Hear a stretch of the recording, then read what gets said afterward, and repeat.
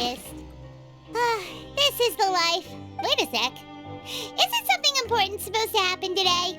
Oh, today's our big day! We're supposed to leave the Fortress of Maripede! Come on, we've got to go complete the release procedure.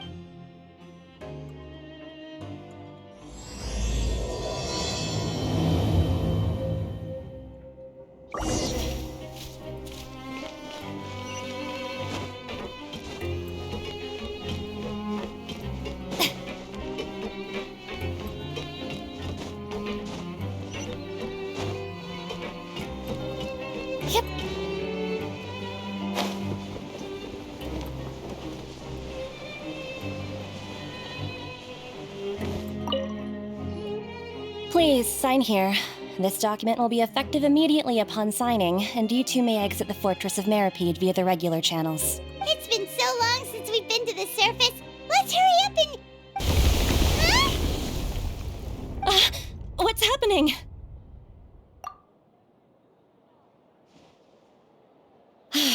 I'm fine, thanks.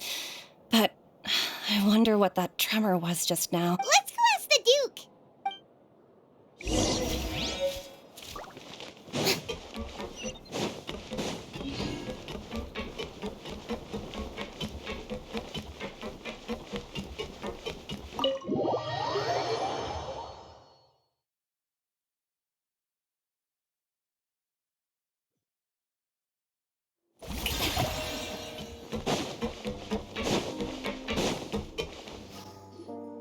Your Grace?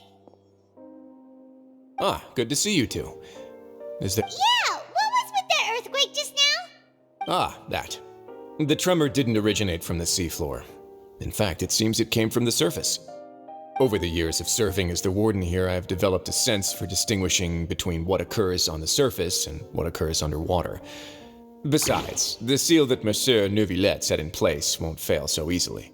So the fortress is okay? If you recall our last incident, if there really were a problem, there would be crowds of inmates in a panic right now. Huh, you've got a point. Okay, seems we need to get back up to the surface and ask about what happened. By the way, do you know what day it is today? I believe today is this month's pipe cleaning day. Wait, seriously? Ah, yes. Have you completed your release papers? Yep. It's you two. Are you leaving now? That's right! Today is our last day in prison! But now that Paimon says that, it doesn't feel like we were confined here. It's actually been pretty nice! Oh yeah, Paimon feels fond of this place now! Then be sure to come back and visit. I'll miss you. If you've signed the release papers, then you're free to go. The guards will escort you out. You're not going to see us off? I knew you'd ask. All right, sure. Well, you actually agreed. No worries, you must be busy. Paimon was just joking. Ah, so you do have a polite side, I see. After being down here for so long, I imagine you must feel like you're lacking. Yeah, don't worry, we'll come back to see you. Paimon really likes the cafeteria here. The chefs sure do know how to make good grub. I hope you won't be here as convicts the next time I see you. We'll do our best to stay out of trouble. Well, it seems our work in the Fortress of Maripede is finished. That's the end of another chapter in our journey. And since Neuvillette was the one who asked us to come here, we should probably go report to him now. Next up, the Palais Mermonia. You're going to see Monsieur Neuvillette? Please pass on our kind regards. I'm sure just your regards will do, no? I believe it would be the polite thing to do. You're right. I've heard the Palais has been terribly busy these days. Tell him that I hope he hasn't been overwhelmed by the recent string of troubles.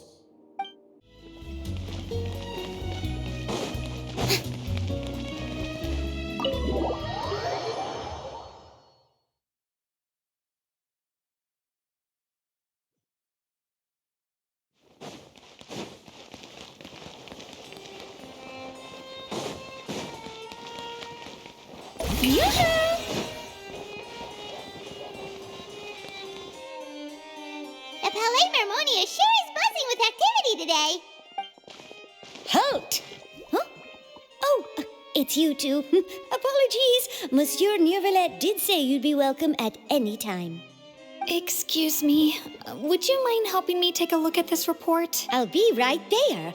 Sorry, I've got my hands full here. You can see yourselves in. Everyone's so busy.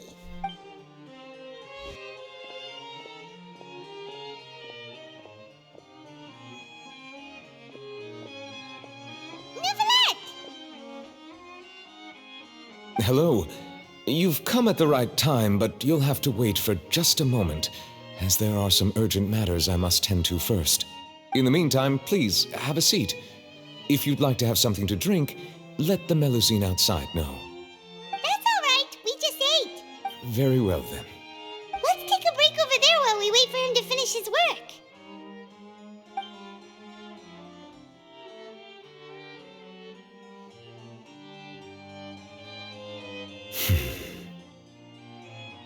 All right. That should wrap things up for now. Are you done with your work? Yes, sorry to keep you waiting. Today should be the day you were released from the Fortress of Meripede, and it appears that you have managed to complete all the release paperwork. That's right, and we came here to see you right away.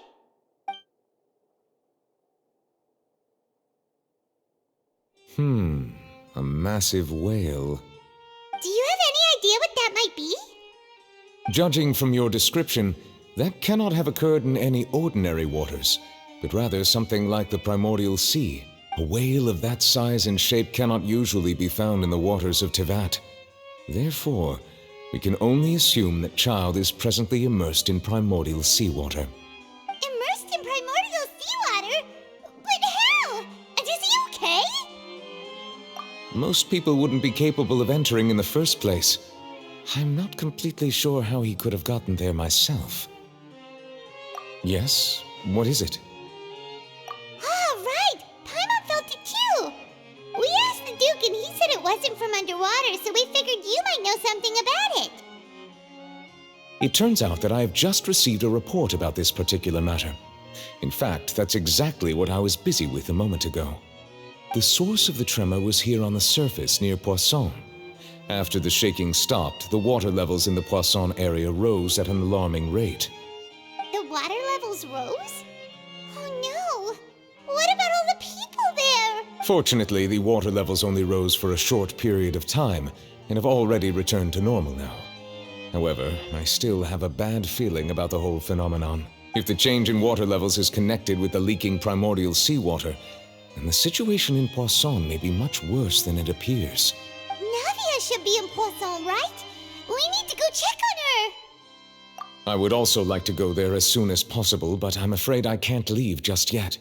We must immediately formulate disaster prevention plans for the surrounding coastal areas to avoid potential catastrophes. I'll have to ask you two to go to Poisson first. I'll meet you there to check on the situation once I finish things here. There's no time to lose! Let's get going! Please be careful.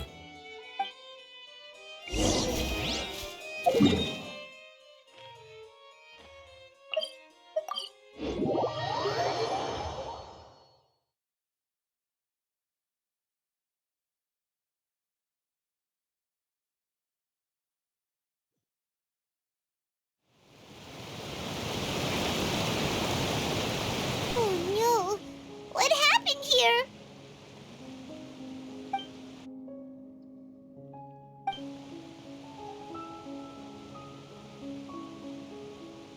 Navia should be around here, right?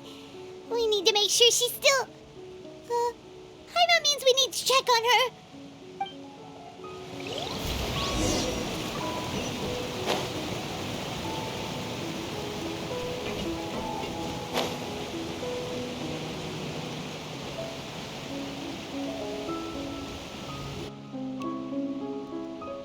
We haven't seen a single soul all the way here. What will I ever do now? Look! There's someone on the roof over there! Just stay put! We're coming up! Watch your balance! All right, just hurry!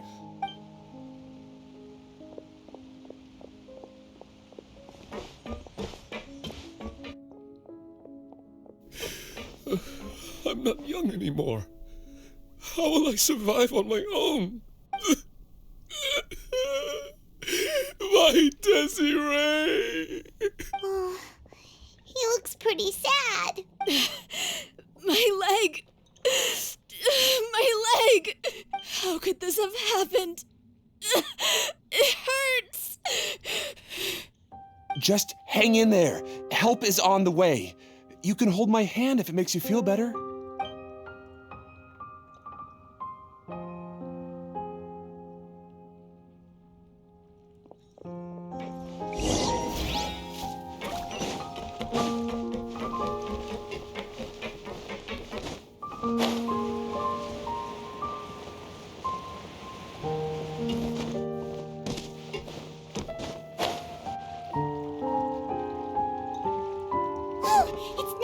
She's over there! Hey, Navia! Are you okay?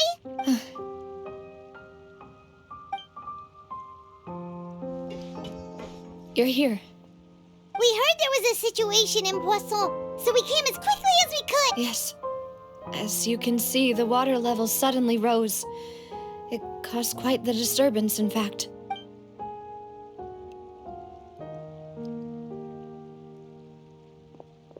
Demoiselle!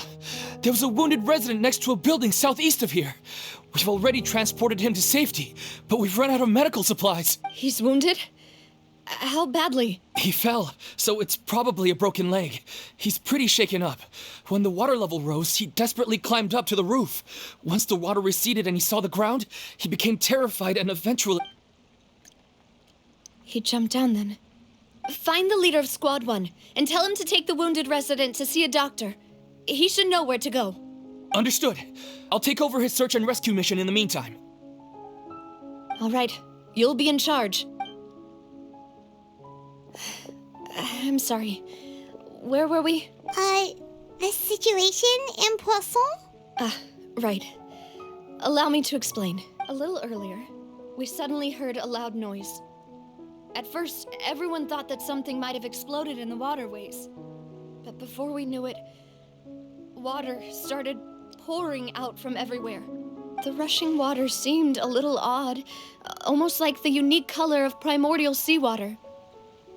Some people didn't realize the danger and thought it was just ordinary water, leaking from somewhere. Everyone on the street who happened to be close to the water didn't have a chance to escape. As the water levels rose, they suddenly disappeared. They were all dissolved. Those who realized what was happening started to flee in a panic, desperately trying to get to higher ground. Many were injured in the stampede, and some people fell from significant heights. The Spina di Rosula initiated rescue operations as quickly as possible, but there have been a lot of casualties. Fortunately, the water began to recede after some time, and the chaos came to an end. The water that flooded the area contained primordial seawater, so the lower levels of Poisson are still hazardous. To ensure everyone's safety, I've asked the people there to leave as soon as possible. No one knows if this could happen again. All we can do for now is try our best to help evacuate the residents. We still haven't completed the head count, but we'll have some numbers soon. How awful. And all of this just came out of nowhere. It was quite frightening indeed. I only wish that everything that just happened was a bad dream. Is there any way we can help, Navia? Thank you for being so willing to help in a moment of crisis like this. You don't know how much it means to me. I really can't express how grateful I am. Don't say that, Navia. That's what friends are for. Demoiselle! We've got a situation here! I'll be right there. Sorry, I need to go for now. And off she goes. Seems it might be a while before she can take a break.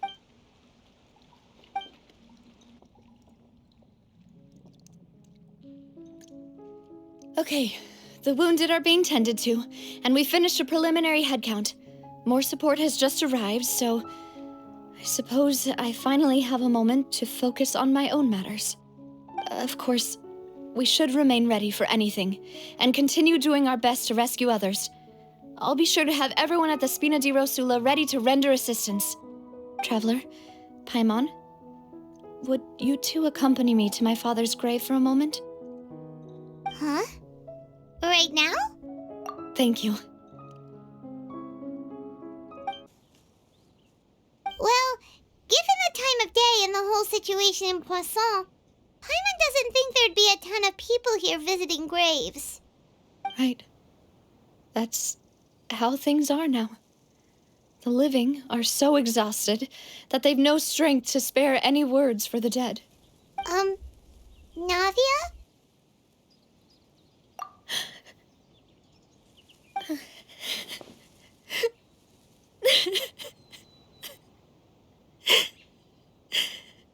Navia, what's wrong? Sorry. I just... Malus and Silver. They won't ever come back here again. What should I do, Papa? Huh? What happened to them? Everyone agreed on the rescue plan, but still, I was the one who initiated it. They were helping evacuate the residents, but they couldn't leave in time, and they were caught in the seawater.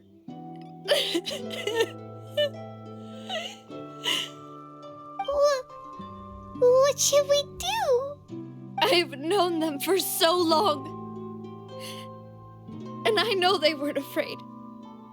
But I could at least hold a funeral for my father, and I know where he rests. But as for Malus and Silver, they're just gone. I just can't.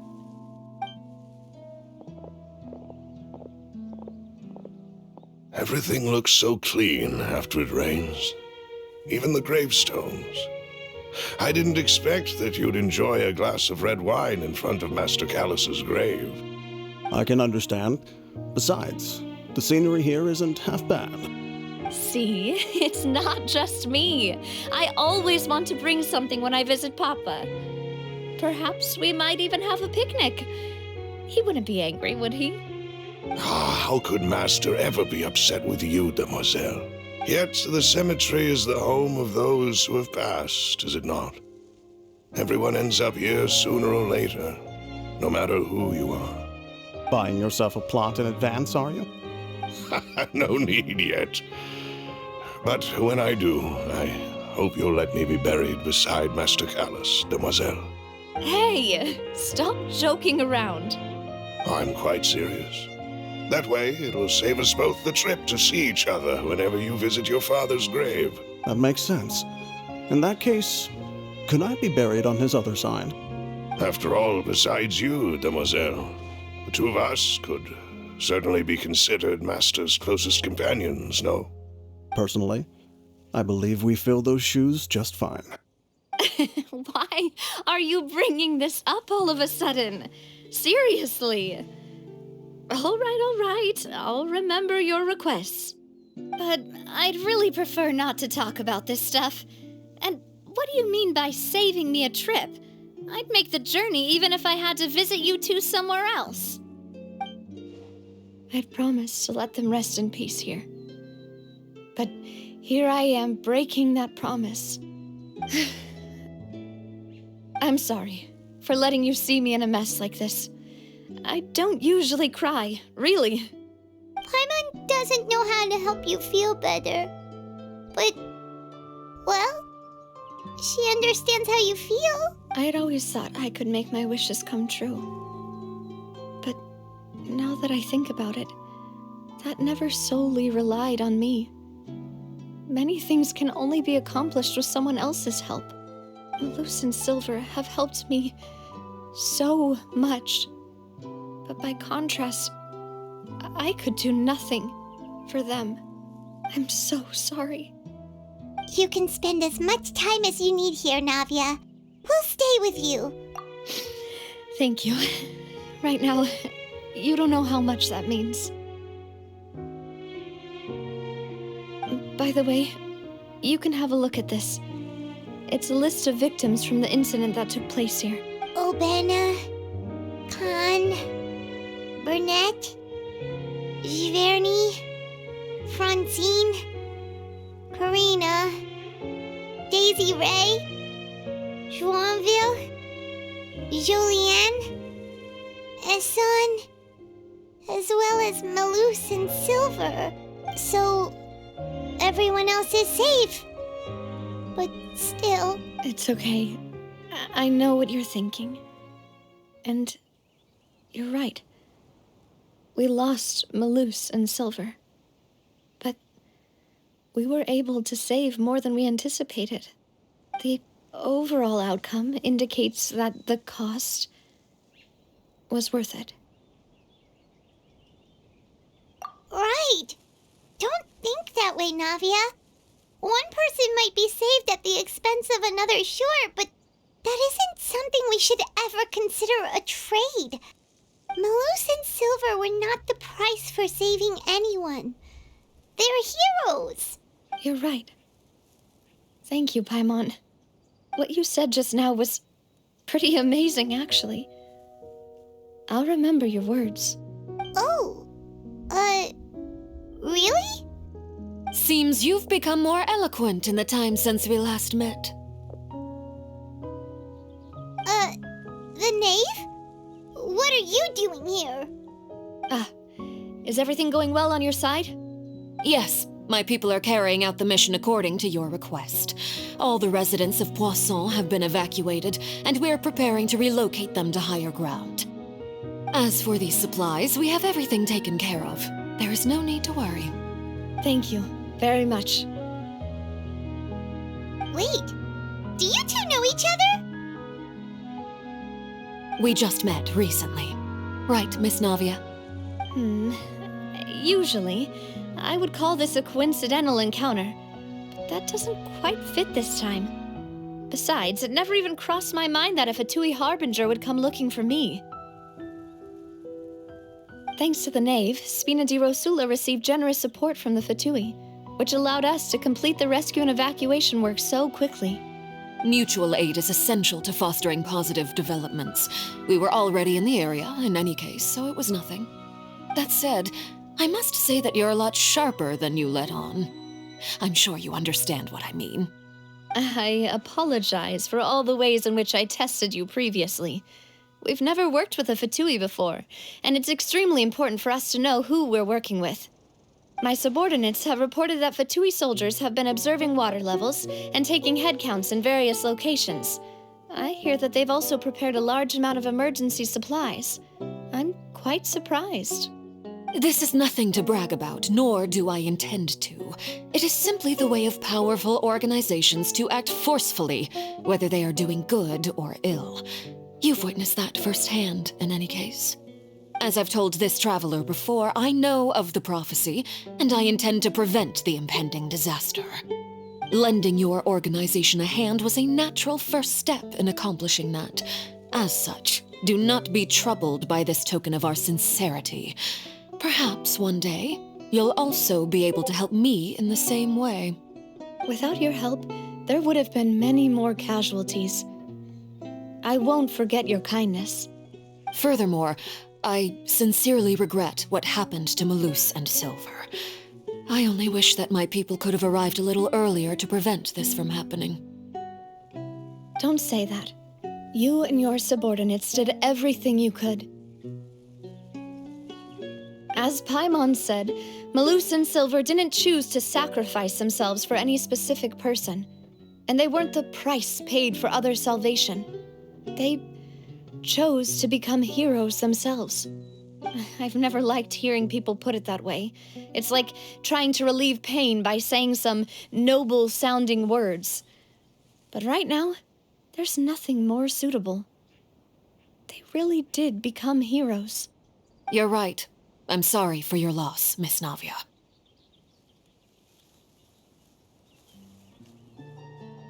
Water is life to Fontaine's people, and it also spells disaster. It's no wonder that people always say that prophecies represent fate. Fortunately, I've never been one for such opinions. So, you're one who will try to change fate then? Of course. That is why I'm going to Hotel Bouffe de Thé. I still have some things to take care of, and the children need my attention. By the way, Traveler, Paimon, one more thing. Alright, then we'll just... Huh? This isn't right. Paimon thought you would ask us to walk with you for a moment so you could tell us something in private. That is a clever and useful conversation technique, which I do like to use when necessary. But there's no need today. It would not hurt to have Miss Navia listening in. Traveler, I'm sure you remember that I said we could work together when we had the chance. You and I both know that there may be issues with the Primordial Sea. Previously, it was the fortress of Meripede's sluice gate, and this time it was the water levels in Poisson. These are both signals. Indeed. Allow me to share the latest intel I've received from the House of the Hearth's intelligence network with you. During some recent investigations, a child claimed to have discovered some ruins near Poisson. The ruins date back to ancient times, and seem to be worth investigating in many ways. Judging by the dating of the ruins, they may be related to the prophecy and the coming crisis. The situation is becoming more urgent, so any pertinent information will prove extremely precious. My people initially came to prepare for ruin exploration. Unexpectedly, this disaster struck, and at present, we're all busy prioritizing the rescue effort. So that's why the Fatui were already in Poisson. I wanted to take the children along, but unfortunately, Linny, Lynette, and Fremine have all been dispatched to higher ground to assist affected residents. Linny told me that outside of the house, the person they trust most is you. Which is why I want to give you this task. The House of the Hearth's members see each other as family, but Linny, Lynette, and Fremine said that they also see you as such, even though you are not from the house. I'm sure you already understand how earnest they consider their friendship with you to be. Oh, that somehow makes Paimon feel kinda happy. The intel I just shared about the ruins could fetch a high price. But since the children consider you family, it's only natural that I freely share it with you. Got it! So all we gotta do is go to some ruins, right? We can handle that. Excuse me, but may I tag along? You wish to join, Miss Navia? But are you sure you're up to exploring some ruins? You need to rest. Well, I'm sad, yes. But I can't just go back and plop myself into a chair by the roadside and do nothing. There's no point in being depressed while we still have a disaster on our hands. As my father's successor, I must live up to the hopes he had in me. Besides, I'm also doing this for myself. I need something, a distraction, to keep my mind off Malus and Silver.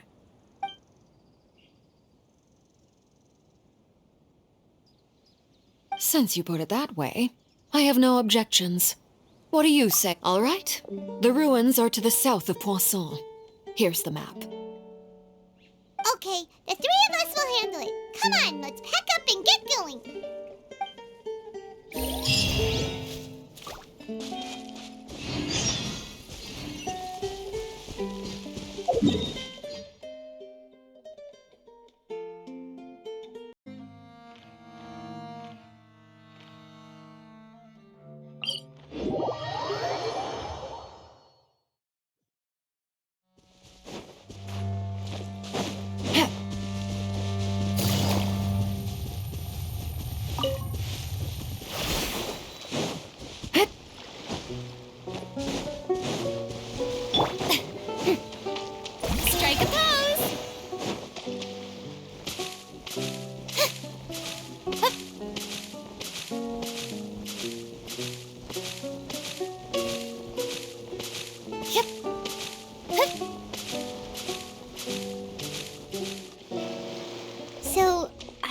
ruins the knave was talking about?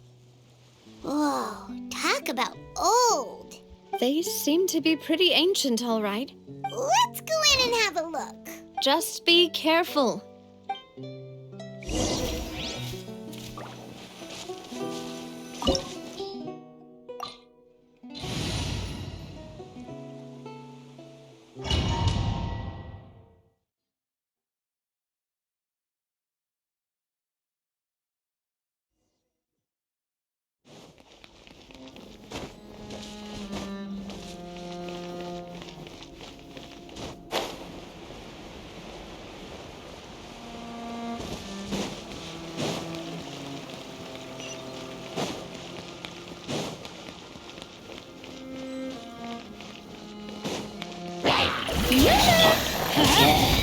Time to shine!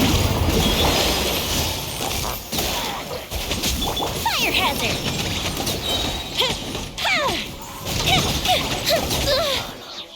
Dada Kondala.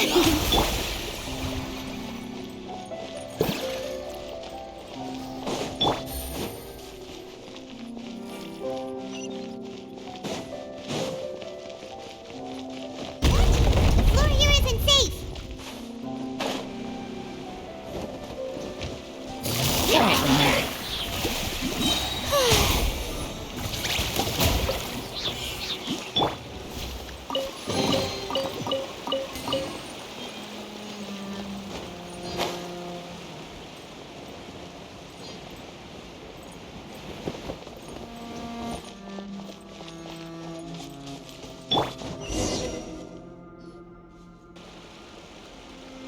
This place has also been contaminated by primordial seawater.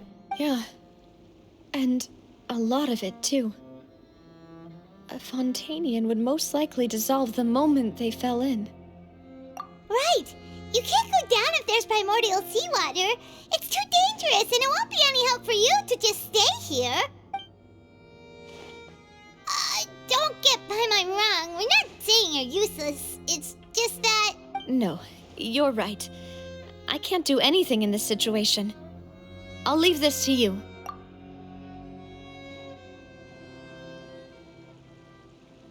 That complicates things. Maybe the only way left is forward. In that case, do you want to wait for us here? The water levels here are unstable, and there's a chance the water will rise. So staying here wouldn't be safe either. I'll go together with you. Perhaps we'll find the exit just up ahead. All right. Come with us for now then, but please be careful.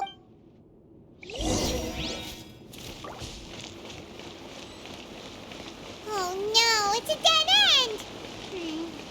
Let's try climbing over from the side.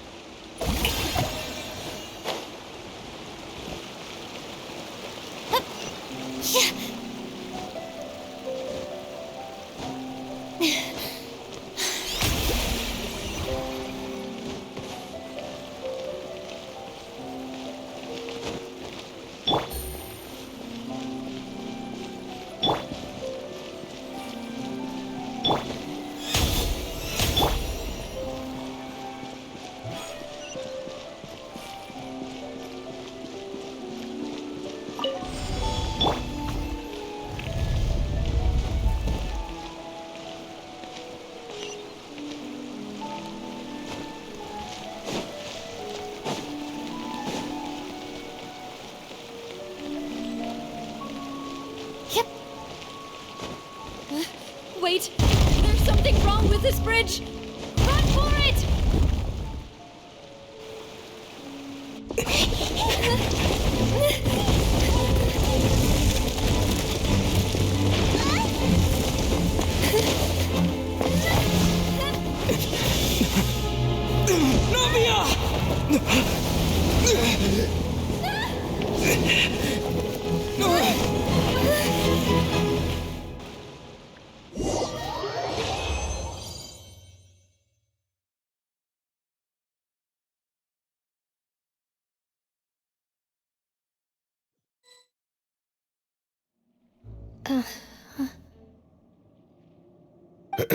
Demoiselle? Huh? Demoiselle, what are you doing here by yourself? Would you be standing here till dark if I hadn't come to get you? Maybe she just wants some time to herself, Malus. Oh, was I sleeping? Yes, it would appear so. I must be tired. That's quite possible. However, you were the one that suggested we go out for a walk. Oh, right. I nearly forgot. It must have slipped my mind when I dozed off. I haven't had a nap today yet. Have I? This is a familiar feeling, yet something's a little strange. Is something the matter, Demoiselle? Oh, no. No, I'm fine. I was just trying to recall why we came out for a walk. Do you remember Mr. Giverny? He'd requested our help before with foreign merchants who had a debt dispute with him, and we'd resolved the matter not long ago.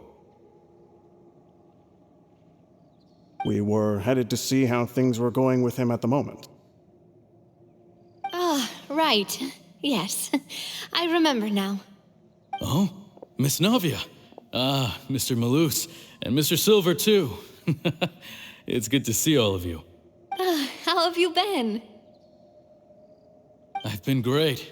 Thanks to your help, those bothersome merchants finally realized that I wasn't the one they were looking for. Why, I wasn't even the guarantor for that person. They were knocking at my door day and night. Even my neighbor, Obina, was getting fed up with them. Sometimes force is required to calm someone down and get them to listen to what you have to say. That's right. Oh, by the way, Burnett, what was it that you wanted to give to Miss Navia again? Oh, yes. One moment, I have it right here. Miss Navia, these are some flower seeds that I prepared. Please take them. They're a very good variety, and they'll become very big and beautiful once they bloom. I don't know what we would have done without your help, so this is a little token of our appreciation. I hope you won't refuse. Did you cultivate them yourself? Thank you so much. I'll certainly take them. Malus, we do still have some empty flower pots at home, right? Why, we can have as many pots as you'd like, Demoiselle. Perfect. In that case, we'll swap out some of the decorative plants for some of Mrs. Burnett's flowers. Very well. Wait. Something seems to be off here. Excuse me, madam. If I'm not mistaken, your name is Burnett, correct? That's right. Is something wrong? No, it's nothing. This is the first time we've ever met, but your name seemed familiar to me. I must have heard it when I was discussing things with your husband previously. I've heard this name before. Sometime recently, I'm sure of it. And why are there so few people around here? Where did everyone go? We must mind the time, Demoiselle. We still have important things to attend to today. Huh? We do? Like what? Well, now, did you forget? Miss Navia, here you are. I've been looking for you. Please, come to the Opera House. Your trial is about to begin. My trial? Wait, why would I need to go to the Opera House? Yes, she's right, Demoiselle. It's just about time now, so we should get going. Oh? All right then.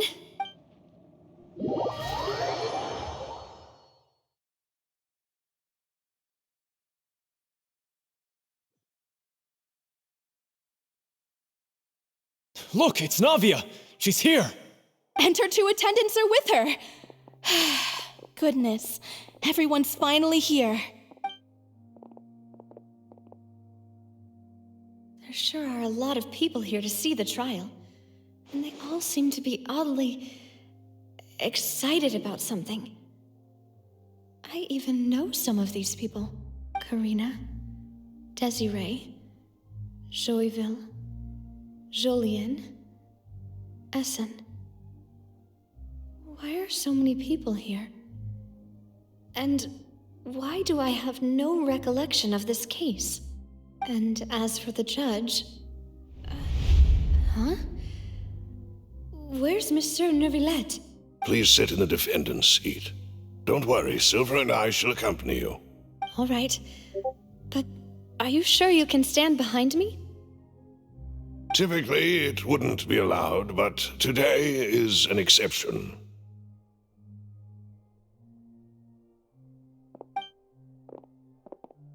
Hey, what kind of place do they think this is? Come on, do they have any idea what they're doing? Seriously. Enough with the whispering!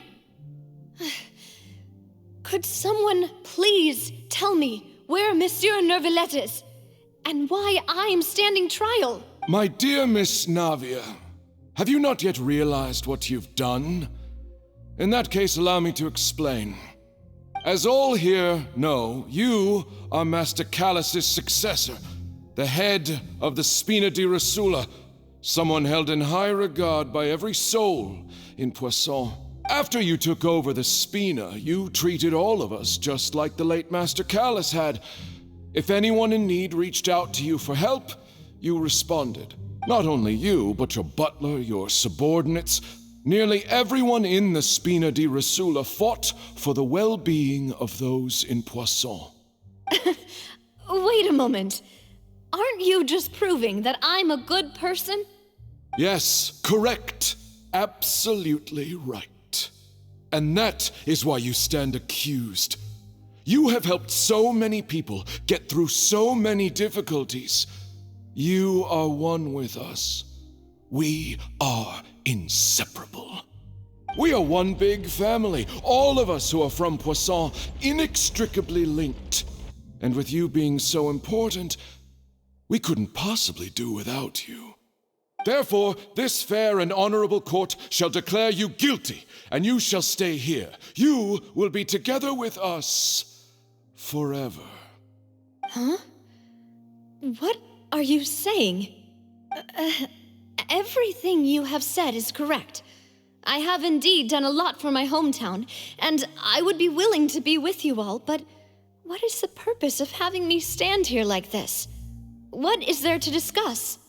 Ah, well, if that's what you think, then I have no further comments.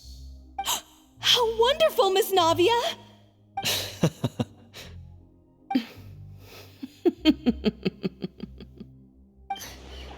I know all these people. Why are they laughing? I seem to remember now. Yes, I get it. This trial is... Wait just a moment. This isn't right! Malus? What was that, Mr. Malus? Our conclusion is very clear and unanimous. Let the court judge her now. She's guilty! Stay here, Navia! You're one of us! Demoiselle, don't admit guilt. This trial means to keep you here forever.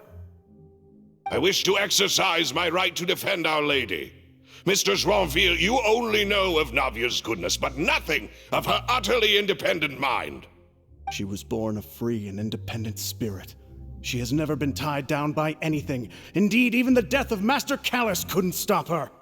Her actions cannot serve as proof that she identifies herself as part of any group. She merely acted as an individual, extending her hand to help others. Please do not mistake her actions as being otherwise. Really? As an individual, you say? Don't forget, we are all Fontanians here. This is the nation of justice. Beautiful soul must return to everyone. Water accepts all, blends with all. It will surely accept her kindness. Everything is measured here in the nation of Hydro, and in the end, everyone shall meld together. Thus, when a unanimous opinion emerges, that opinion represents justice. Now I speak for everyone. Our opinion is consistent. Navia should stay. We and Navia are one. And you would call this justice? Preposterous. You are merely jealous that Demoiselle still has a chance to exist as an individual. Have you forgotten how much you all once longed to become individuals, to become independent? Do you mean to defy our justice? If your justice is flawed, then why should we acknowledge it? As you said, we can also have our own justice. Silver and I shall defend Demoiselle. And that is how we will enforce justice. Ugh, my head... it hurts. Demoiselle. Silver, it hurts. My head is spinning. All I can see is stars swirling in front of me. I remember now. Everything that seemed odd from the very beginning.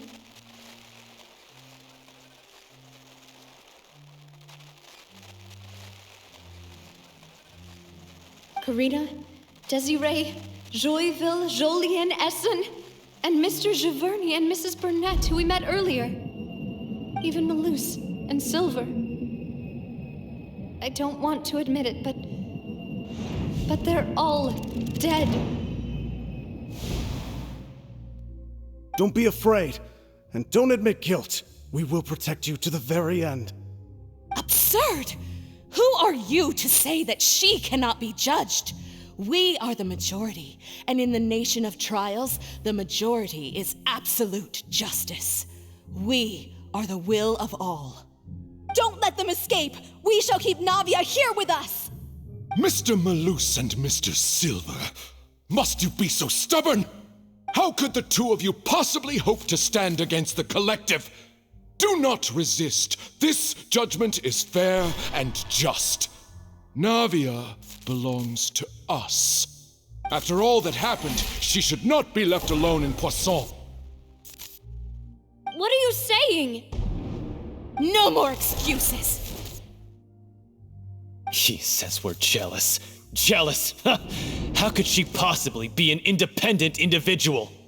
What's with these people? Who's jealous of her? She belongs to us! Miss Navia, she...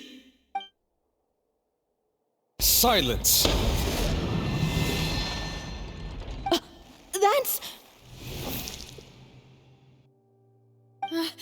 Monsieur Neuvillette! Such commotion is prohibited in the court. The accusations you just presented are nonsense and cannot constitute a proper trial. The court will adjourn for the rest of the day. In this, I shall hear no objections from any unauthorized party.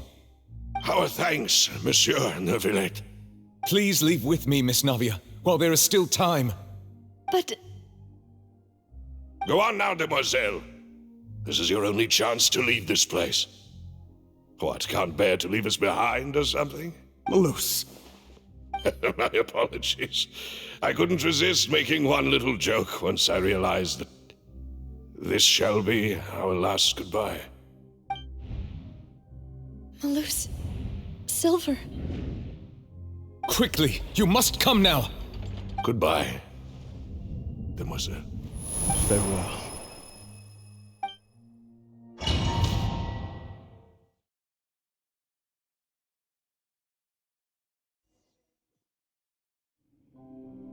No, wait! Just a second!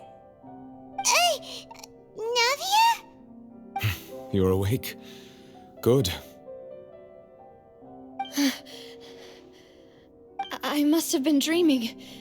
Malus and Silver were still alive, and they were defending me at some insane trial. It looks like you're all right. Did all the sad feelings cause you to have a nightmare? Paimon could give you a hug. The ruins you were exploring suffered a cave-in. When I arrived, I found you falling toward the water. You were just about to be dissolved within, but I...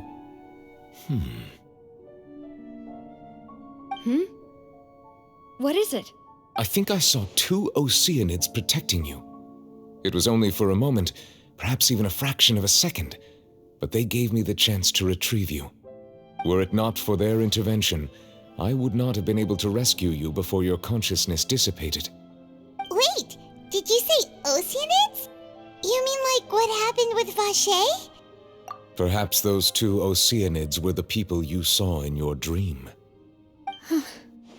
I always told them that they didn't have to protect me. To think that they'd keep doing so even after death. Please come with me.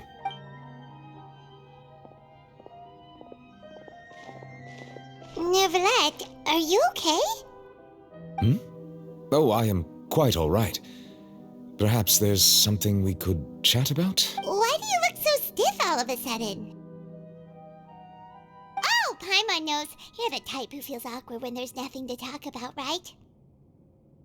I merely thought that we should give Navia some time to herself. Huh? Why didn't you just say so then? Don't you think it's even more awkward to call us over like this and then have nothing to talk about? I suppose so. Ah, Sigewinne. I hope all is well with her these days. Her work in the Fortress of Meropide has not been too much for her, has it? No way! Don't worry. She's doing fine down there. She's an amazing head nurse. I see. Well, that is good. I have always worried that Sigewinne would need a lot of time to understand the world of humanity, just as I have. Oh, and the Duke also says hi! Even though Sigewinne made him do that. He hopes that you haven't been overwhelmed by all that's happened lately. Thank you. I have indeed been busy lately, and I also hope that everything is going well in the Fortress of Meropide. He still doesn't know what to talk about. Let's chat about something else then. So, Neverlet, you're probably quite the swimmer, huh? Yes, of course. This isn't going anywhere. Let's try something else. How did you find these ruins? Did the knave tell you? Yes, in fact. I had arranged to meet you in Poisson, but when I arrived, I discovered that the Fatui were helping the residents evacuate. They had even transported a large quantity of supplies to the area. Amid my astonishment, I ran into the knave, and we had a chat. She informed me that she had asked you to investigate the ancient ruins here. Yeah, we originally planned to meet up with you, but we thought you might still be busy with all those official documents. We didn't think exploring the ruins would take very long, and who would have thought you'd wrap things up so quickly?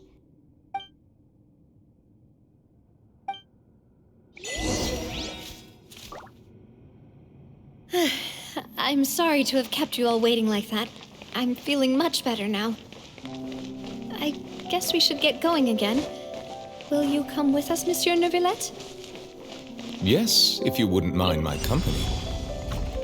All right! Another one joins the party! Let's get going then! Here comes the catch.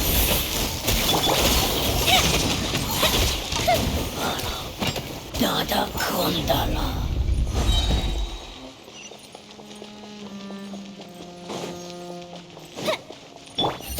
Oh no! Another unstable path! Watch your step!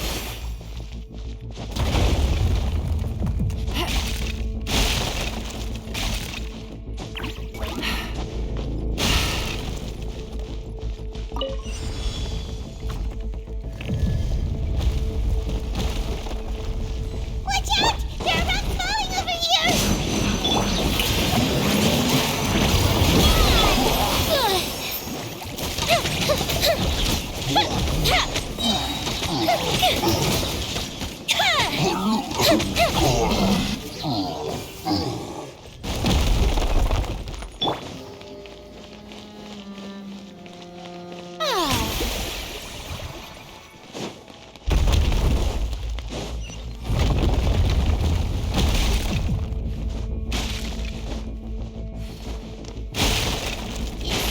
Almost at the top. Keep it up!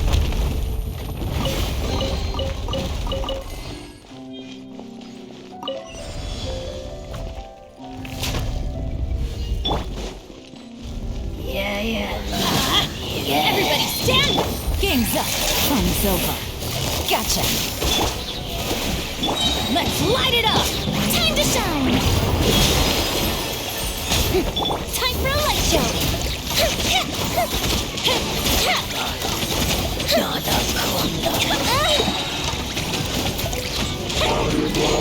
Uplifted retreat!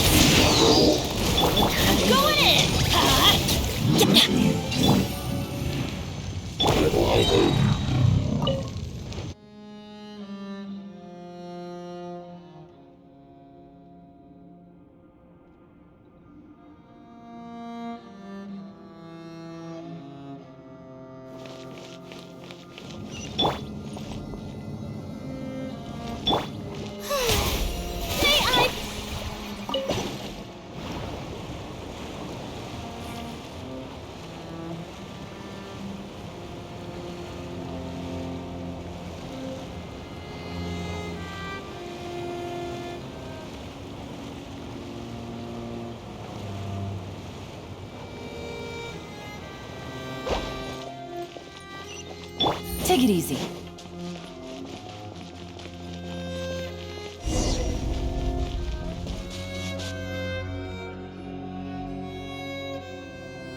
Looks like we've reached the end. This is the place. There should not be any other hidden spaces in the vicinity. The path sure had some twists and turns, but it turns out that this place isn't actually that big.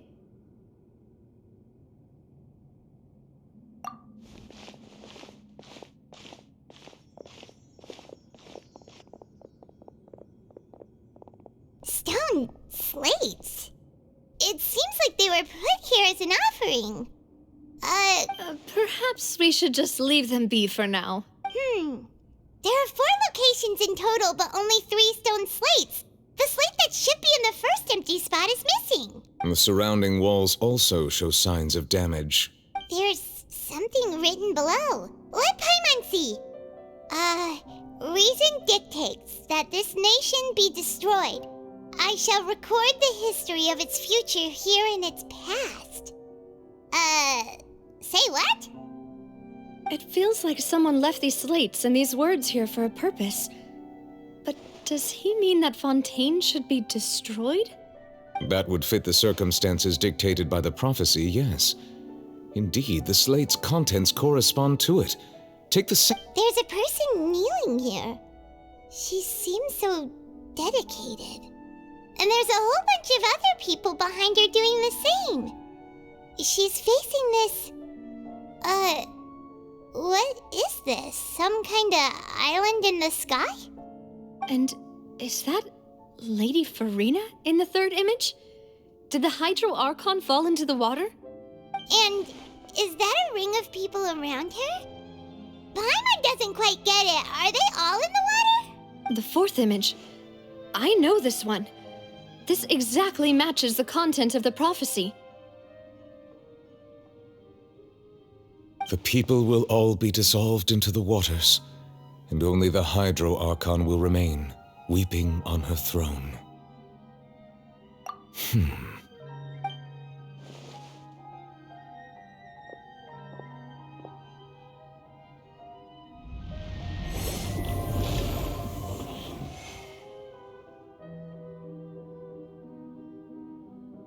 More information should be hidden in these slates, but I fear I cannot easily uncover it, most likely due to us missing the first slate. I am very sorry. Don't blame yourself, Monsieur Neuvillette. Deciphering ancient stone slates isn't one of your duties. Ooh, Paimon's getting the chills just looking at these slates. This says that it's the history of the future, right? That means the prophecy's sure to come true. I really hope it doesn't mean that. Still, Paimon feels like these images are kind of weird when you look at them together.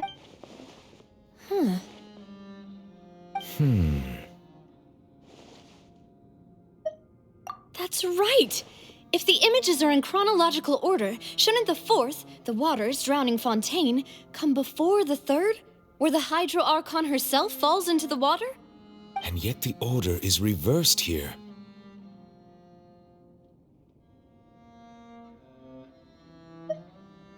If we go by timing, Lady Farina only emerges in the third image. That means that the person in the second image might be the previous Hydro Archon. Egeria, then. I had never met her, but her appearance here does match the records. The previous Archon kneeling before the floating island in the skies, as if confessing a sin.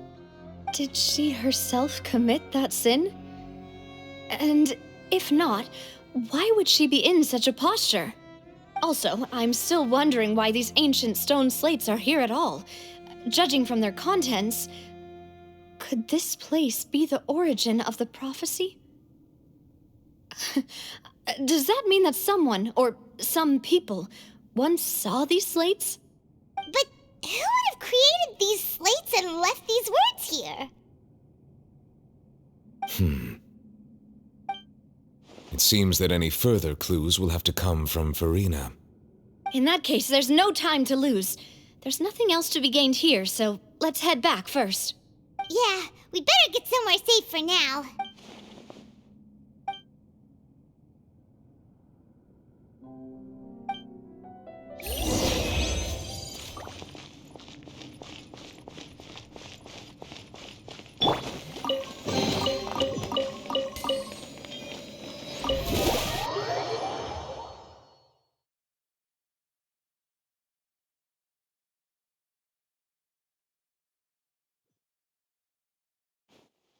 Let's split up here. I'm going to check on what's happening with the Spina. You know how it is. There's some things you just need to be there for yourself. You still have energy for that, Navia? Paimon's already beat. Just head back to the Fleuve Cendre and have a rest then. Thanks for keeping me company all this time. I'll depart as well. Thanks for your hard work today. Rest well, everyone. Traveler, I will go talk to Farina tomorrow morning to ask about the stone slates. I'm sure that you're concerned about this matter as well. If you have time, drop by my office. I will share the results of our discussion with you. Are you really gonna talk to her about this directly? Will that be a problem? Paimon's getting a little scared now that it's come to this. She has long been harboring secrets and will not give them up easily, which makes it all the more my duty to ensure that she understands the present situation. All right, we'll leave it in your hands then. You're probably the best person to talk to her anyway. I will be carefully considering my words tonight. Traveler, Paimon, our safe house at the Fleuve Cendre is always open to you as ever, so please don't think you're an imposition. All right, I'll be on my way then.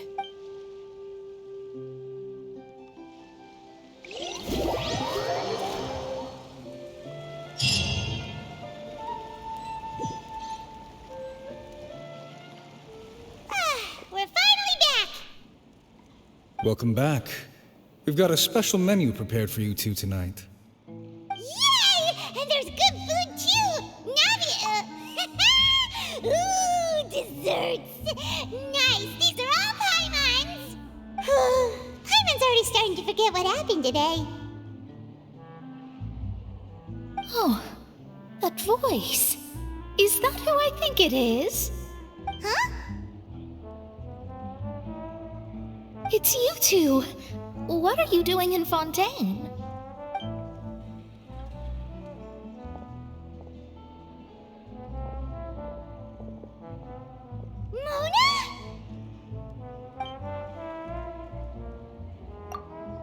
Seriously, nobody just uses a scry glass whenever they've got time to just see who they'll meet on the road.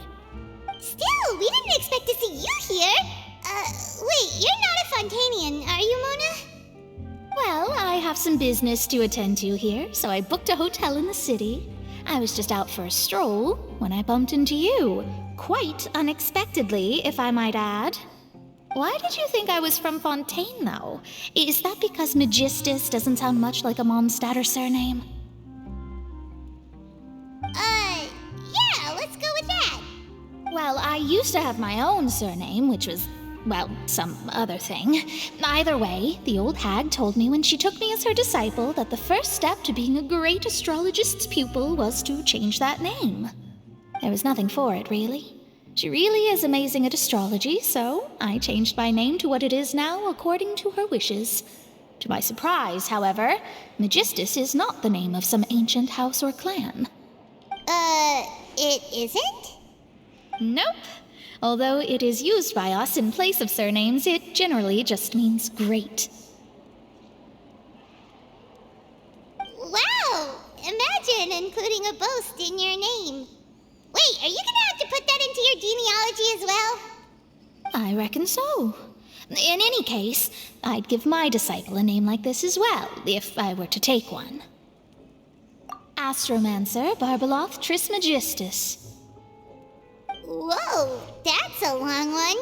Does it also mean great or something? My name means Mona the Great Astrologist.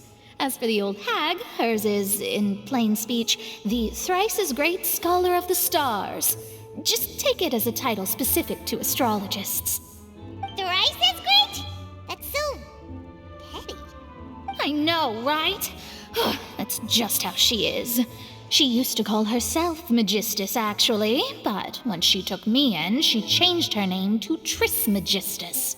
Talk about excessive. Megistus is thus the calling card of our school, so to speak, which makes it about the same as a surname.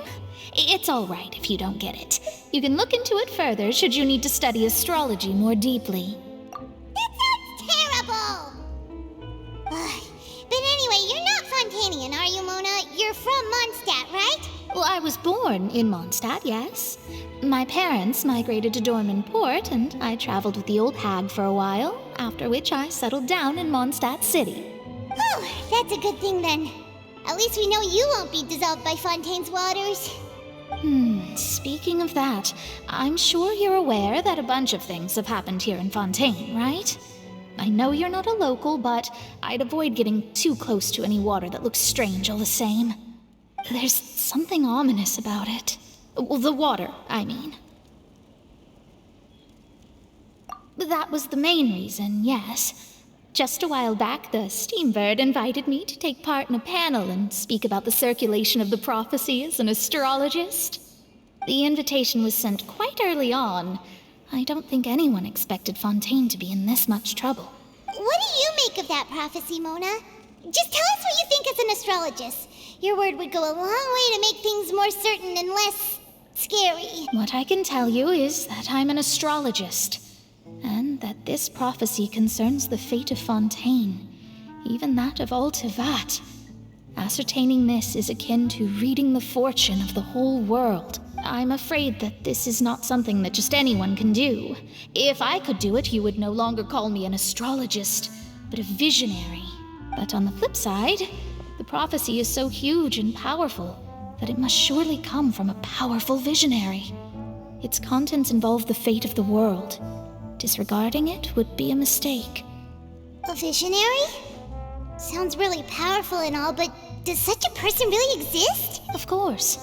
The old hag could do it, and I bet there are others amongst those Hexenzirkel colleagues of hers who could do something similar. Huh? Are you sure? All right, I'll help you. It isn't often that I see you with such a serious look on your face. I'll tell you once I hear back from her. Thanks, Mona. You're amazing as always. Oh, well, this is something only I can do after all. So yes, your praises are quite welcome. That's the greatest of astrologists for you. Of all the people we know, you know the star's the best. Indeed, indeed. That's the spirit. Oh, sorry. I came to see what all the commotion was about. If there's anything you need, do not hesitate to inform the Spina di Rosula. Oh, whoops. Guess we were getting a little too carried away there. Well, I'll go tend to my own business now. If I receive any news, I'll be sure to come find you two again. And there she goes, quick as rushing water. And here we are with the Spina guy giving us suspicious looks. Right, but we were able to recruit Mona's help, didn't we? Our Fontanian friends will thank us someday.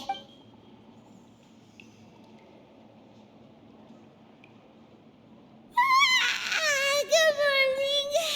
To be honest, I'm still feeling kind of sleepy. But it's time to get up, traveler. We agreed to go see Neuvillette, so let's pack it up and get going.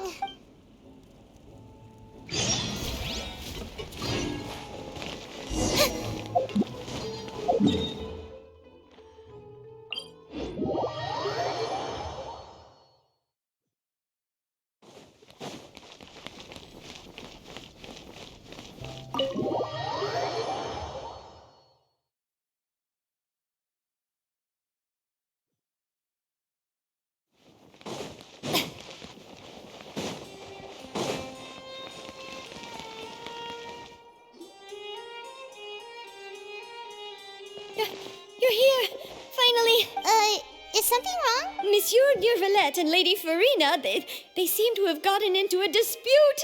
Please go see for yourself.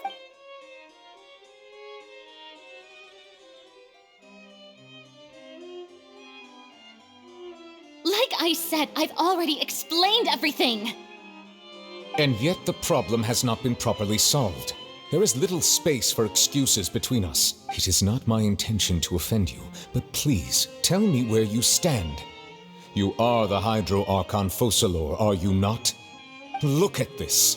This is a list of the victims from the recent Poisson incident.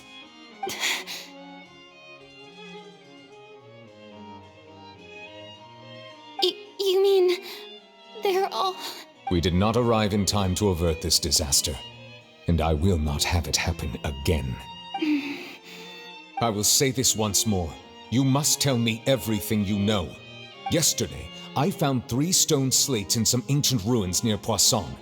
Do you know anything about those? Seriously? You're questioning me like this is a court case now. I don't know anything about that. But you found them in some ancient ruins, you say? That's correct, which is why I came to ask you some questions. There should have been 4 slates, but one of them was missing. The other 3 featured different images that seemed to correlate to the prophecy. The prophecy? The second of these slates depicts the previous Hydro Archon Egeria kneeling before a floating island in the sky, as if confessing something. Do you know nothing of this either? I don't. I've never seen such slates. I'll ask you again. Do you really have no information regarding the previous Archon? My deciphering of the slates indicates that the Hydro Archon Egeria once had to confess to, or apologize for, a certain sin. If anyone would know about it, it should be you. All gods don't have the same secrets, you know. She was herself and I'm me. Is it really so strange that I know nothing? I understand your concerns, but I'm sorry. I just don't have anything to tell you. Forgive me for saying this now, Lady Farina, but I have long known of your various secret investigations into certain matters. There are several indications that you have been investigating the prophecy on the sly. This is not strange in itself, considering that you are the Hydro Archon. But it is strange that you should also claim to not know any of Egeria's secrets, as well as do nothing following your inquiries. You have never been as superficial as you have presented yourself to be, nor are you a fool. And yet, your behavior is very inconsistent.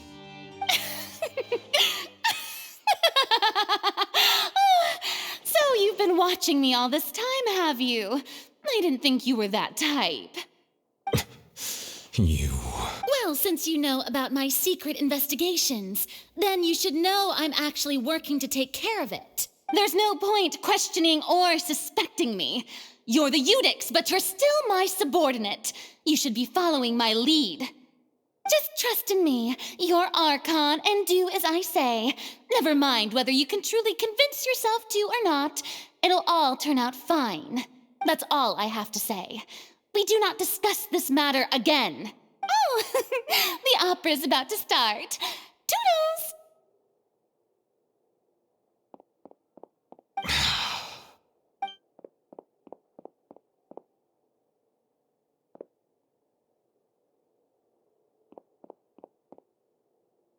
Did Farina not notice us standing by the door?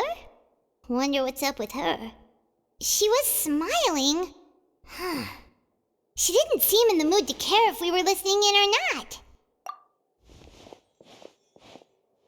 I assume you've been outside for a while now?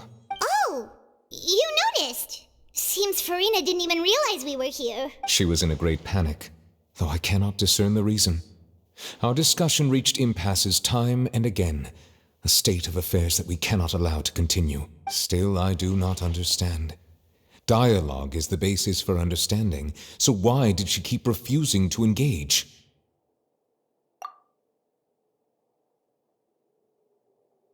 Everyone in her inner circle has noticed that she is hiding some secret. The issue is her attitude. I fear that she will not reveal anything unless absolutely forced to. We may have to create a situation in which she will have no choice but to speak. Oh? like... Normally, people will only reveal the truth when standing trial. Perhaps we must have the Hydro Archon experience just such a scenario. But Farina's seen so many trials, and she's really good at dodging questions. How do we make sure that she won't just slip away at the first chance she gets? We will need to consider this thoroughly, join forces with various parties, and then do what we can. If at all possible, I would prefer to recuse myself from this affair, but we must prevent the... This may be cruel to her, but all Fontaine is in crisis. The information a god possesses is too precious, and so we must take a chance on this. But who will lend us their aid to do such a thing?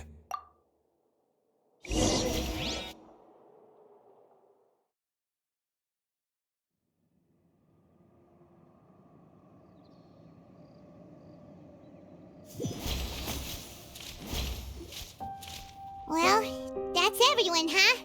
Speaking of which, it was pretty smart of you to think of hiding here. Poisson was just involved in a disaster, so it's presently devoid of people. That naturally makes it the best choice. And here you are drinking tea like it's the most natural thing in the world, huh? That's what family should do. Sit and enjoy a leisurely time together. It's nice to enjoy tea here, you know? Care for a cup? Lend me your ears, everyone. Or perhaps one of you might like to start us off. How about you, friend? Me? No, I don't think I can. Then, how about you, good sir? I fear that I will cause the mood on this boat to become as somber as it is in court. Well then, I guess we're lucky we've got a local like me to organize things. Wonderful, the spotlight at last. I guess I'll be facilitating things from here. That was a little long-winded, don't you think? Oh, you might be right. Anyway, to cut to the chase, our friend here, the Traveler, has brought us together to discuss something. As for what that is, well, let's start by saying that we'll be pooling our efforts together to create a series of traps. Oh, how intriguing. Well, it's just an expression, really. One that I just learned from Chlorand, and used on the spot. So, let's invite her to explain in detail. A round of applause, please. Huh? Didn't you say that you would be facilitating this? Oh, come now. Your work doesn't involve much public speaking, right? This is a good chance to practice. You might even pick up some fancy oratory tricks to impress your boss with in the future. I see. And what does my boss say? He is glad that you consider him your boss. Do go on.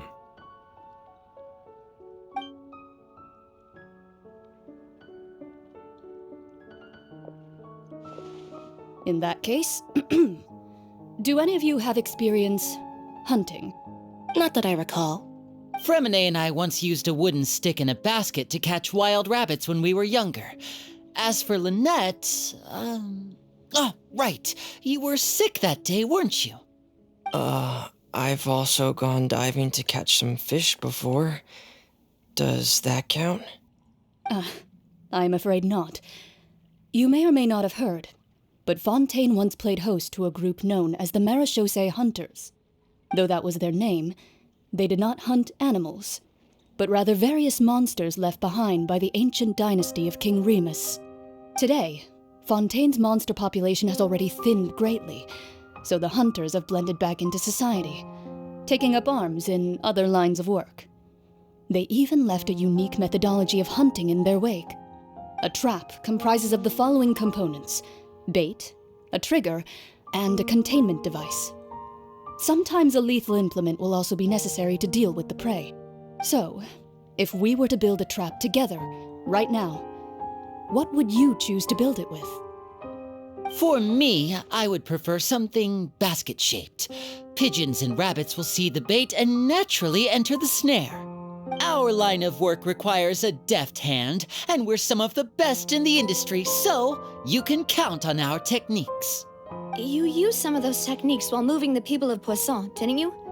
My subordinates mentioned that you even perform some magic for the bawling children.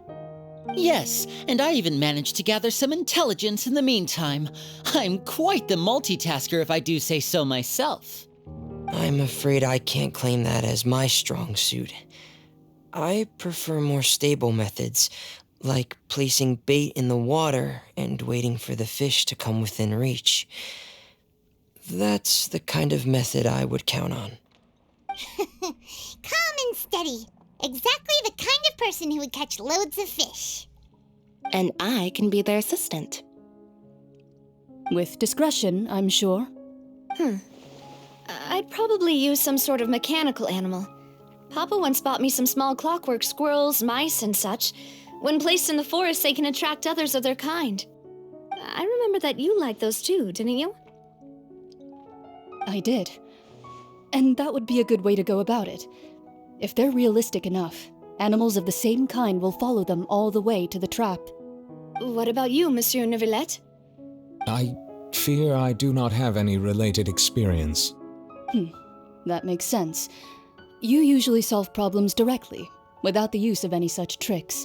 But I do have one more question for you, Monsieur. If we were to create a trap now, how would you design it? I would like for it to be effective, but bring no harm to the prey. A more gentle trap would be ideal. Kind, as always. However, our intention doesn't necessarily change the containment device and the type of implement we need. If we wanted to kill the prey in one strike, we would need a powerful implement. However, that also goes for prey that must be captured and safely contained. Wait, why's that? Only a hunter who's a true expert at subduing their prey can snare it without harming it. The line that divides life and death is often exceedingly thin. So are we going hunting together? We hadn't thought of seeing ourselves as hunters. It kinda works, but maybe it's still not the best metaphor. If our means of capturing and dealing with our prey is to put them on trial, then the hunting metaphor is actually quite accurate. But we shall require much more courage than any hunter to judge a god, a being whose seat is an exalted throne. Oh, so that's what's going on. Sounds very interesting.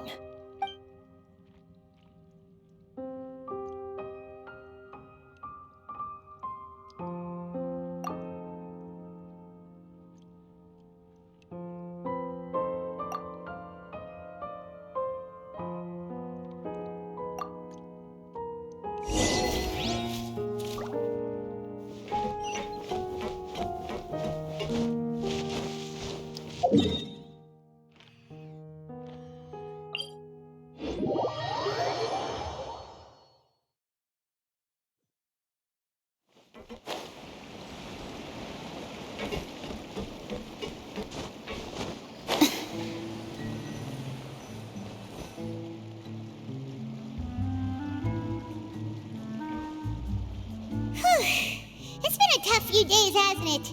So much has been happening. Paimon didn't think the meetings would go on for so long, but everyone seemed pretty fired up, huh? Paimon thought they'd be at least a little frightened. Well, Fremine was, now that Paimon thinks about it, but everyone else just looked a little surprised. Well, it's hard to say. Paimon doesn't have any experience with this sort of thing. But after all, you're the most reliable person in the world, aren't you? Did you just pour some tea? Paimon didn't notice you doing that at all. Then what's that?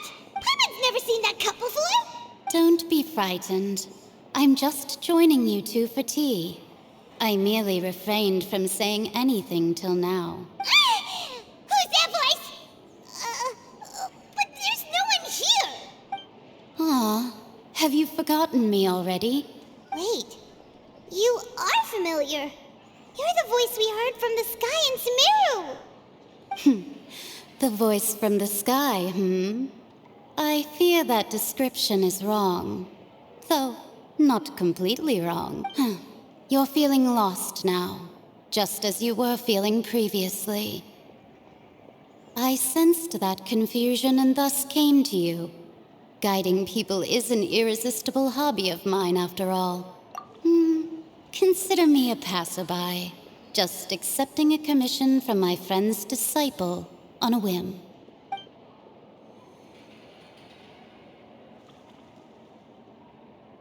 The prophecy.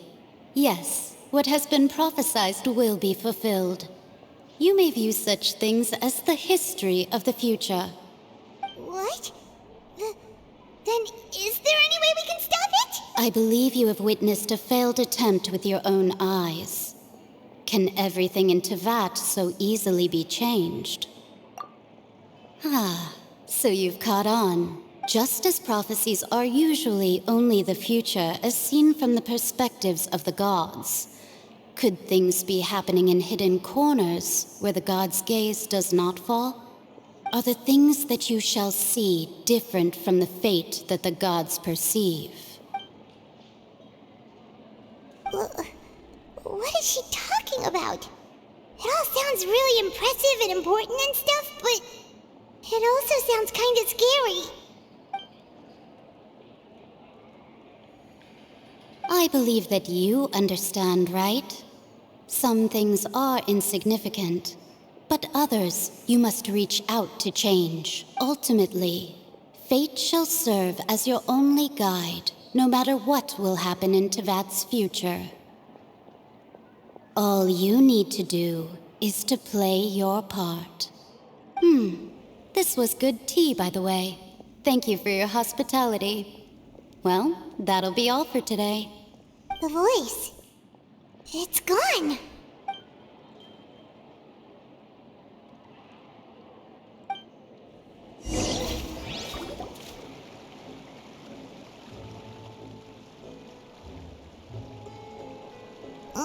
What? I want to hear someone talking. All right, coming. Hey, it's you who's getting lazy, okay? Well, I see I've walked in on some lively banter. Fine, just fine. I went to take part in that Steambird panel. It turned out to be more interesting than I expected.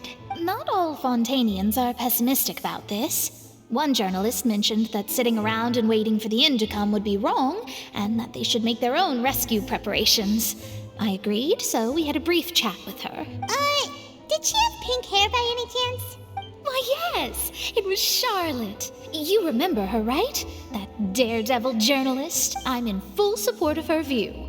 Prophecies are very important, but how can people allow their lives to be commandeered by just a few words? That's right! Paimon's glad to hear something sensible for once. Yes. About what we had discussed before. I did try, but I'm afraid I couldn't reach the old hag. I'll try again tonight, but I wouldn't get your hopes up. Huh?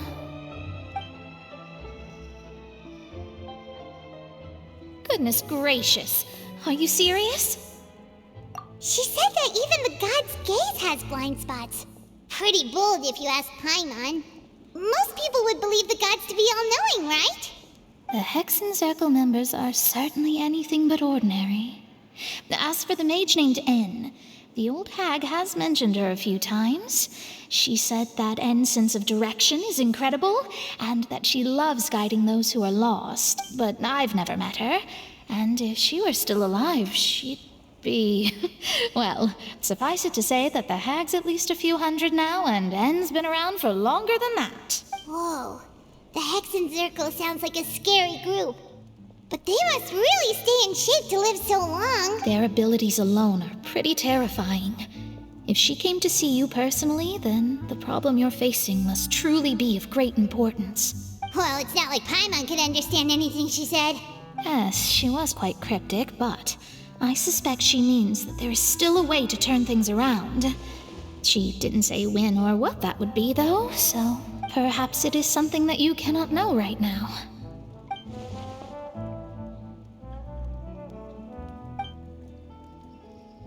Traveler, Paimon, are you two all right?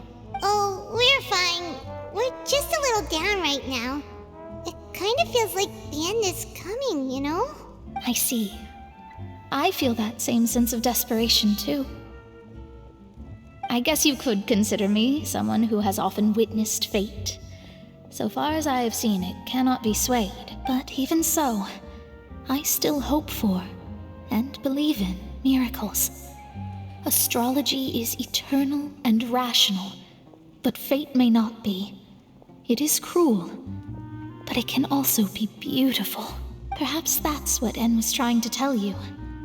Not to lose heart, and to believe that what you are seeing playing out before you is not yet set in stone. I did originally think of steering clear of all this, but I couldn't. Even if this is all futile, I still wish to help everyone. If we don't struggle to the last, then how can we face the end when it comes? Huh. You do have a point. There I go, talking about astrological principles again. Sorry about that. The moment I start talking about work-related stuff. I need to get going. It was worth trying to comfort you, even if only a little. I believe that you'll help those who are struggling in the same way I did. I suppose that might be why we always seem to meet by coincidence. Paimon feels kinda moved by what Mona said. But also kinda sad, too. Hey, Traveler. Paimon suddenly feels like going outside for a walk. Let's go. Let's walk around the city, shall we? There's a few spots we always like to...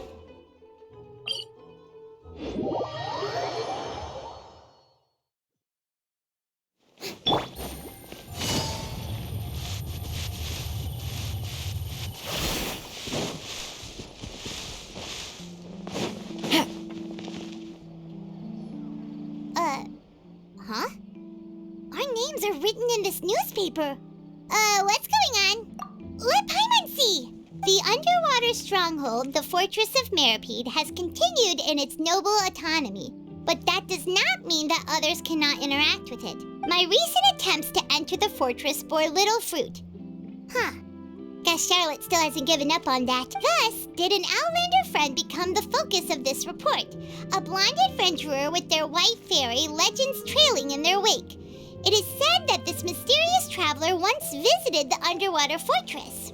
So while the fortress's interior remains a mystery behind closed doors, do not fear, for the tales of the traveler contain surprises in spades. Journalist Charlotte's biggest scoop yet, the Traveler's Trail, World Walker. Huh. Charlotte took so many awesome photos of us and we never even noticed her. She hasn't been able to get a hold of anything at the fortress, so since we're easier to find, she's using us as the subject matter instead? Ugh, seriously? Well, fine. Those headlines and photos do look cool, so Paimon will forgive her this time. Paimon's hungry. Should we go in and get something to eat?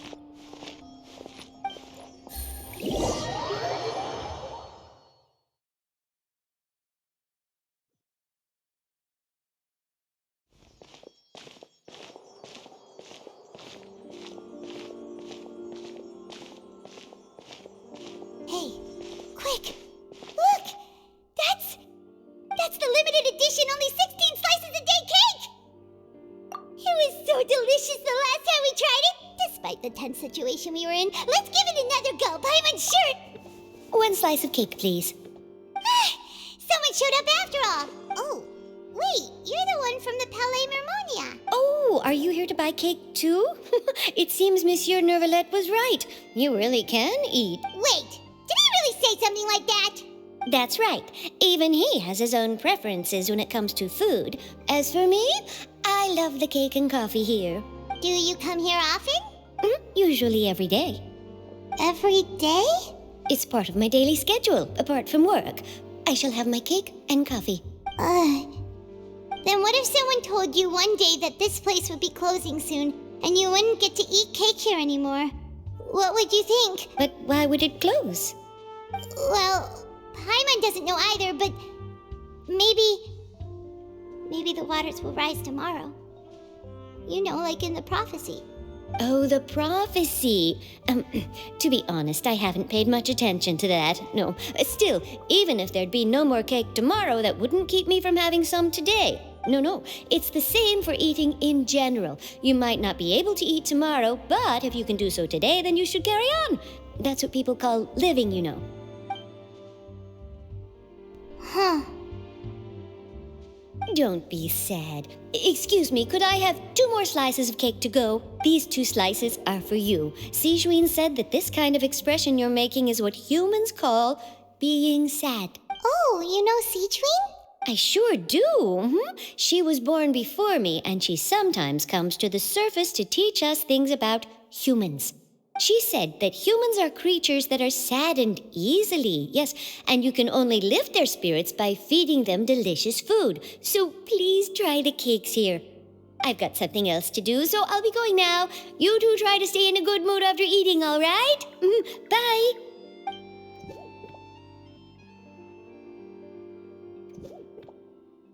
And there she goes. All right, let's dig in. Paimon's sure this cake will be delicious. It's more delicious than last time, and the flavor gets even better with a sip of tea. It sure would be nice if we could come again tomorrow. Sure would be nice if we could always eat delicious food here.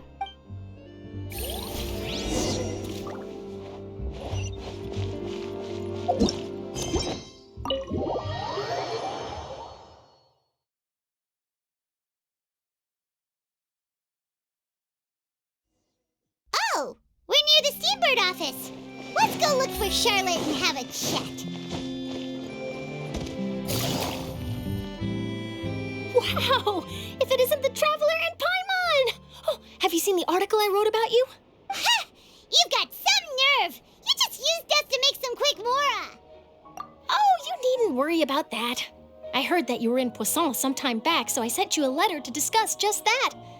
It appears you didn't receive it, though. It's all right, though. I've set aside the amount intended for you. I've even set the table with some food. Really? Oh, you're the best! You're almost a little too easy to win over, Paimon. If I were a journalist with ulterior motives, you'd be in trouble now, you know. Oh, Paimon knows you're not like that. Still, what brings you here all of a sudden? Were you looking for me? When Mona mentioned you, we thought of coming to see you at work. I see. It seems you've already bumped into Mona here in Fontaine. So she mentioned me? What did she say? She said that you're a real daredevil of a journalist. Nice. In which case, can this daredevil journalist dare to request an exclusive interview with the legendary Traveler and Paimon? Huh? So your article in the paper today doesn't count? Oh, of course it doesn't. That was more like live photography. What I'd like to do is dive deeper and ask you to talk about the things you've seen and experienced. Yeah, are we even qualified enough? Why not? If I say you're worth an interview, then you're worth it. But not right now, of course. I'll need a few days to prepare. Oh, in that case, we'll just chat when you have the time then? Oh, so that's a yes? Ooh, splendid! I'll tell the editor-in-chief immediately. I'll have to apply for lighting, a venue, some props, and whew, so much to get done now. Talk to you later. Wait, Charlotte, Paimon's still got a question for you. And what's that? If, just for example, Fontaine were to be flooded tomorrow, what would you do today? Huh, that's the prophecy you're talking about, isn't it? I mean, I do hear about it often, but I've never once thought that the day could be tomorrow. If you're seriously asking, then I might try and think of a way to leave Fontaine. Oh, but I'm still a journalist first and foremost. That means I have a duty to be reporting from the scene. And secondly, I wouldn't forsake my homeland that easily. From what I've seen, most people don't know what they'd do should the worst come to pass. In truth, it might be better just to behave like normal rather than worry over such an end. So in all likelihood, I'd probably still be prepping at the office for that interview of ours. I know what you're thinking. That sounds a bit sad, but I've always believed that it's best to do what you enjoy. Just think about it.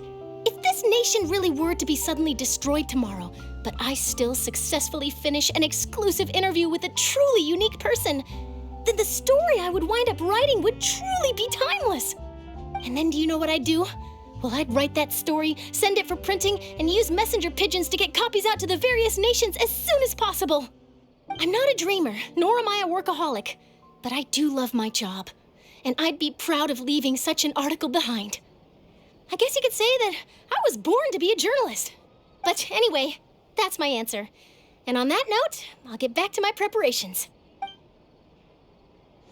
That's so nice. All of a sudden, Paimon actually kinda envies her. Anyway, let's go and take a look at the sea, shall we?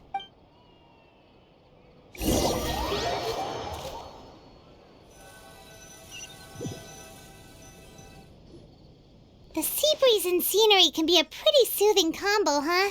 Paimon's been thinking.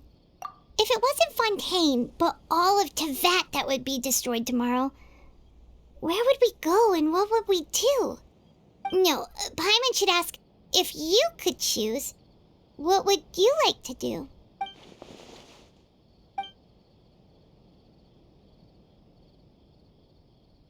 We've always been moving to the next destination, so we haven't spent much time thinking about these kinds of things. We didn't have to either, with us always being on the road and whatnot. You mean, still traveling? Huh. Wait, isn't that what we've always been doing?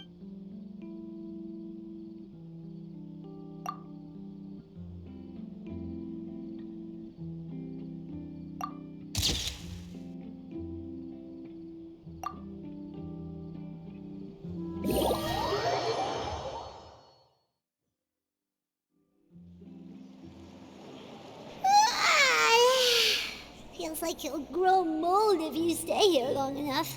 But it's still better than the Fortress of Mirapede, that's for sure.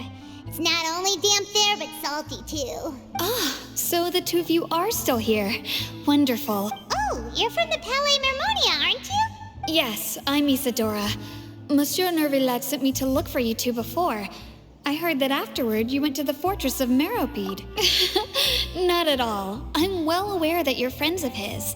Actually, I'm here to pass along a message from him. Yes, inside the Opera House. The Maréchaussée Phantom has declared the incident a small-scale riot. A riot? Well, that said, I don't personally think it was that serious. Lady Farina was watching a performance at the Opera House, and while she was resting during an intermission, some other audience members suddenly started harassing her, loudly accusing her of doing nothing about the prophecy crisis. And before she could respond, others started to join in. The crowd continued to grow, and protests against the Hydro Archon started to break out. So people have started to put the blame on Farina. Guess they finally found an outlet for the pressure they've been under due to the prophecy. I agree. People will naturally rely on gods, as is customary. But the moment people feel threatened, gods are also the first to be blamed. So what happened after that? Is Farina okay? Seeing that the situation was spiraling out of control and that further argument was pointless, she claimed that she'd gotten tired of this and left in a hurry. The Maréchaussée Phantom had their hands full maintaining order and did not catch where Lady Farina had gone. Only when things had stabilized did we realize that she had gone missing. So, you mean she's still missing? That's right. The Maréchaussée has dispatched many people to search for her. But we don't have any leads yet. That said, I don't think there's much to worry about. She is a god, after all. Even if she were to fall into the hands of rioters, what could ordinary people do to her? Good. Monsieur Nervillet sent me to tell you about the situation, but he didn't say anything else. Don't worry. This is more than enough to go on. Thanks for keeping us informed. Ah, is that so? Well, all right then. In that case, you two take care. I'll be heading back to the Palais. Well, sounds like we should hurry over to Questfull then. If we know Farina, she won't try to fix things in this situation. Instead, she'll look for a place to wait out the heat. And, as we also know, she may be loud and dramatic, but she doesn't have a heart of stone. When Nervillet was talking to her in the Palais Mermonia, and she heard about Poisson, she couldn't hide her sadness and remorse. It would be hard for her to ignore being accused by the public today. Paimon thinks Farina's probably taken the opportunity to slip away to Poisson and try to relieve the sense of guilt that she's feeling. Huh. Well, what do you think? Paimon knows the answer, of course, but Paimon can do the analysis to back it up, too. Cool! In that case, there's not a moment to lose. Poisson, here we come!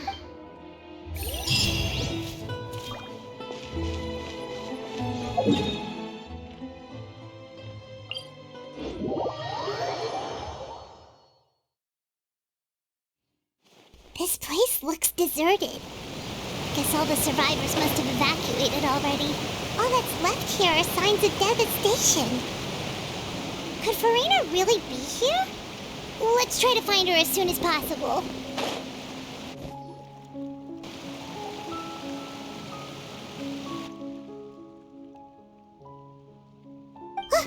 That's Farina, right over there. Should I just give up? This is all meaningless. What was meant to happen did happen after all. Everyone's dead. I'm sorry. I'm so sorry. Give up, Farina. There's no point in holding out. I'm sorry. But what can I even do other than to repeat meaningless apologies over and over? Who's that? Don't worry, Farina. It's just us.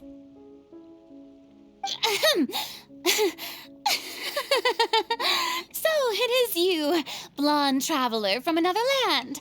Why, I almost thought you were someone from that mob of my ignorant subjects, come to kneel and beg for my forgiveness.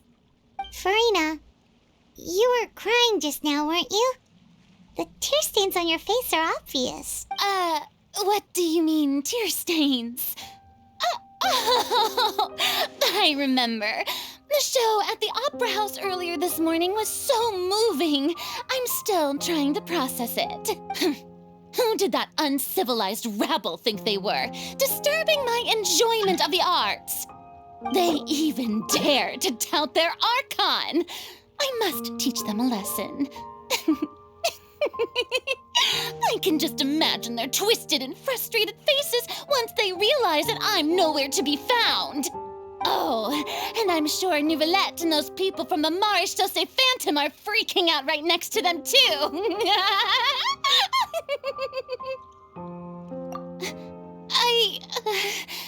Of course not. Hey, there she is! The Hydro Archon's over there! Quick, after her! Farina, those people seem to be after you. They are? They're just some rabid fans who want to cut the line because they haven't been able to meet me in person, aren't they? That's against the rules. I can't let them get their way. Farina just ran off. Quick, we have to catch up.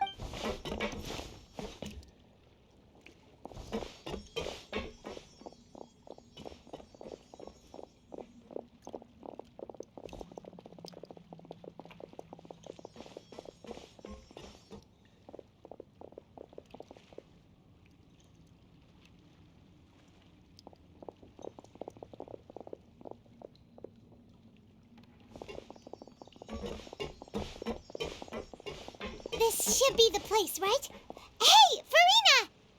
There's a good hiding spot over here. Quick, come to Paimon before the rest of them catch up to you. What is this place? Hurry, they're almost here. Fine. I suppose haste is warranted. Lead the way.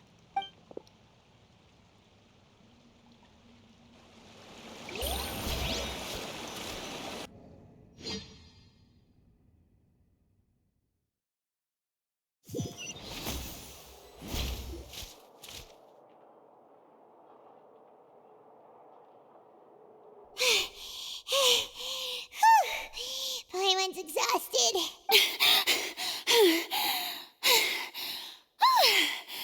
I'm so tired. I totally thought they had caught me. No, I merely gave in to the sheer enthusiasm they displayed. You're right. Yep, that's a good girl. What's happening? The ground's shaking. Is it an earthquake? Yeah, a quake of this kind preceded the flooding in Poisson, didn't it? It can't be. It's happening again. Well, there's no need to worry too much about that. Nouvellette's made some emergency plans, so the evacuation should go a lot smoother this time. Yeah, I hope you're right. But the people of Poisson, they've already...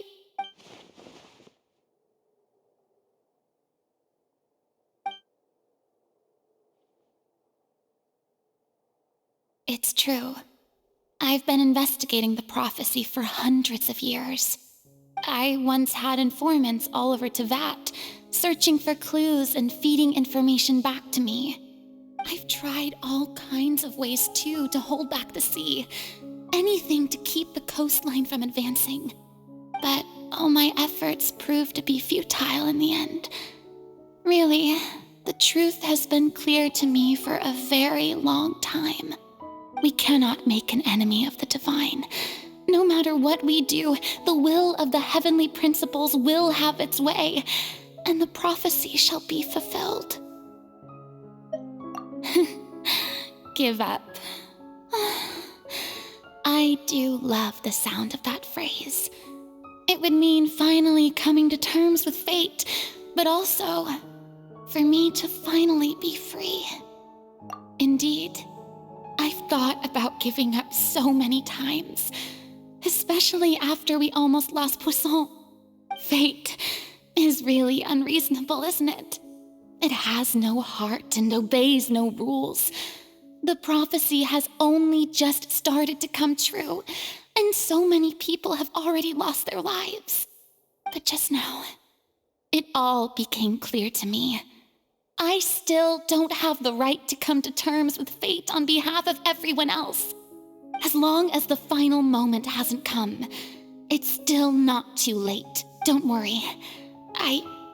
I will keep hope alive for everyone until the very end. Well, that's enough for now.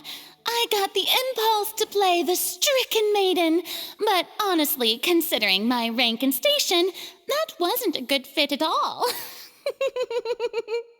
Don't take any of what I just said seriously. How could I possibly let Fontaine fall to the whims of trivial prophecy? Come on! Paimon could have sworn you were actually being honest just now.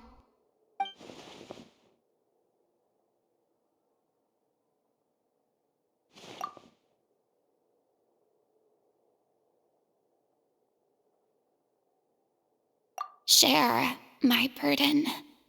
That's impossible. It was fated right from the start that this would be my duty alone.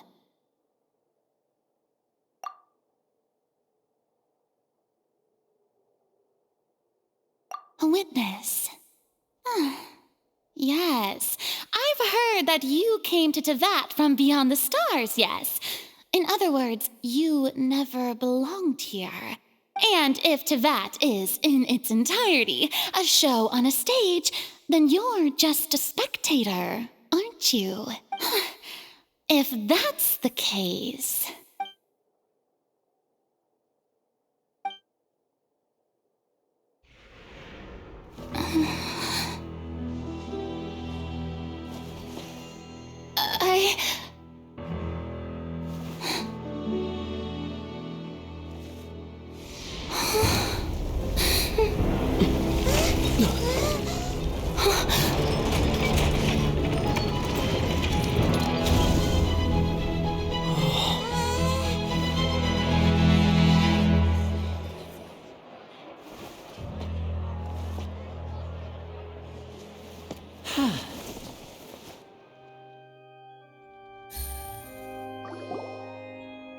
Ladies and gentlemen, this concludes my opening performance. Now, without further ado, we may proceed to the trial of our god. So this is what it is. Yes, you deserve praise for the effort you took to raise the dramatic stakes. Do not forget, however, that I am Focalor, the god of justice, the embodiment of justice itself. Does it not strike you as even the least bit absurd to bring the very concept of justice to trial? May I interpret these words as your refusal to stand trial? In that case, you will have the opportunity to defend your honor through a duel. You would draw your blade against a god? I see. It seems like you have made up your mind.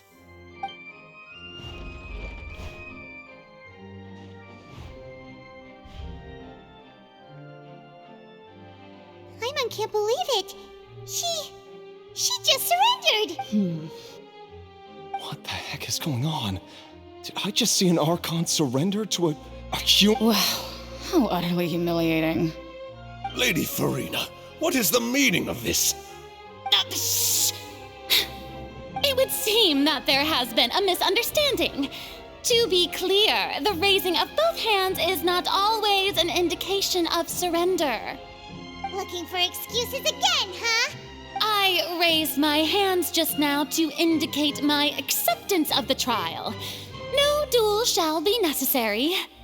I will admit that I've been running away for a long time. I'm sorry, everyone. I was unable to protect the people of Poisson. It is my duty to stand trial for my crimes. You are not the only ones to be disappointed in me. I, too, am exceedingly disappointed in myself. But now, it is time for the Hydro Archon to show you her courage and resolve. I, Farina, will use this trial to show the world the true meaning of justice! This time, I will protect you. Applaud and rejoice! One of the most outrageous and fantastical arcs known to the opera epiclese is now unfolding before your eyes. Mark my words, this shall be one of the most exhilarating and brilliant shows ever to grace the stage of Fontaine! The trial of the Hydro Archon, Focalor, will now begin! Woohoo! Oh, now we're making history! Why does it feel like Farina just took over the whole thing? Like, come on!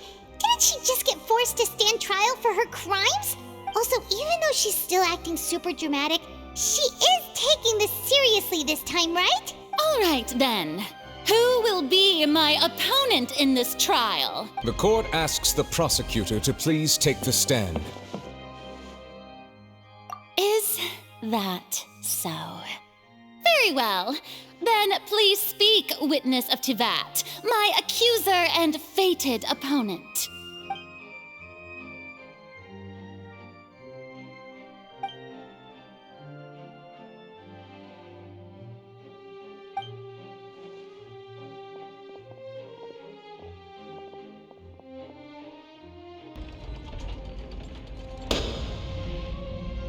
Also, please allow me to ask, as a final question before the trial begins, just how much work did you do to force me onto this stage?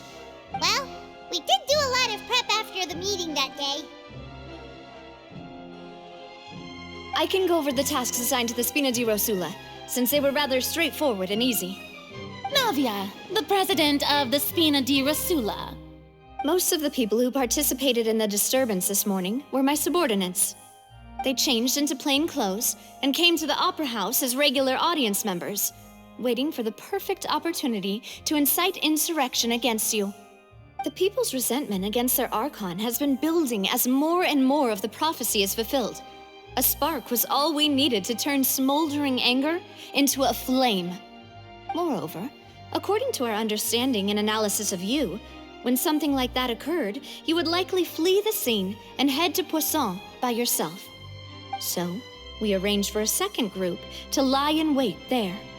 So, you mean, the ones who scoured the settlement for me were also from the Spina? And their goal was to force you to step into the giant magic box so you may personally participate in the greatest magic performance in all of Fontainian history. That's right. That house was a magic box, rather than someone's residence. As the super ultimate version of the setup that I used when I first performed at the Opera Epiclese, The volume of the box was increased by a whole order of magnitude, and the distance it traversed was the entire gap between Poisson and Aranias. Its cargo, of course, was an Archon instead of a human. My thanks, Farina. Without your help, we could never have pulled off such an extraordinary performance. You're welcome? Of course, this performance was only made possible with Father's support. The House of the Hearth spent a massive amount of labor in Mora to pull this off. We had to select a location, construct the giant magic box, dig a tunnel, and open up a path through the water.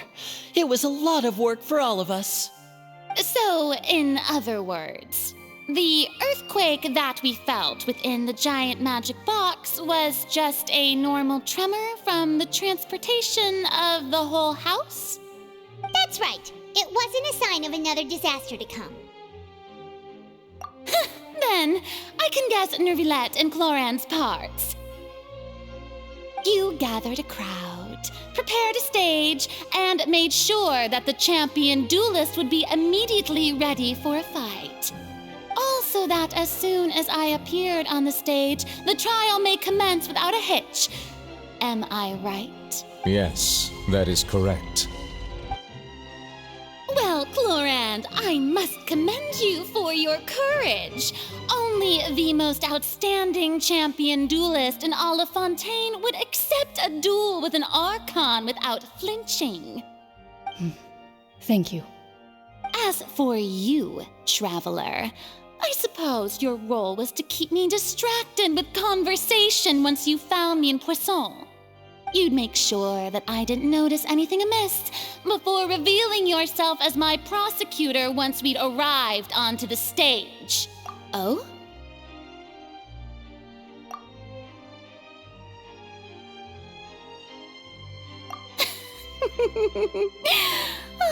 Is that so? Then I suppose I must have missed my final chance. It's fine. It matters not. What's done is done. The stage is already set, so there's no reason to disappoint the audience. Let's see this trial through to the very end.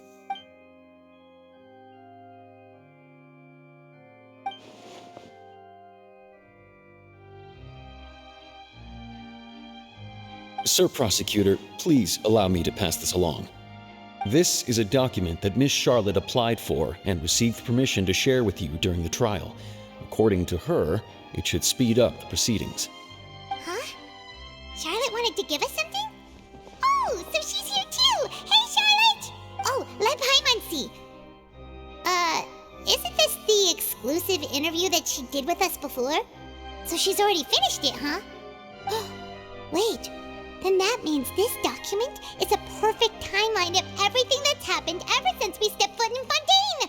So in other words, we can refer to this anthology of evidence every time we want to use something from our journey as evidence for an argument! Let's quickly confirm the information in it. Just think of it as a refresher, alright?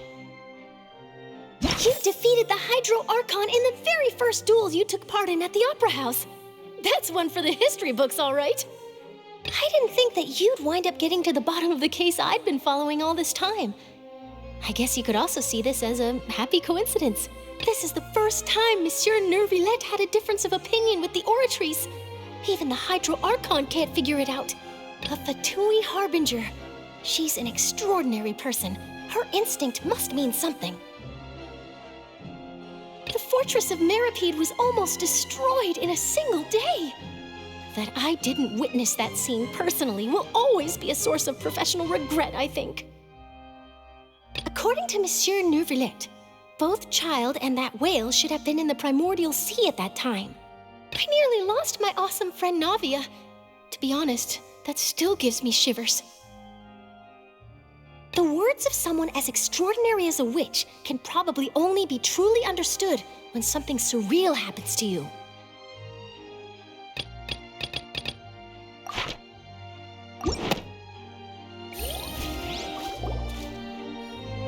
The prosecution and the defense are both in position. The trial shall now begin. Oh, come on, Nervilette. There's no need to repeat all the unimportant legalese. Just fast forward to the part where the prosecution lays out my offenses. As the defendant and the lead actress of this performance, I still haven't even been informed of my supposed guilt in all of this. Of course, it is only natural for humans to struggle to understand the actions of a god. However, you will need more than that to convict me of a crime. That's true, but my charge here is unrelated to your conduct as an Archon. Instead, I would like to charge you as a fraud who's never been the Archon in the first place. Wait, what was that? Lady Farina's a fraud? Hey, I came here thinking that we were going to try the Hydro Archon for forsaking our duty, but did I hear that right? She's not our Archon at all? Charge accepted. Lady Farina, do you plead guilty to the charge?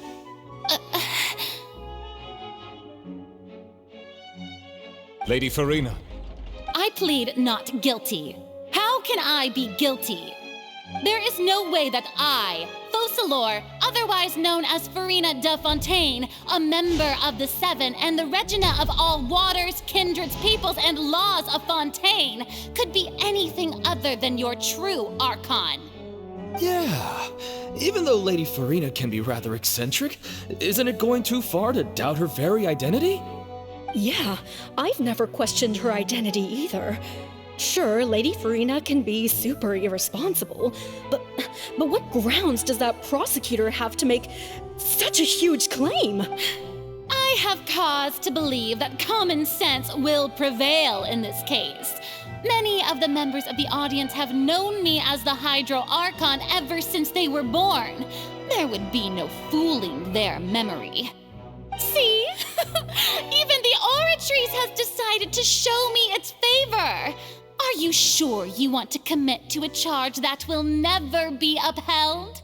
If you wish to drop the case, I can promise you as the God of Justice that you will not have to face trial for making a false accusation.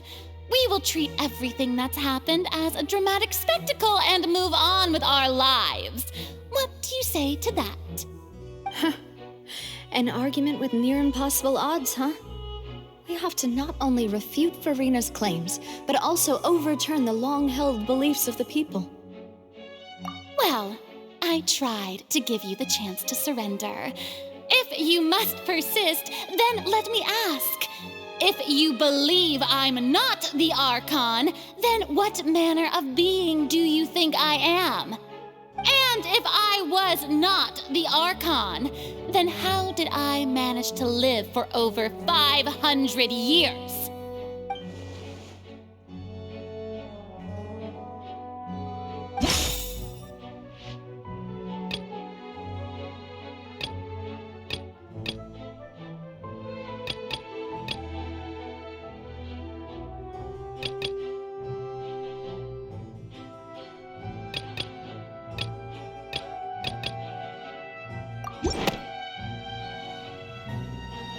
First of all, you may be a member of another long-lived race, which would allow you to naturally possess an extended lifespan.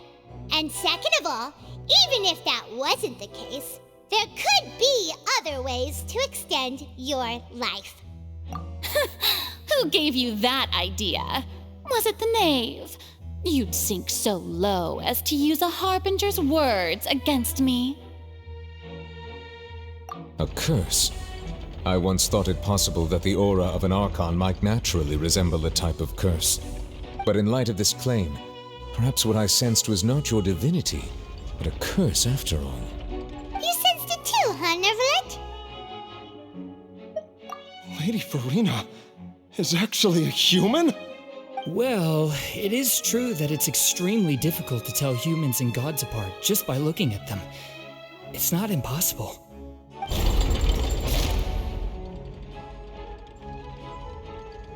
Well, don't start celebrating too early now. Even if I have been carrying a curse like you said, how does that prove that I am merely a human being?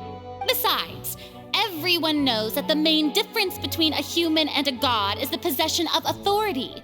Gods can do what humans cannot. That's why they're worshipped as gods. For centuries, manifestations of my authority have served the nation of Fontaine. One need only to turn their eyes towards the Oratrice Mécanique d'Analyse Cardinal in this very opera house, or consider the endemnitium that is used in every aspect of life.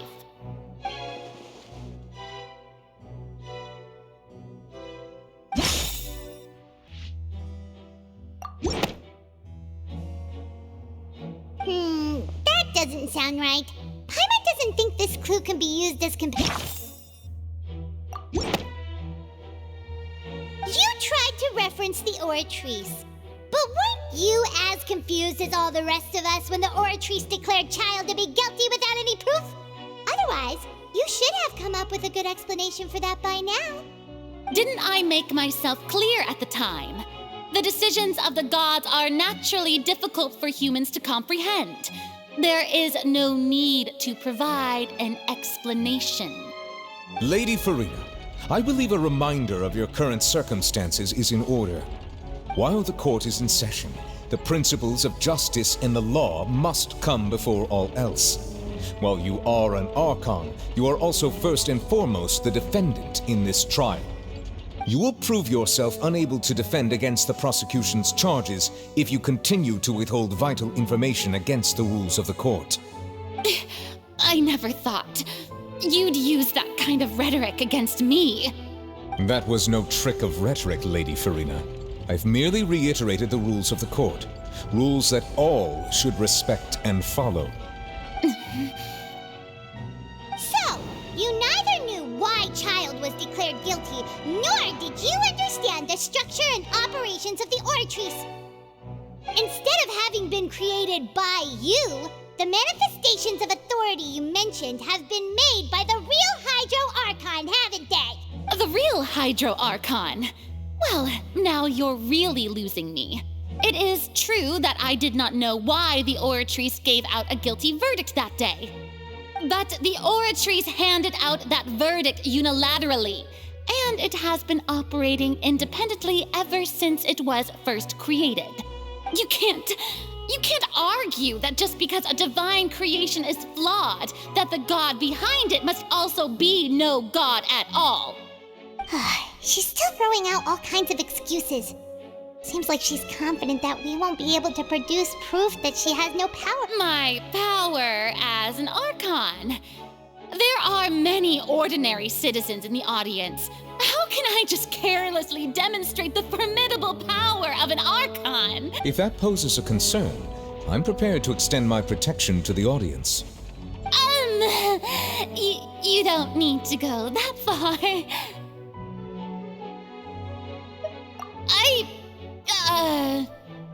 Aren't you the Hydro Archon? Or is it that you can't even wield the power of Hydro, much less the authority of a god? Indemnitium! Yes! It's all because of Indemnitium! All Archons derive their power from the faith of the people, and I've converted the people's faith in justice into Indemnitium! Thus did I give up all of my divine power to provide everyone with energy for their daily lives. Have you ever seen a more magnanimous god? Isn't that a huge stretch?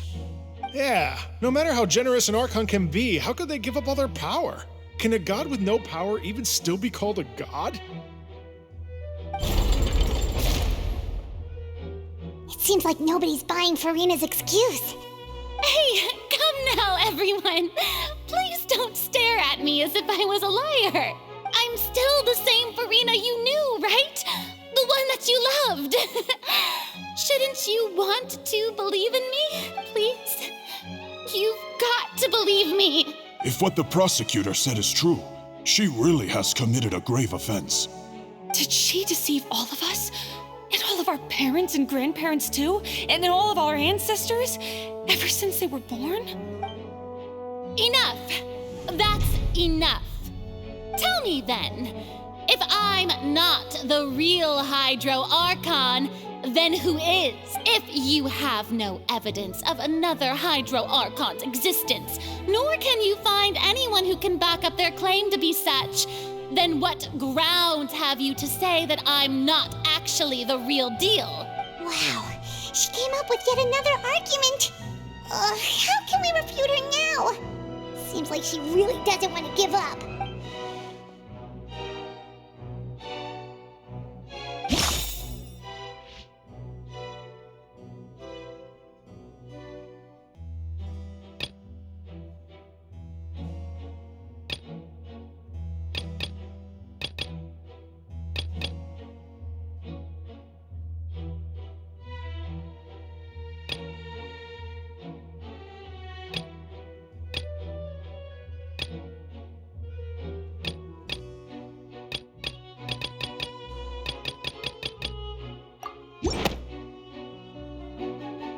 That doesn't sound...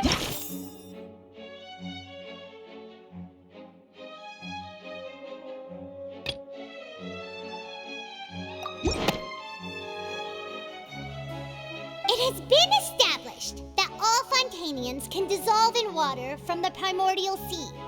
And that means... Since you insist on claiming to be a god and not a human, then there's a method that you can use right here and now to eliminate all suspicions of you being the latter. Miss Navia, please apply to serve as a temporary attorney for the prosecution before addressing the court. Though you act in partnership with the prosecutor, you must still adhere to proper procedure. Super sorry, Mr. Chief Justice. I swear this really will be the last time that I'll speak out of turn. Now, I've brought some seawater from Poisson. As everyone knows, a massive flood struck the area not long ago, taking many lives, including those of some of my closest friends. So, Miss Farina, would you dare to touch some of this seawater? If we are to believe that you are indeed the real Hydro Archon, touching this seawater would have no effect on you. All it should do is strengthen your case. But if you don't dare to touch it, then we would have basically proved the reverse. Oh, and I must remind you that after the disaster at Poisson, nobody wants to see any more people dissolve. I do hope you'll act prudently and choose the simpler path of admitting guilt. Navia from the Spina di Rasula. The Spina has governed Poisson for many years. I guess her suggestion is valid. If Lady Farina is indeed just a human, she's probably Fontanian like all the rest of us. Would she really dare to try?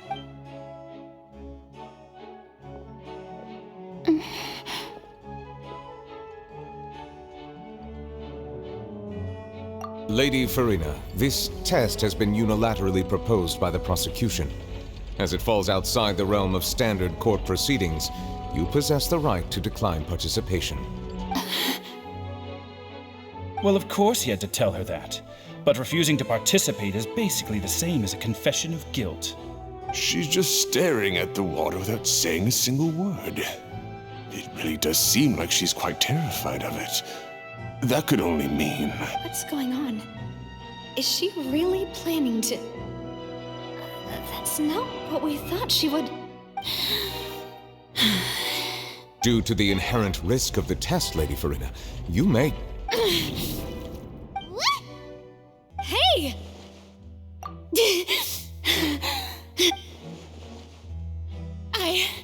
I'm fine! Look at me, everyone! My hand is still here! I haven't been dissolved! Will you believe me now? I really am your Archon! I'm nothing like a normal human who would fall apart as soon as they touch this water! Really? Was this not the most obvious thing in the world? Miss Siegewin? If you're present, Miss Siegewin, please come forward and attend to the defendant. Siegewin? Don't be nervous. It'll just take a few seconds. Let me see. That should be enough. Please announce the results of your evaluation to the court, Miss Siegewin. As everyone doubtlessly saw, Miss Farina was displaying symptoms of hyperventilation and flushed skin. These indicate that she was experiencing the adverse effects of exposure to primordial seawater. The extent to which she was affected is the same as other humans when exposed to primordial seawater of a similar concentration. Thank you, Miss Siegewin. Lady Farina, you may return to the defendant's stand. Oh, wait. What did she just say?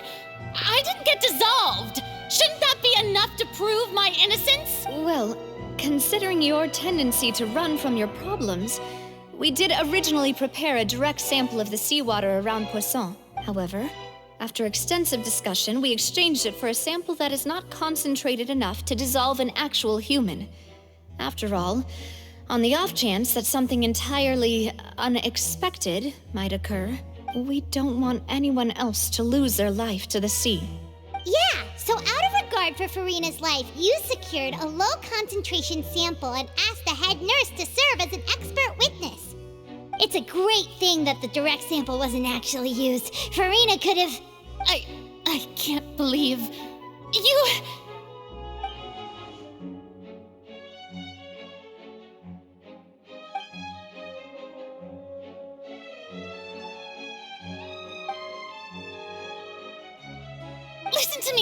Listen to me, everyone. Please don't give me such cold and disdainful looks. What happened just now didn't prove a single thing. Think about it. How can you conclusively prove that an Archon can't also be affected by the primordial seawater? Also, if I was really just a human, why would I dare to just put my hand in that kind of water?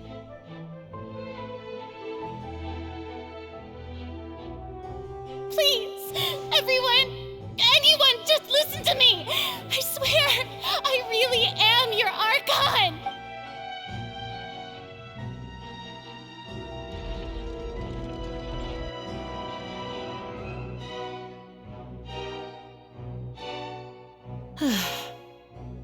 I don't think anything she says at this point will sway anyone. The odds are just too stacked against her now. With all the things that have been said, Paimon doesn't think there's any way left for Farina to win. I believe the time for arguments and presentation of evidence has come to an end. If there are no objections, we will move on to the final judgment.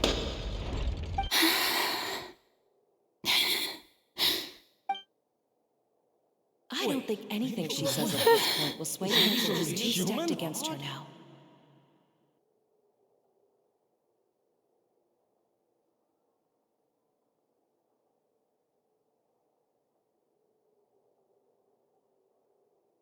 In my capacity as Chief Justice, I shall now render judgment on Farina's misrepresentation of herself as the Archon of Fontaine. As a human who knowingly deceived her fellow citizens, Farina is... guilty.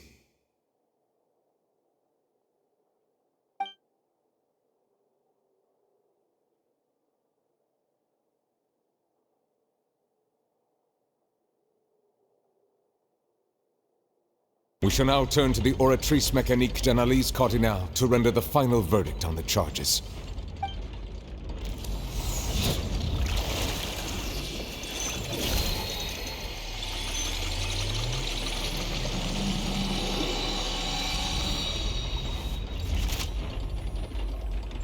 According to the judgment of the Oratrice Mécanique d'Analyse Cardinale, Farina is...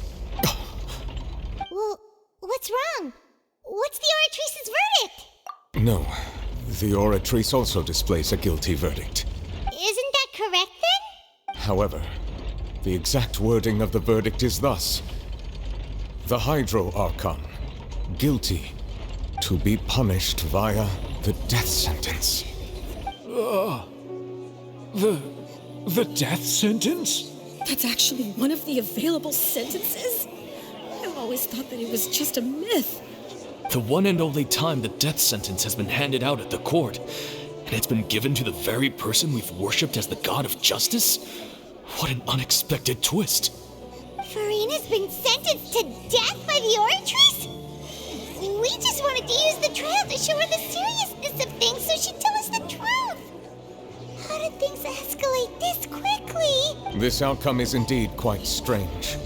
According to Fontaine's current definitions of justice, as well as its recommendations for criminal sentences, is this sentence really appropriate for the crimes that have been committed? Yeah! Even death by the Oratrice. You know, the real evil mastermind behind the serial disappearances case. Indeed.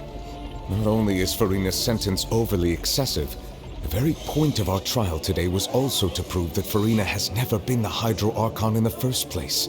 But now, the Oratrice seems to have deliberately invoked the title of the Hydro Archon. What does this mean?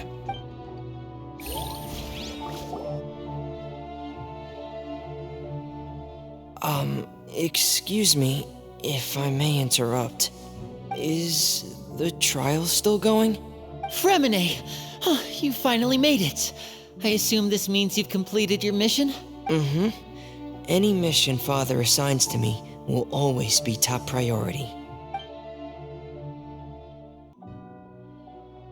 Is that the first prophecy slate? Huh. So the knave privately arranged for Fremine to try and find the missing slate. I looked everywhere and finally found it at the bottom of the sea. It took me a long time to get around some dangerous stretches of water. But has the trial already concluded? Then doesn't that mean I've come too late? Oh no. Father will be disappointed in me. Thank you for your hard work, Mr. Fremine. Please allow me to review the record left on the slate. Traveler, I believe that you have already seen the other existing slates, and would like you to come here and confirm their contents.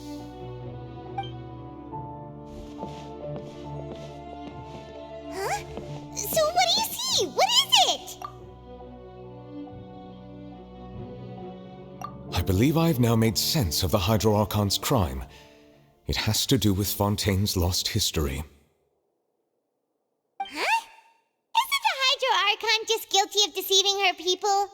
Oh, wait, no, that's Farina, and we've already proven that she's not the Hydro Archon. So when you say Hydro Archon, do you mean the real Hydro Archon we've been kinda talking about? In truth, everything that you've encountered in Fontaine up until this point can be traced back to the contents of these stone slates. However, I'm uncertain as to how much sense they currently make to you. Okay, let's try to recall the contents of the other 3 stone slates. Paimon will do her best to help you remember.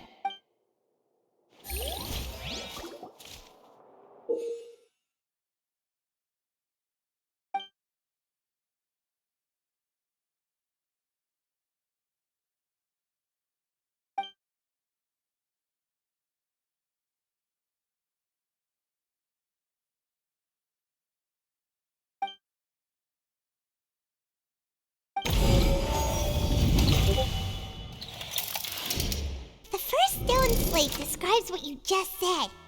It seems to show the previous Hydro Archon using her divine power, and then the Oceanids turn into humans.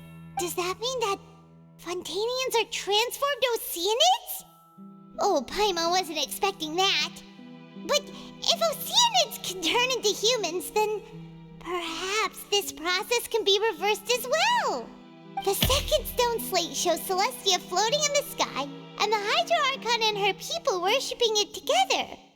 But the heavens still brought judgment down upon them. This must be the point when the Hydro Archon and the Fontanians were branded with their original sin. Does this mean that the original sin and the Hydro Archon sin are the same thing? The third slate shows the Hydro Archon sinking into the sea surrounded by many people. That reminds Paimon, didn't we also watch that happen to someone else? Well, the fourth slate is the prophecy the Fontanians have been talking about. People dissolving into the sea, the Hydro Archon crying on her throne, and so on. We didn't believe that such a crazy disaster could happen at first, did we? But after that incident, it was just a question of when and not if.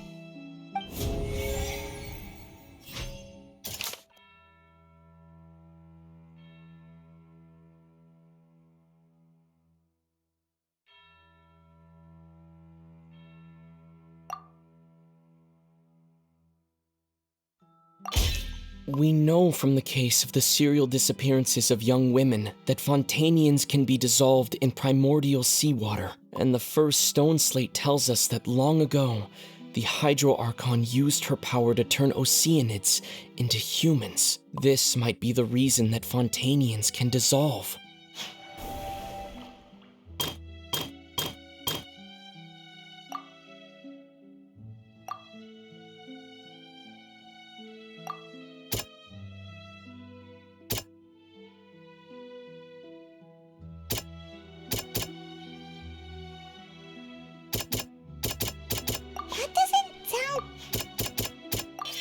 Perhaps what is about to take place has all happened before. The true sin of the Hydro Archon that Nervalet mentioned, and the original sin cast down on the people of Fontaine by Celestia, as recorded on the stone slates.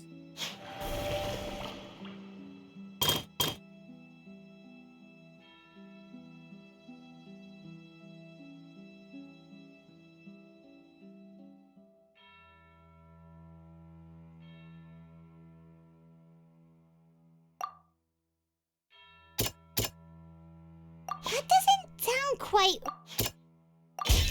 It's not as simple as falling into the sea. When Navia fell into the sea, her consciousness was subjected to judgment. The stone slates show the people gathered around the Hydro Archon in the sea.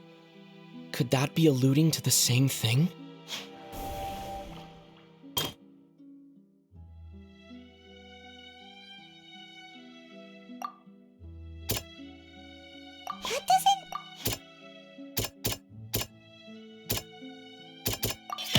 The prophecy from the stone slates found its way into society, but not many people believed it at first. The fortress of Meropide was nearly flooded with primordial seawater, which we know can cause Fontanians to dissolve. It seems increasingly likely that the prophecy may come true. If we hadn't dealt with it in time, things could have gone very badly. They'll dissolve into the primordial sea but won't cease to exist. Their essence will flow in the seawater, converge, and take the form of an Oceanid. The Hydro Archon was sentenced to death in court, shocking everyone present. Perhaps this means that her sin was actually Fontaine's original sin. Navia fell into the water inside those ruins, and she nearly dissolved. She was surrounded by the people of Poisson in a court within her consciousness, and was forced to take part in a trial meant to make her stay. The eruption of the primordial sea at the fortress of Meropide was the surest sign that the prophecy was about to come to pass no matter what. The prophecy's contents can all be verified by recent events. If we combine what we know together, loads of truths should come to light.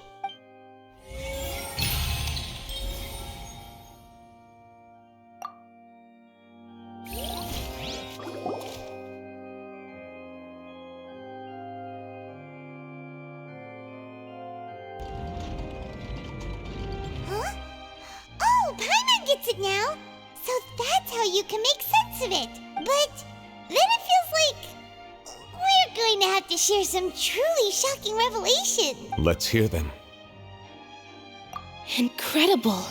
Linny, did you hear that? We're not real humans. All Fontanians were originally created by the late previous Hydro Archon, with Oceanids as their basis. The evidence for that can be found in how only Fontanians could dissolve in primordial seawater, and how all the girls Vacher dissolved were also turned into Oceanids. Oh, and according to Navia, when she was about to get dissolved, she also saw everyone gathered around for a trial, all of them in the shape of Oceanids. Indeed. Yeah, and it follows from the content of the first slate that she probably angered Celestia by creating humans without prior permission. That could also explain why the Oratrice judged the Hydro Archon to be guilty. It's to account for that ancient sin. The Hydro Archon's true sin was creating us? And yet, after many hundreds of years, the Hydro Archon's creations have turned around to try to judge the Archon within the Opera Epiclese. The twists of history are often the most unexpected of all. Yeah, isn't the image here just like when Navia fell into the sea? So wouldn't it be trying to show the image of the Hydro Archon also falling into the sea once the prophecy has been fulfilled in the fourth slate? In the end, the people will all be dissolved into the waters, and only the Hydro Archon will remain weeping on her throne. Only then will the sins of the people of Fontaine be washed away. Did Paimon get all that right? You've made some keen deductions. I must say, given how much you still don't know, it is impressive that you've already managed to connect so many pieces of the truth. However, while you were able to decode all the information on the slates, they've also been etched with an additional layer of hidden information using a different power source. When we were at the ruins, I tried to decipher the hidden information recorded in the slates. But since we only had 3 slates at the time, I was unable to come to a full conclusion. Now that the slate collection is complete, I shall make another attempt to decipher the narrative recorded within. If everything goes well, we should finally be informed of the unadulterated truth.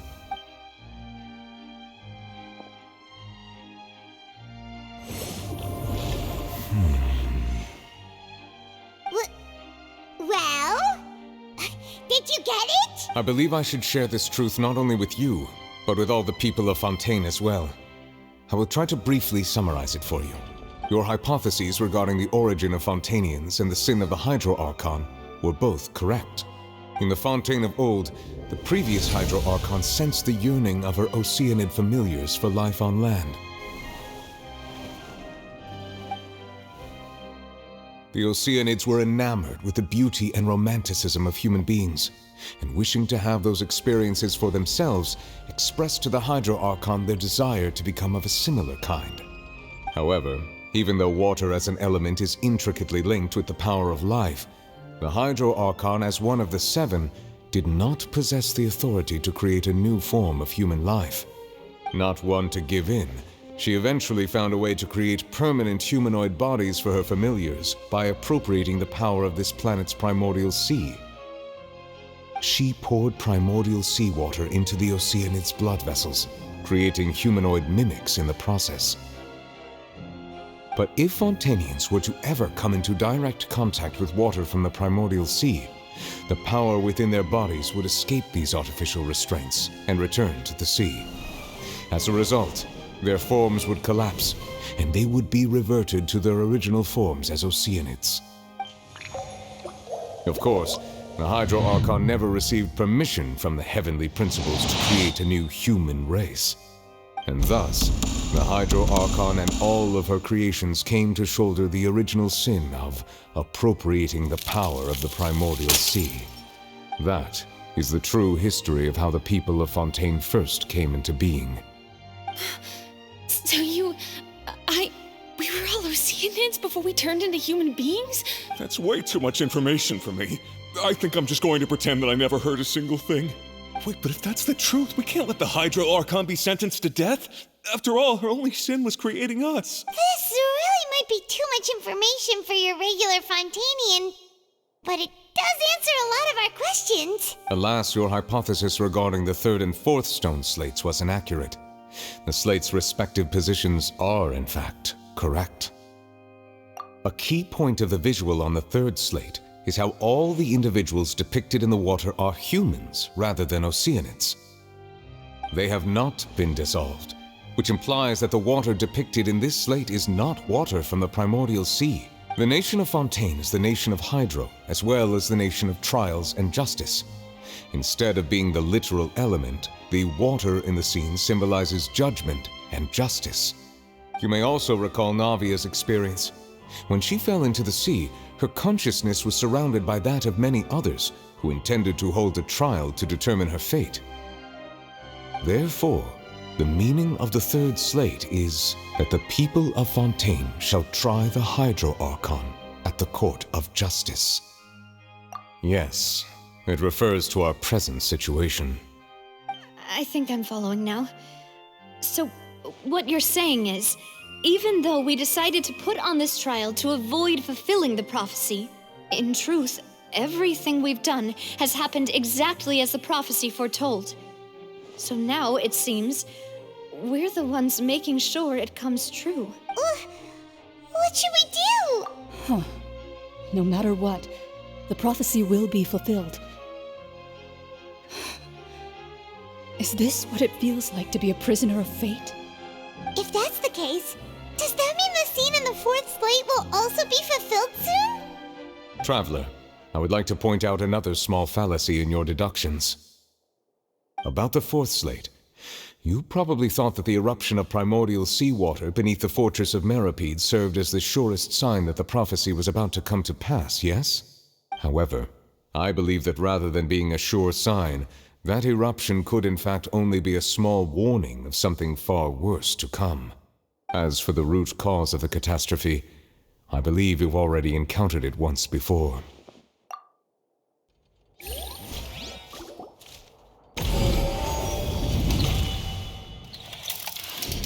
This eruption was just a small warning of the things to come. We must find the root cause of the disaster.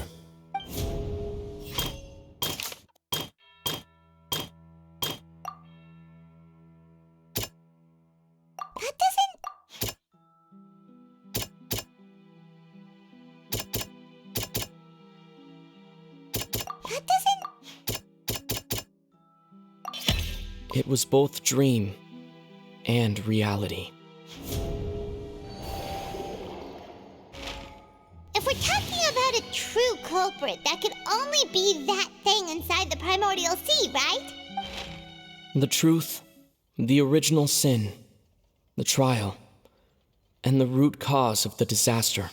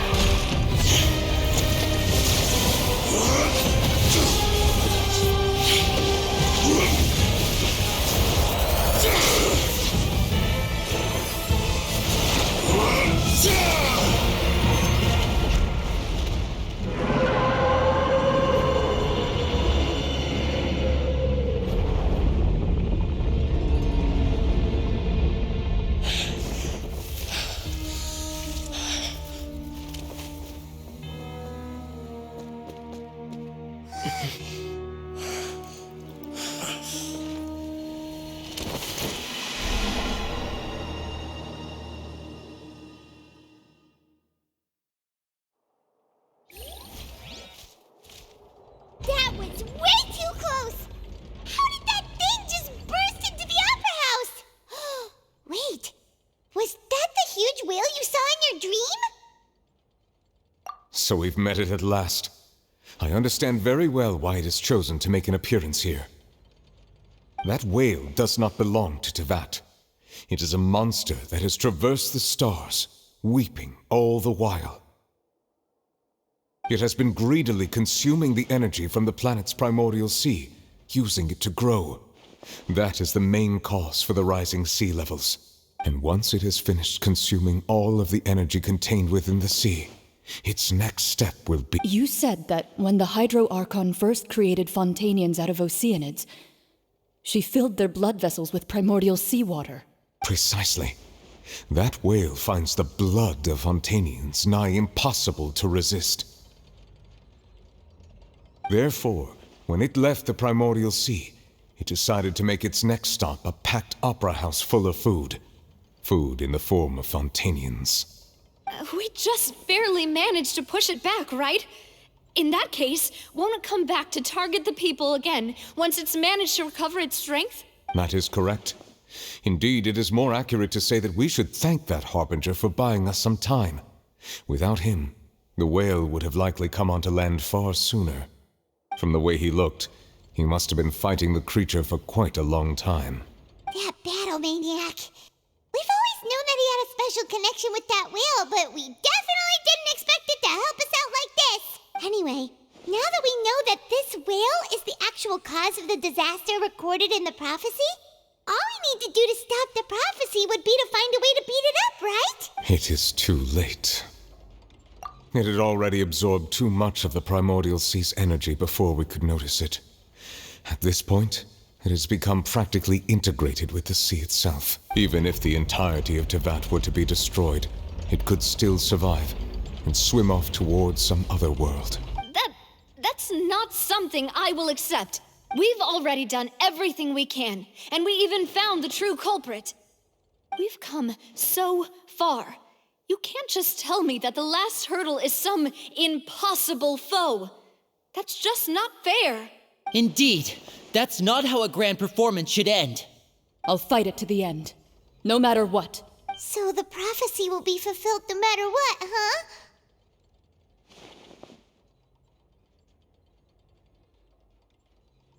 The prophecy. Yes, what has been prophesied will be fulfilled. You may view such things as the history of the future.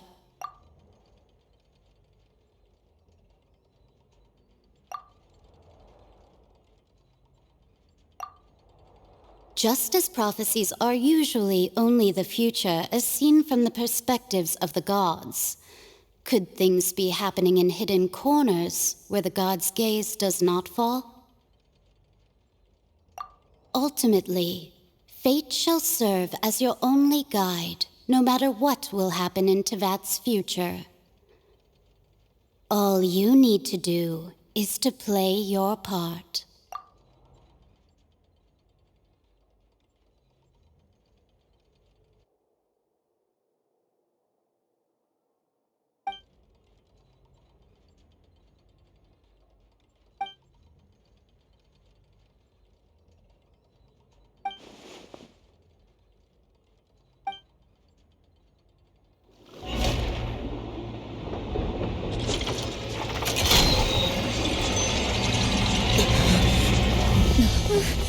What's happening with the oratories? I believe it is preparing to carry out the death sentence.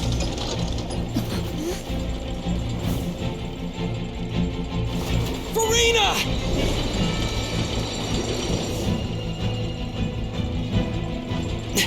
No, I still need answers.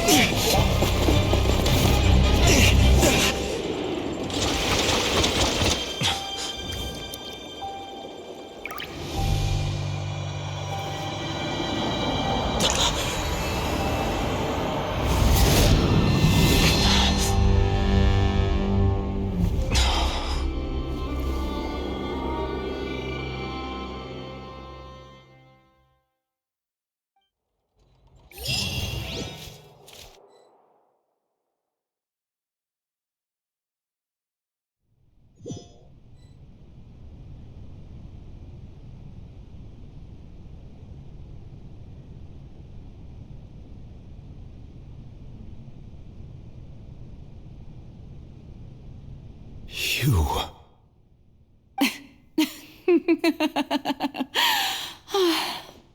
Sorry. That shocked expression on your face is just too amusing. I couldn't help myself. You are not Furina. Who are you? The sweet sound of bewilderment. Marvelous. A sure sign that my attempt to deceive everyone was a resounding success. But to answer your question, I am Focalor. You know, the god. Focalor? Why did you deceive us?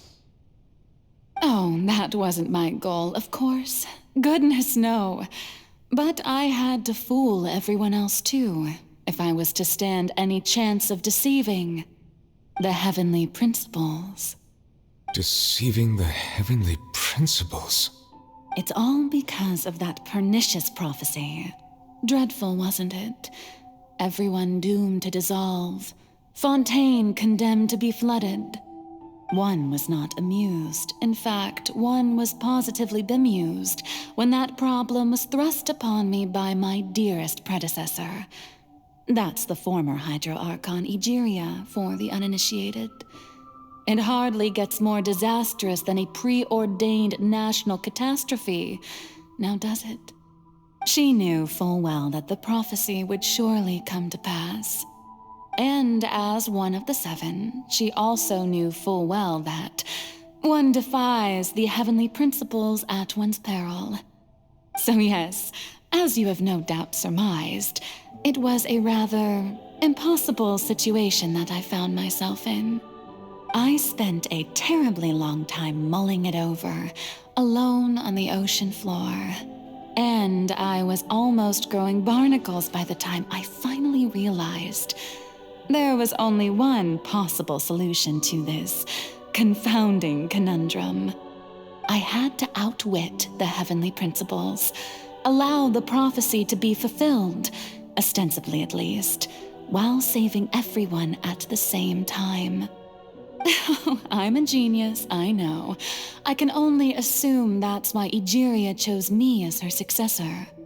Although, looking back now, it was hardly the inheritance one dreams of. Between the task of saving the nation, the quotidian duties of the Hydro Archon, and not to mention the original sin of creating a new race of humans, I dare say she left me quite a colossal mess to clean up. But one can only play the hand one is dealt. I did not choose this, any more than I chose to be one of her Oceanid familiars. So you were also once one of the Oceanids, transformed into a human by Egeria's hand. Yes, I was. I always dreamed of becoming human. And I still do, even now. In my eyes, to be human is to be part of the greatest opera ever known.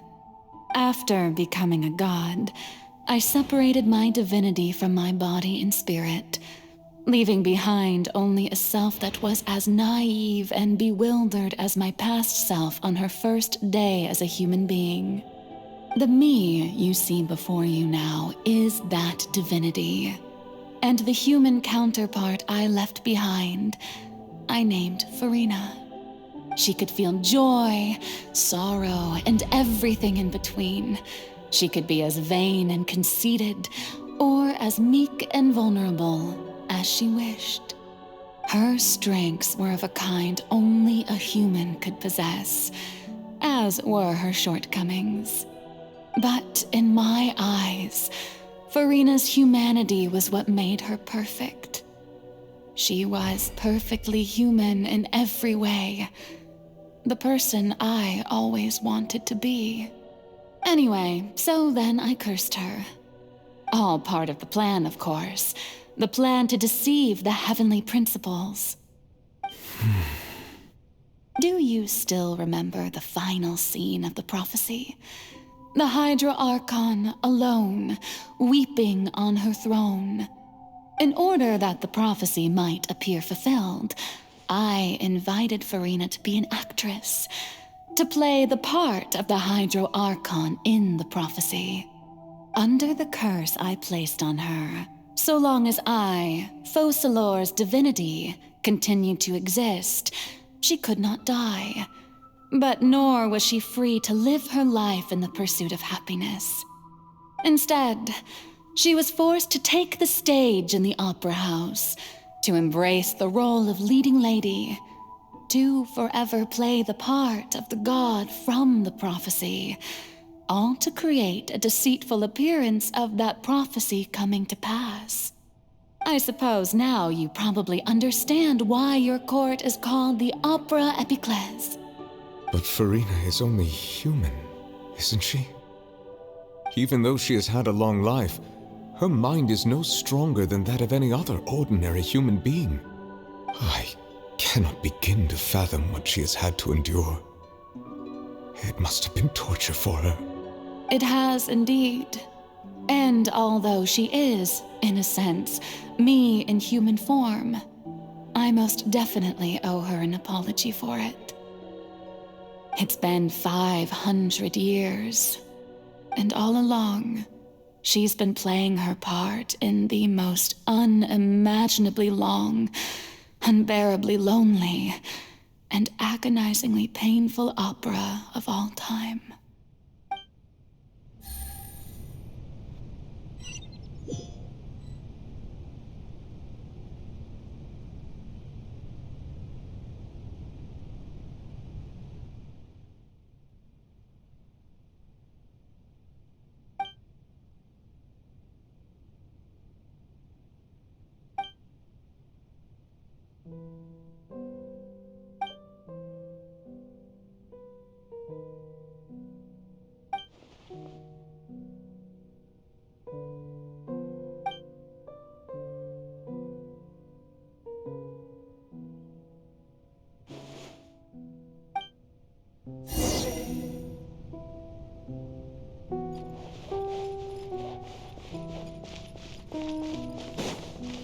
Take it easy.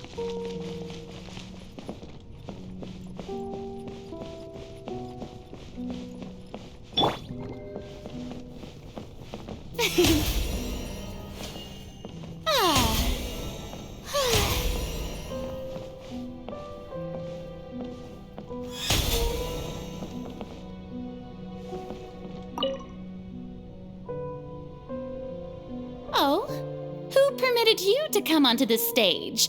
Now, I understand your admiration for my august self, but I must ask you to keep to the rules. All right. It is not my intent to reprimand you. There is no need to state your name. Just be off with you. Do not distract me from my performance. Oh, do not jest. Can you not feel it? I am Focalor. The eyes of countless Fontanians are upon me. I must, at all times, display the utmost elegance and nobility.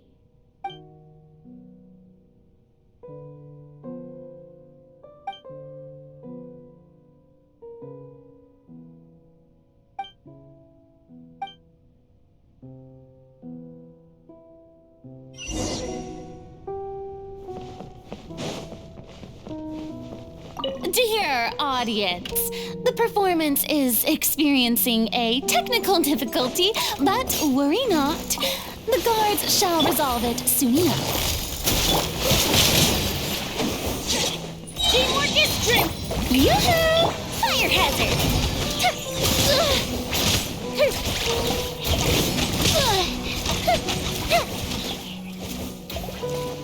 Hey, what gives?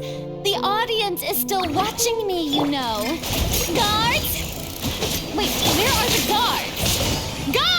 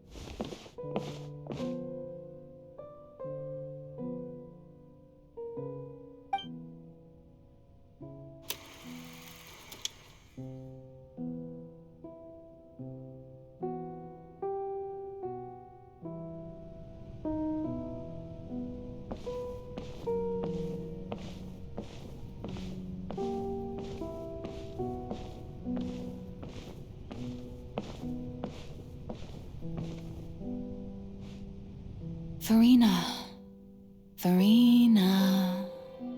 Huh? Who's that? Who's calling me? Where are you? Be not nervous. Be not afraid. I am before you. Wait a moment. You're mirror me? How can this be?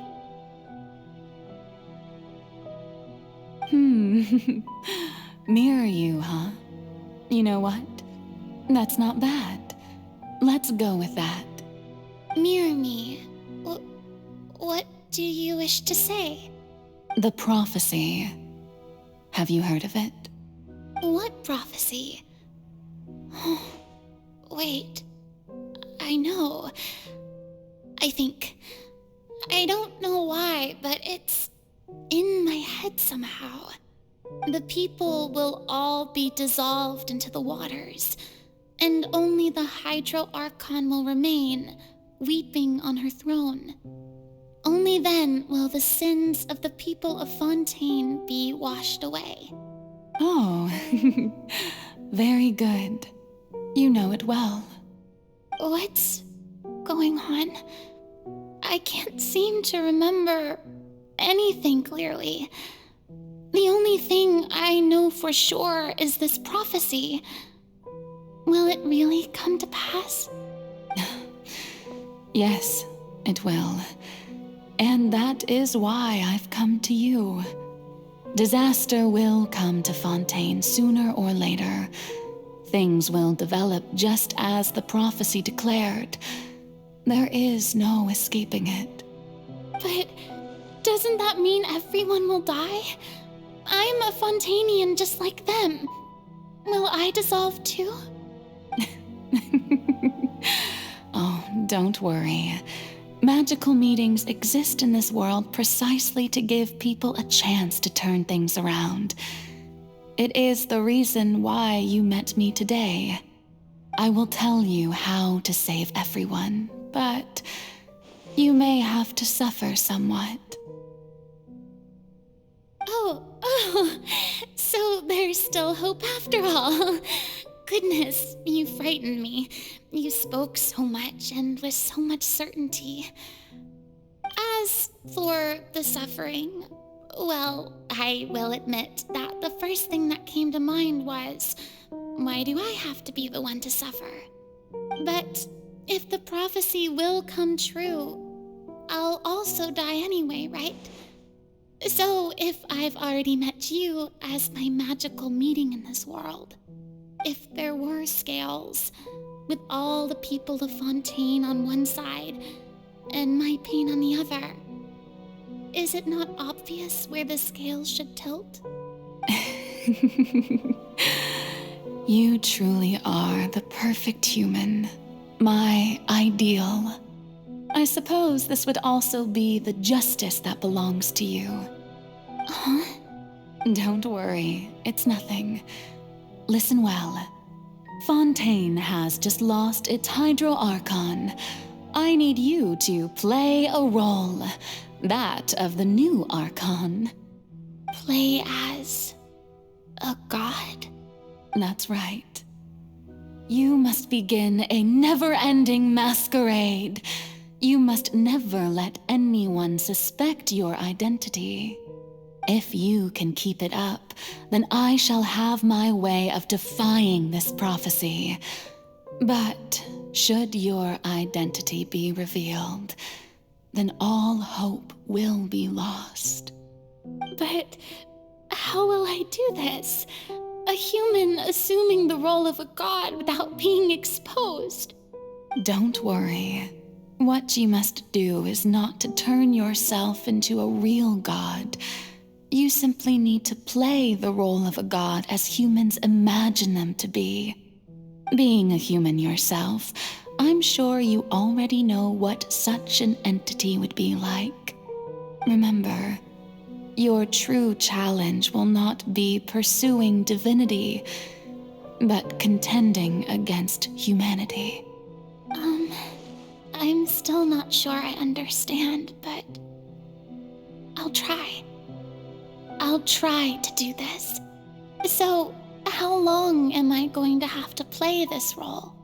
To accomplish this mission, you will have to stay on the stage for many, many years.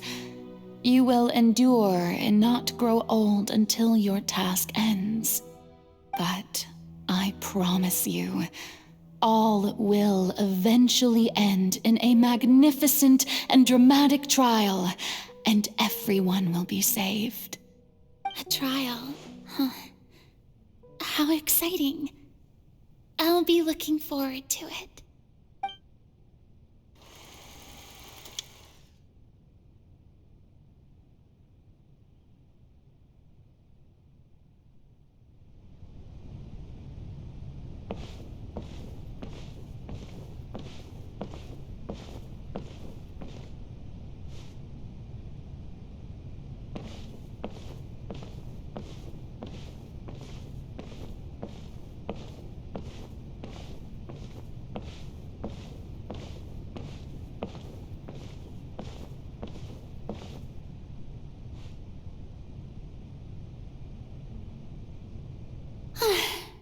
The Maison Cardinalise has announced my accession, but this is my first time facing the people.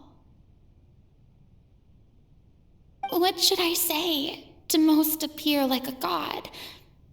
To be honest, I still don't know. Perhaps I should first try to act natural. Ladies and gentlemen, good evening, and welcome to the Opera Epiclese. I'm sure you've all heard about how I have taken on the role of Hydro Archon. Indeed, I am Verena de Fontaine, your new Archon. In truth, I know little about becoming a nation's new god, but it will be my honor to guide you all as the god Focalor, the god of justice. I shall do all within my power to lead you into an age of fairness and justice. Once again, thank you all for coming. If you should have any questions or suggestions, please send them to the Maison Cardinalise. The future of Fontaine will require us to work together, after all.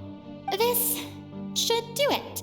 I thought I might stammer, but thankfully, I was able to convey my thoughts just fine.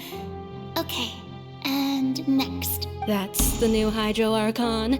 Is this some kind of joke by the Maison?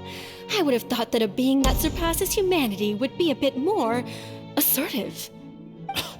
Hey, did you hear that? She even told us to send her suggestions there at the end. Shouldn't gods be all-powerful? She's being so modest. What's the difference between her and an ordinary person, then? If you ask me, perhaps the succession didn't actually happen. She might just be a Maison-backed puppet. Wait, what's going on? Why is everyone suspecting me of being a fake? Oh, this is bad. If I get exposed here, there'll be no saving the people from the prophecy. Right. Mirmi said that I just need to play the role of a god as humans imagine them to be. Calm down, Verena. Think. What do the people want? How would they imagine a god to speak and act? Assertive, with a strong sense of presence. One who can dispel all doubt. That is the character I'm fated to play.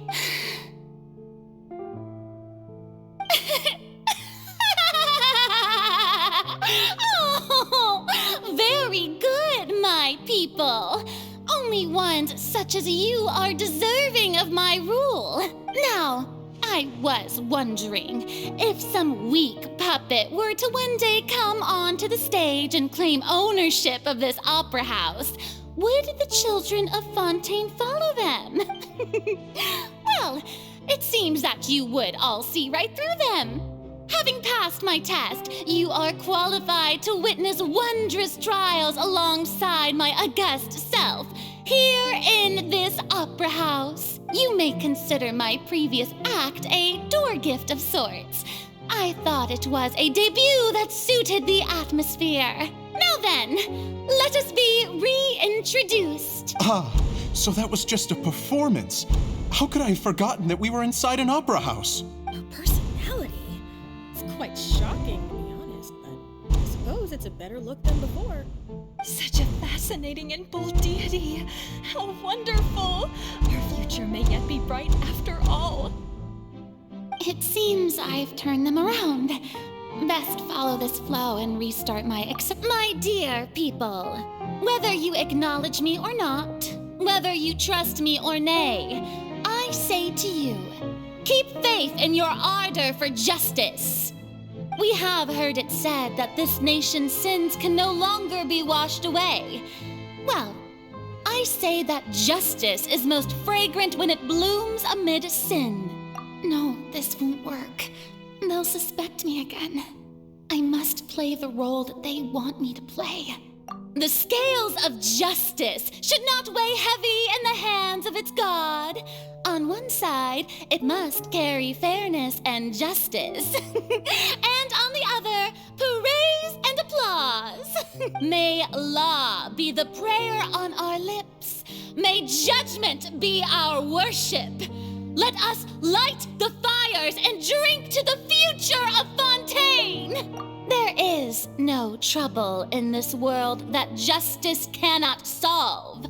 All that is needed is for you, my people, to believe in it, heart and soul. So long as I, the Archon Focalor, stand within the Opera Epiclese, so long as I stand before the Oratrice, I shall even judge the gods of this world!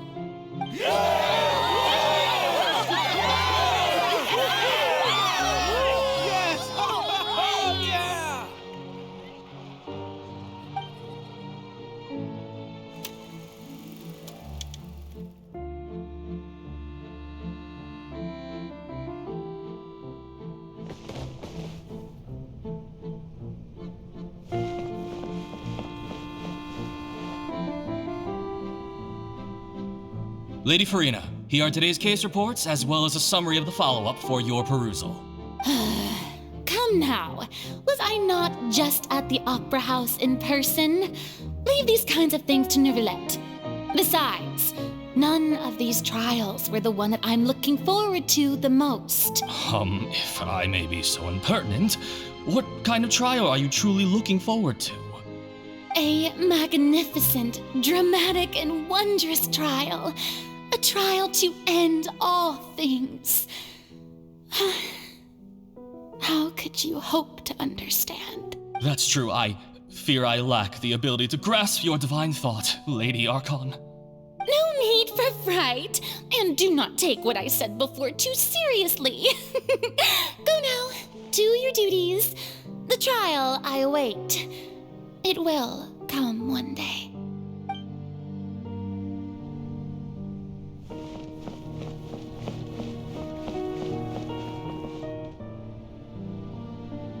Lady Farina, I don't know what to say. Thank you for agreeing to see me. No need to thank me. Or rather, thank your own sense of perseverance instead. Long have you stood in line to meet me, have you not? Oh, I'm afraid that's just an inevitable consequence of my divine charm. All right, Deoteria, is it? How is your son's illness? You remembered me, and you knew of my family, too. He is doing much better now. In fact, he is far more of an ardent believer than I. He was the one who forced me to seek an audience with you, and to bring your words back to him. Oh, good. Very good. If this should happen again in the future, please do not hesitate to come and tell me. Going down to citizens' homes every so often, while not usual practice, should serve as a fine change of pace. Oh, you're such a gentle and wise God. Thank you once again, on behalf of my son.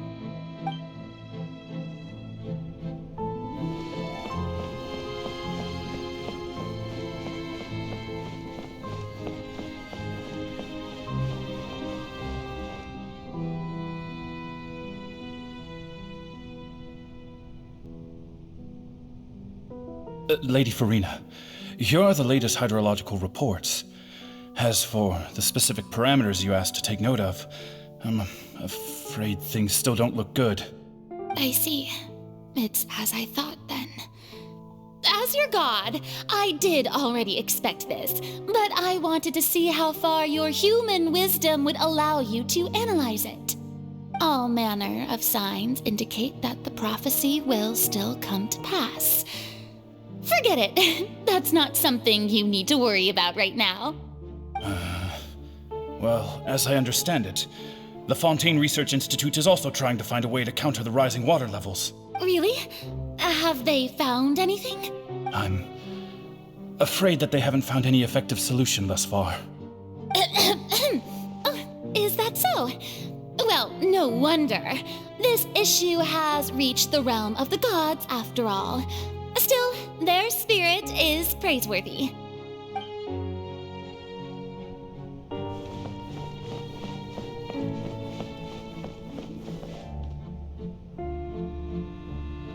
The day is finally over. I haven't had a moment to breathe this whole time. But it's good to see that everything's getting on track.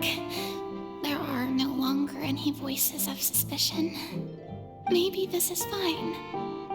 I just need to keep going, and everyone will be saved. All right, Farina, don't think too hard about this. You need rest. Tomorrow's a new day.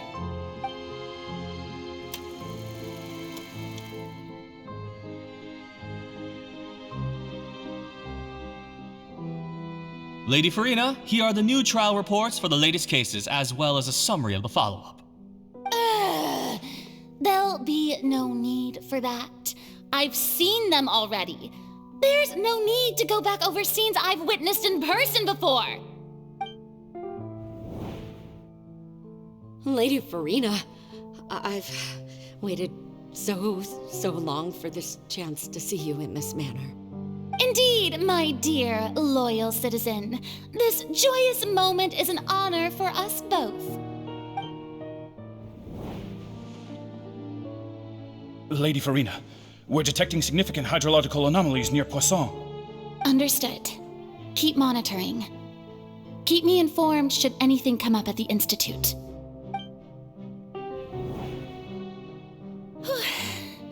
I don't think I let anything slip today. I must show the people that there is nothing to worry about. I just don't know when these days will end. I feel utterly exhausted. Best to rest early today, too.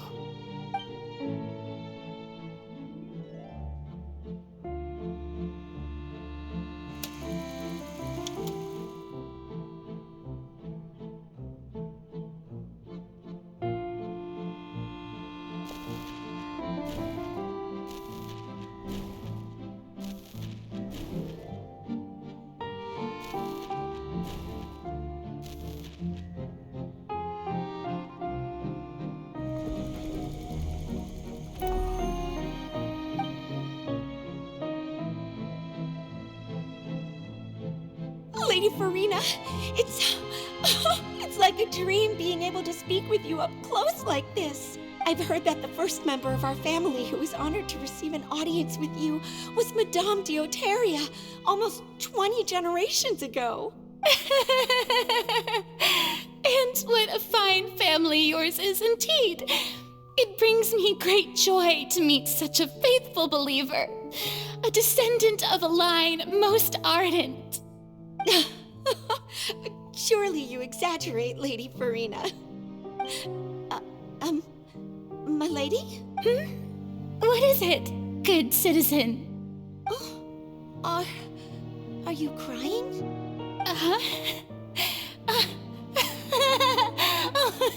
Really now? I didn't even notice. This must be the overflow of hydro from my person. Well, can't quite help being the god whose dominion is the waters, can I? No wonder. A manifestation of your power, then. Oh, Archon, I am honored to have witnessed it. Honored indeed.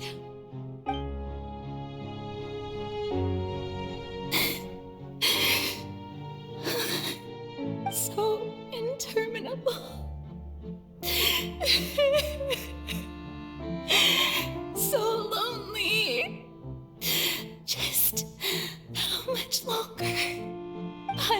of years must have passed by now.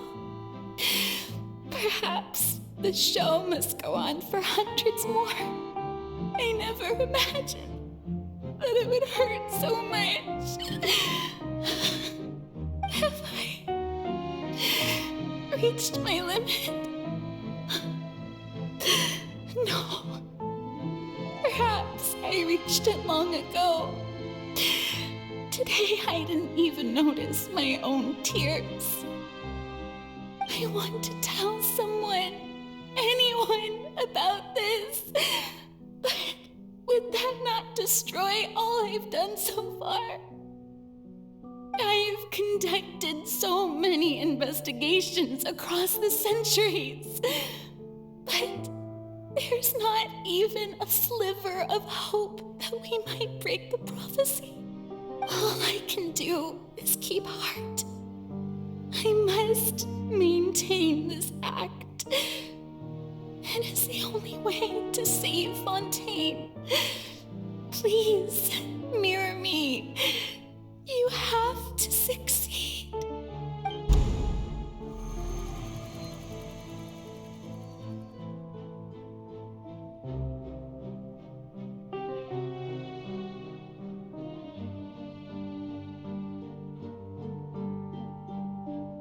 Farina, you don't have to shoulder this burden alone. Although I don't know what you might be keeping from everyone, your people are more than willing to share your burden with you.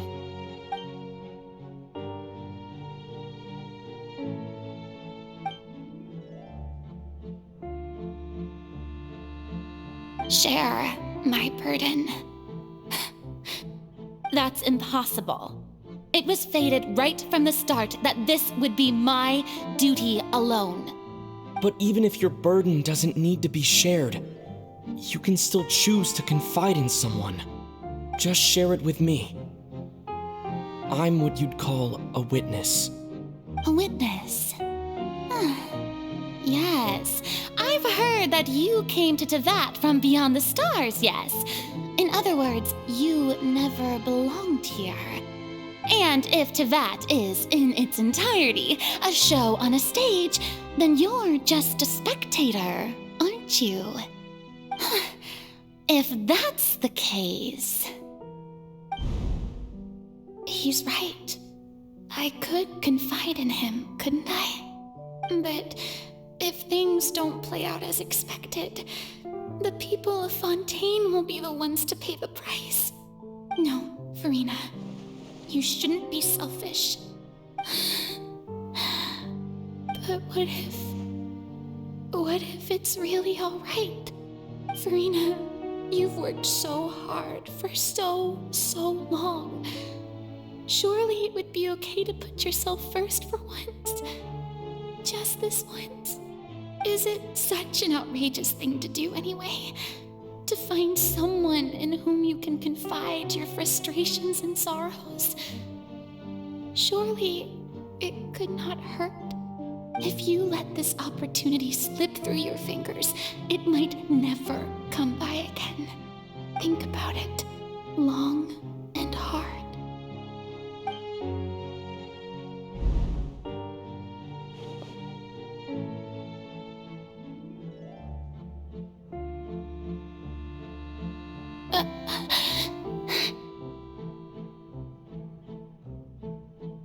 No, I have nothing to say. I am Farina, the Archon of Fontaine. Everything will surely get better. All you need to do, dear spectator, is to witness my performance until the curtains fall.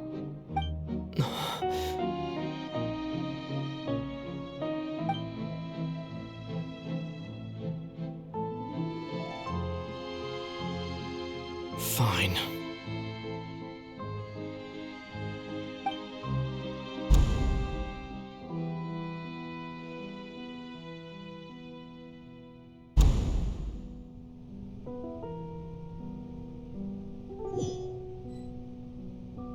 So even Farina doesn't know the truth? You've never once let her in on the full plan? Yes, it had to be done.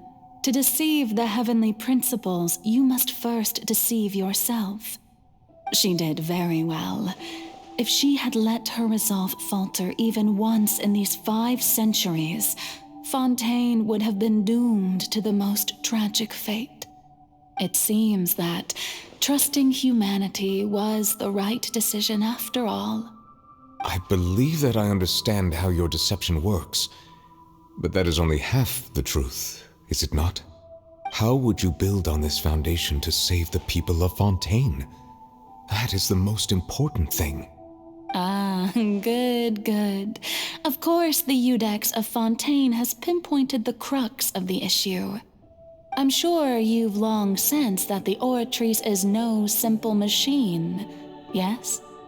I've always suspected that it had its own consciousness, and Lenny did mention that he heard a human voice within the core chamber.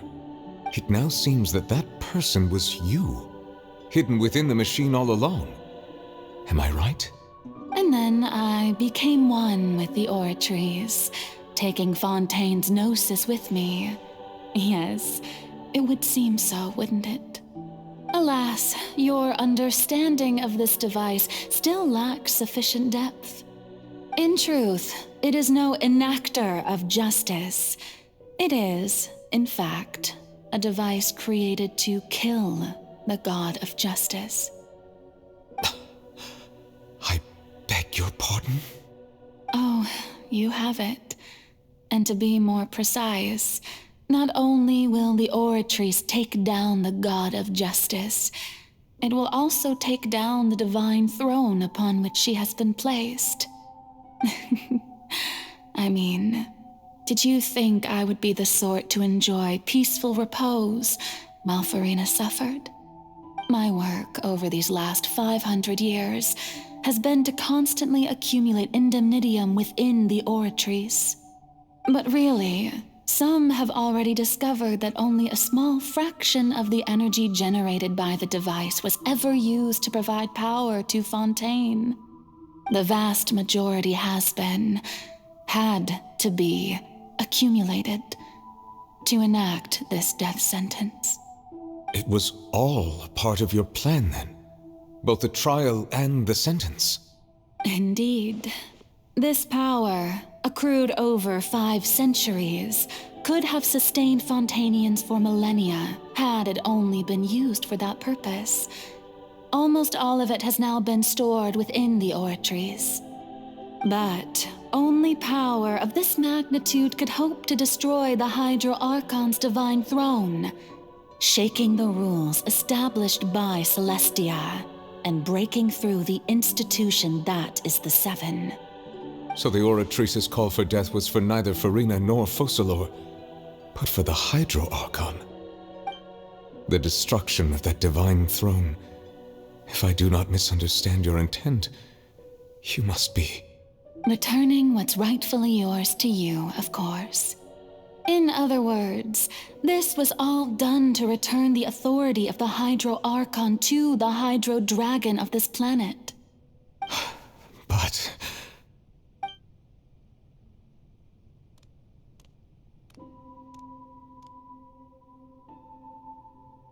Oh, what?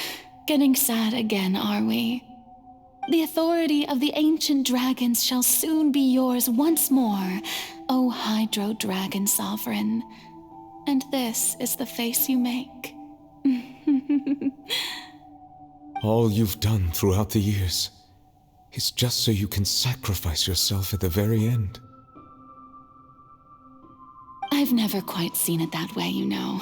Even now, I'm quite pleased at how well my deception worked.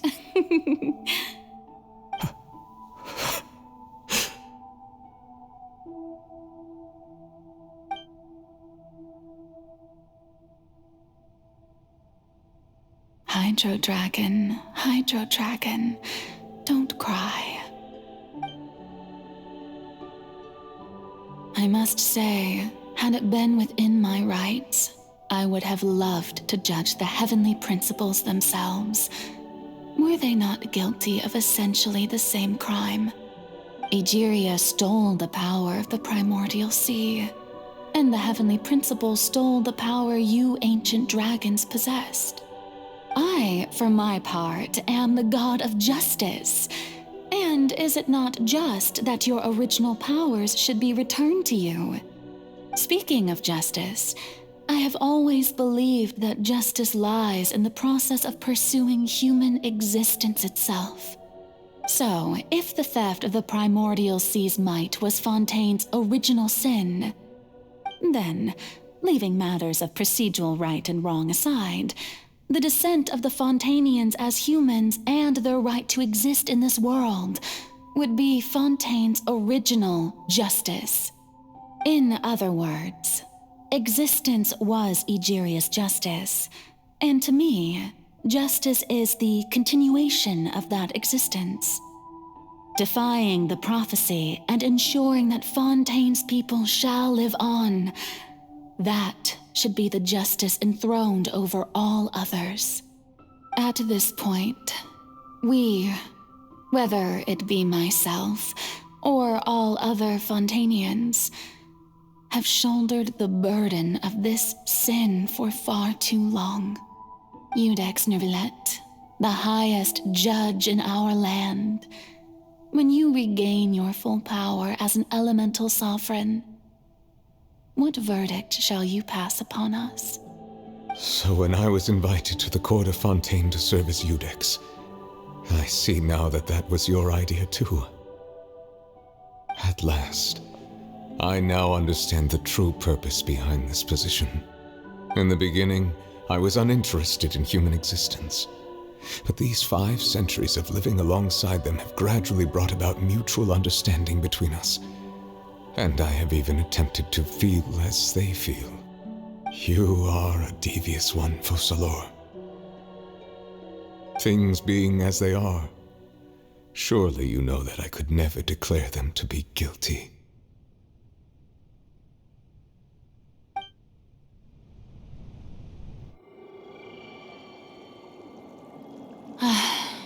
The hour of my execution is almost here. For the sinner, the curtain call has come. I know I may not sound it, but faced with death, I find myself a little afraid. Perhaps this is one thing both gods and humans have in common.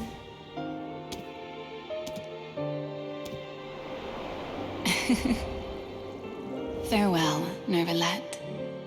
I hope you've enjoyed the part you played these 500 years.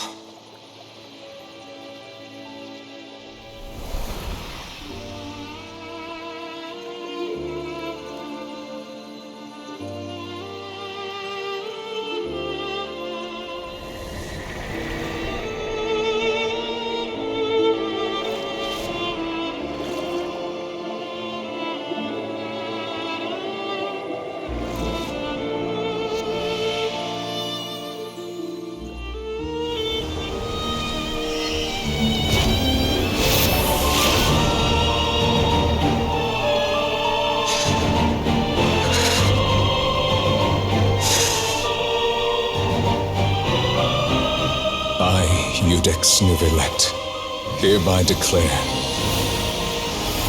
people of Fontaine, your sins are forgiven.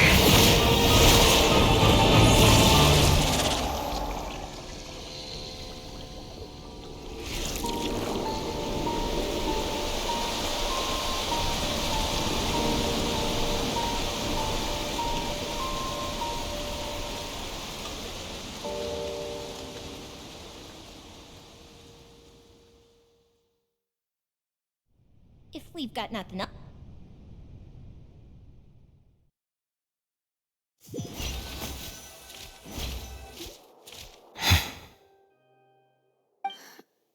What just happened? Has the death sentence been carried out? Was that bright light some sort of misdirection? I have a feeling that something huge just happened. But since we're all still alive and haven't been dissolved, I assume whatever happened was good for us.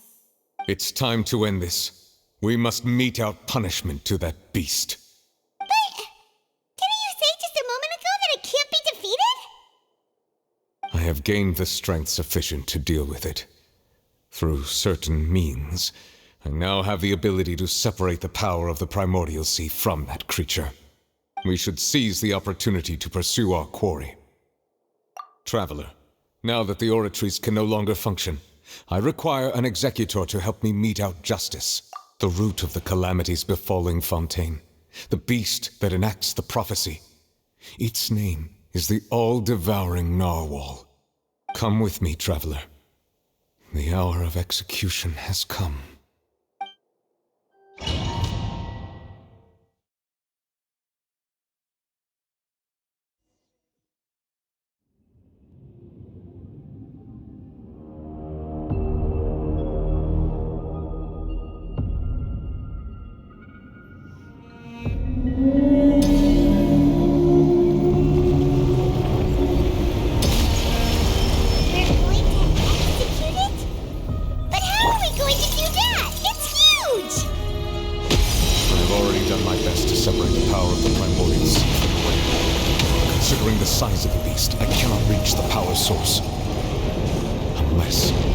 Find a way to attack it from within. I shall share a part of the ancient dragon's power. We shall look for an opening together.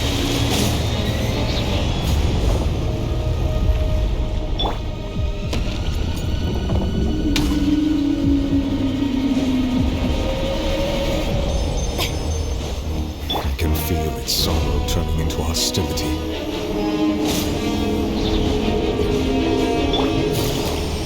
Quietly now. Let's light it up, everybody!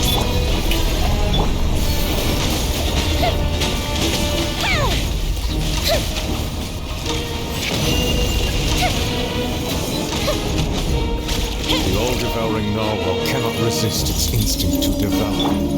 Continue to trigger its hostility. Chance will present itself.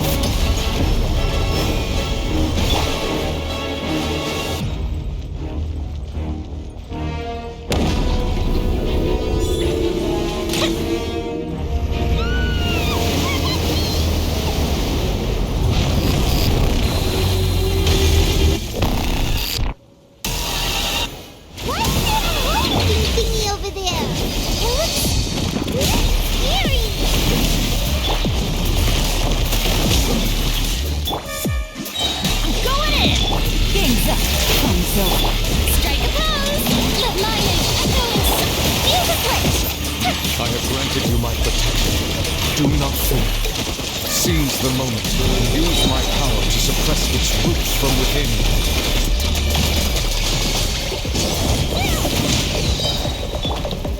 Time to shine!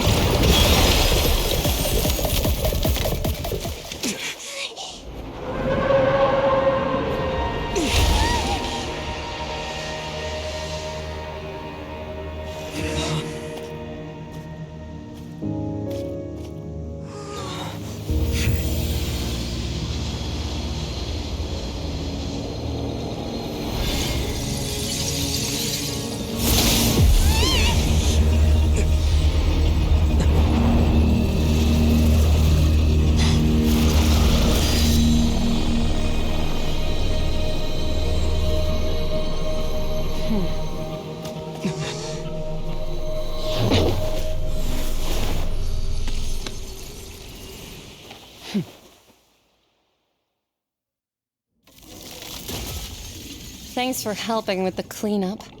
It should have been my job, but oh well. It was just supposed to be a short private training session for me. I didn't think that my disciple and my master's pet would start brawling in the meantime. Well, actually, I had a feeling that it would happen at some point, but they bumped into one another earlier than I thought. What a blunder. I suppose I'll have to swing my sword 3 million times as penance. That power. Who are you exactly? Paimon has an idea. From what she said earlier, she must be Child's master. Skirk, right? It's just that he gave us the impression that she was the less talkative person. I simply did not have anything to say to the weak. But you, on the other hand, managed to defeat the all-devouring narwhal without using power from beyond this world. So you may speak to me as equals.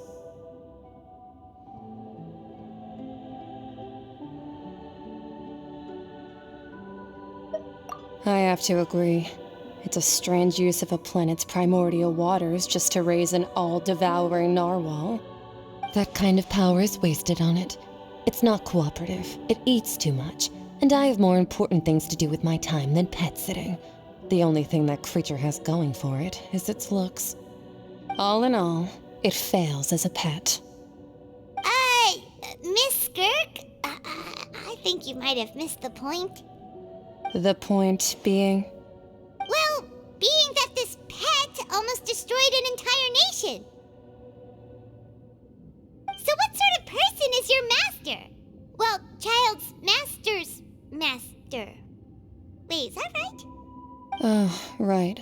So you don't know him. Sorry, I assumed you did. His name is Sertologi.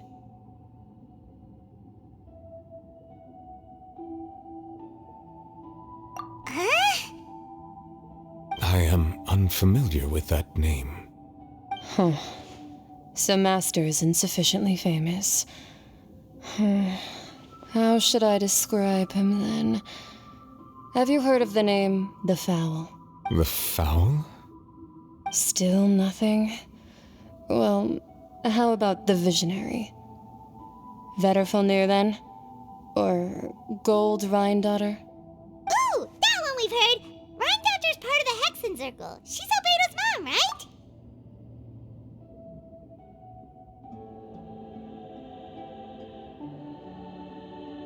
Oh, so you do know that name. To be honest, I also heard all of those names and titles from my master. I don't actually know them either. But I suppose you understand now, yes? My master is likely a similar sort to Rhine-Daughter.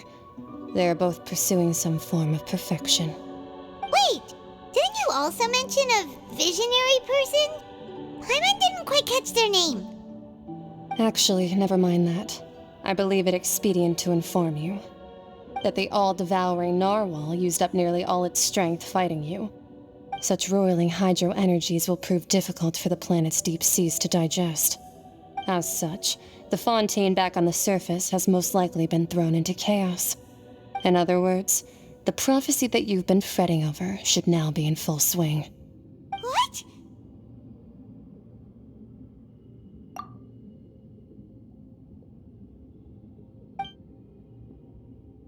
Not to worry. Focalor has already managed to deceive the heavenly principles. In the end, the people will all be dissolved into the waters, and only Farina will remain, weeping on her throne.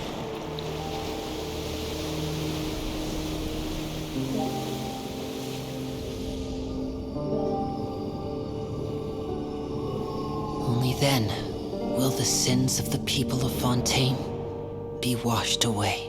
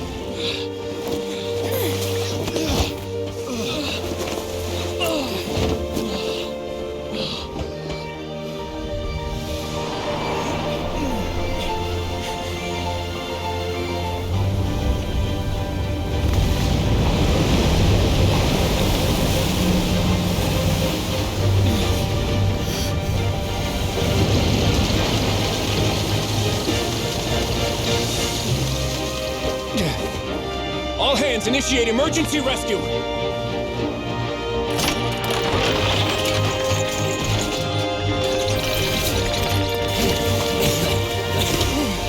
Hurry!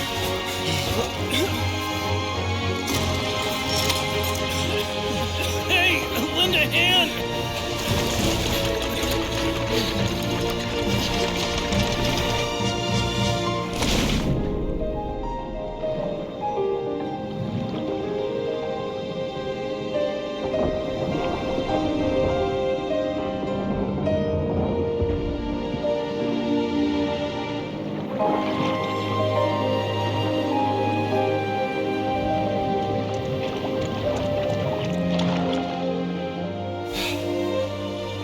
Look! The water's receding!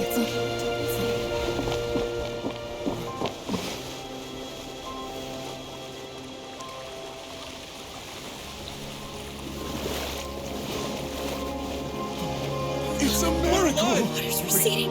We didn't dissolve. The prophecy was wrong. The prophecy was wrong.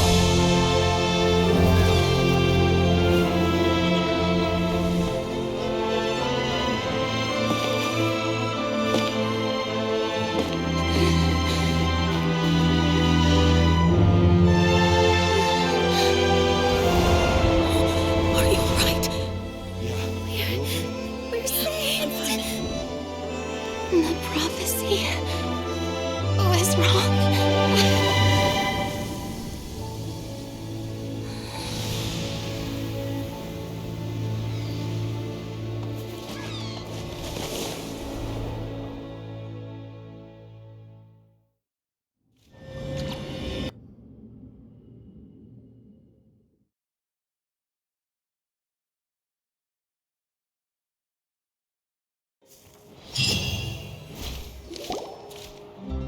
The soil renewed.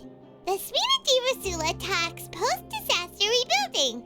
I recently visited Poisson to meet with Miss Navia, spokesperson of the Spina, and we spoke about Poisson's present and future.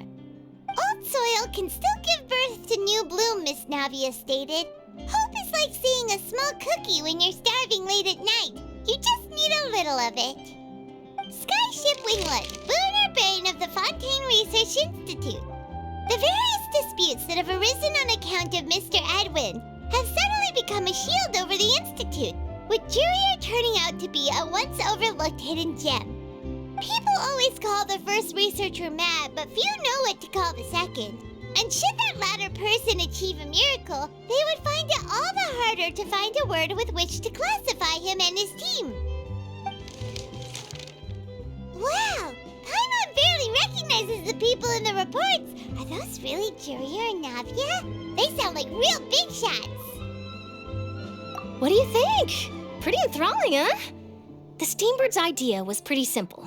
With the disaster just having passed, we would print a free edition packed to the margins with good news to comp. The value for these big scoops lies in their inevitable follow-ups. We'll publish further reports and go into the stories behind those people.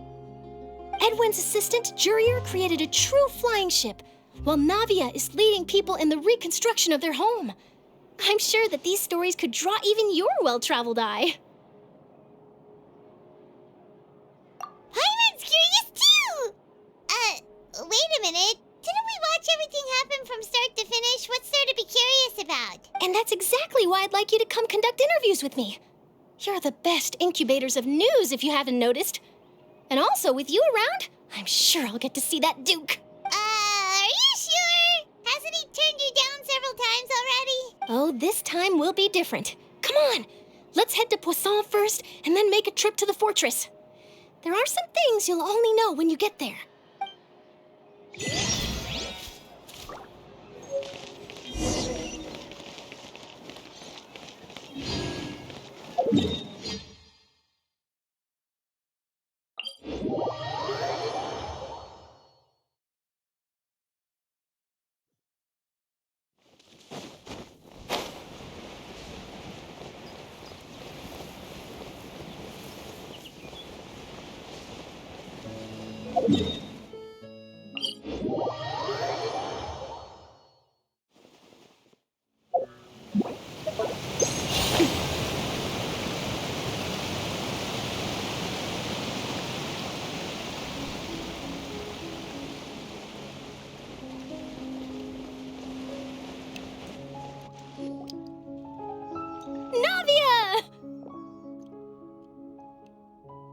Oh, it's you. What brings you all here? Hey, we're just having a look around. I'm here to update myself on how things are going here. Oh, the Fatui are here too. Let me introduce you. This is Mr. Garunt Snezhevich. He represented the Knave in sending us a large amount of supplies, and is helping with our work. Our residents are hard at work as well. Thanks to everyone, work is progressing nicely. We've lost a lot of people, but we're moving forward. That will have to be enough. Hello, Miss Charlotte. I'm a big fan of yours. I especially like that article you wrote last year about Fontaine's stray cats. But if you don't mind, could you not emphasize our role too much in your report? It's not charity we're doing here. We just happen to share the same interests as the Spina. I get where you're coming from. I'll keep it as simple as possible. Or would you be willing to feature as friendly neighbors? That would be fine. Thanks. Oh, you're back too. How are things? We finished laying down the construction materials. It'll be another hour before the workers are able to go over there. Huh? You're here too, Clorinde? Well, her reputation's greatly risen after that whole duel business with Miss Farina. So she's here in Poisson to wait out the heat. All right. She really came here to help me out. There's too much to consider in the reconstruction of Poisson. The Spina has need of more decision-makers. And, well, I do already happen to be connected to Mr. Callis. Oh, wait just a moment. Do you mind me asking a few questions? You know, about how you felt before the duel, about what it was like facing down a god. There's lots of exciting material there, I bet. Forget it. I'm sure you can find a better theme than that, Miss Charlotte. I see you're the same as always. Couldn't you do me a favor, for Navia's sake? Well, if we're talking about doing things for my sake, you might as well just take a few more photos of me. Or of the Traveler. It's better than wasting time persuading Clorinde, at any rate. Of course I will. I'm not gonna let him off that easy. All right, then everyone who wants to be in the photo, gather up. And smile.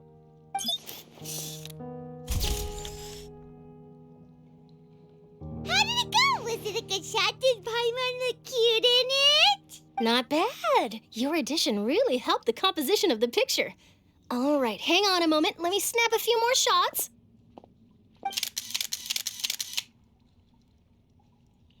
All right, that should do it.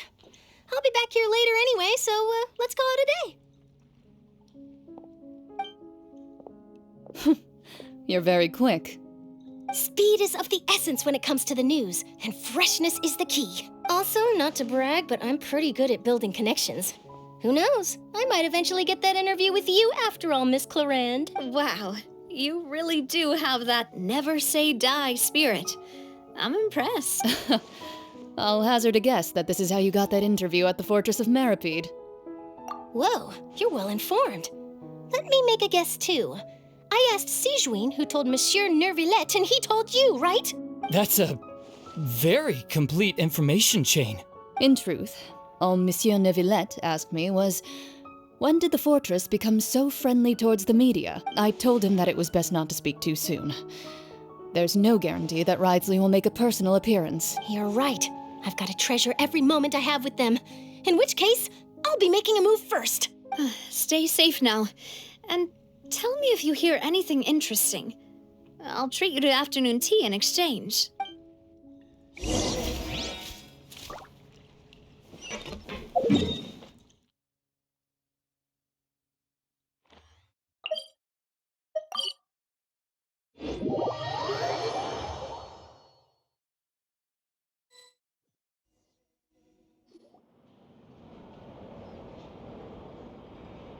Wow, guess we're here again, huh? There's a real nostalgic feeling to this place. Looks like you've been missing us. Duke! Did you come all the way to the entrance to greet us? Of course. I'm here to welcome you and our dear Miss Charlotte, whom our good head nurse recommended to me. It's an honor to finally meet the much-rumored Duke. Thank you for consenting to my visit to the fortress, sir. No need to thank me. But that said, I shouldn't be the focus of your interview. I trust you recall our agreement? Of course, of course. All right then, this way.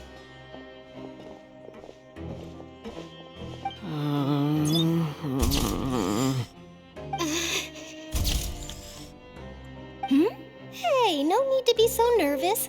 I've already taken all the photos we need. Miss Charlotte, do these pictures really need to be published on the cover of the Steambird? It would seem that Miss Lorvine doesn't want her face to appear beside that of Mr. Jurier, Sir, please don't say things like that. But it looks like dear Mr. Jurier denies it. Might this interview be very important to you then? No, I just... This is my first time being interviewed, and I'm very thankful to the Steambird for... Now, I might not look it, but I actually did meet Mr. Edwin once. And I'll be honest, I enjoyed chatting with you more. You've definitely got more of that genius vibe going on. The boat that brought about a miracle, the ark that saved the people. Why, you recreated a myth back there, like an emissary of legend. Still, if I might ask, where's that flying ship now? Huh! Looks like Charlotte's trying to get herself another exclusive scoop. I have to apologize, but that ship is presently in the bowels of our factory. I'm afraid it won't be easy for you to get a shot of it. Really? Well, then in that case, could I have an interview with you to make up for that loss?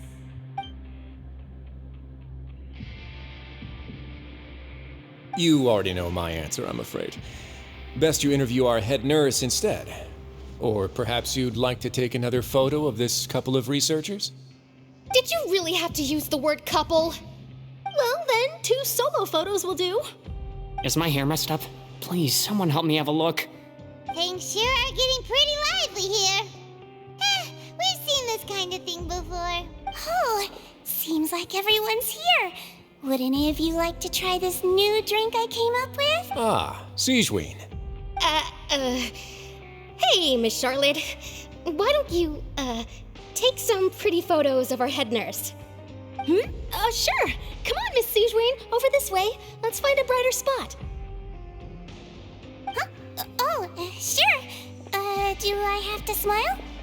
So, how have things been at the fortress? Same old, as you can see. Fontaine's undergone some changes, but this place is still more or less the same. Other than that flying ship, it got a tad too much attention, I think. That's why I decided to let the interview go through. We should direct more public opinions toward the behind-the-scenes heroes. Am I right, Mr. Jurier? Miss Lorvine? You're too kind, sir. I believe that you too should have your day in the sun. Not that you would want that, which is a pity. I'll just leave the spotlight to you two.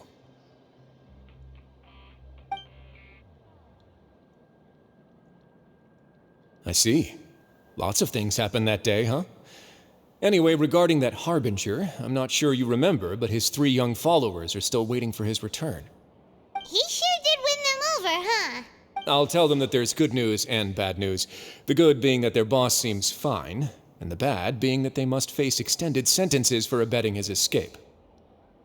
Oh, actually, what about you? Are things gonna change for you too? What change can there be? The fortress will keep chugging along, and so will my duties. As to what Miss Farina's departure will mean for the nation, and if our laws and governance will be transformed, we'll leave those to the folks in the overworld. Hey everyone, the photo shoot's done. Good. In that case, let's call it a day here. Thanks for your cooperation. Come on, Traveler, let's go. Till next time, everyone. There'll be a next time? Maybe. Who knows? I might write a story about the underwater factory next time. Until then. All right, last stop, the docks.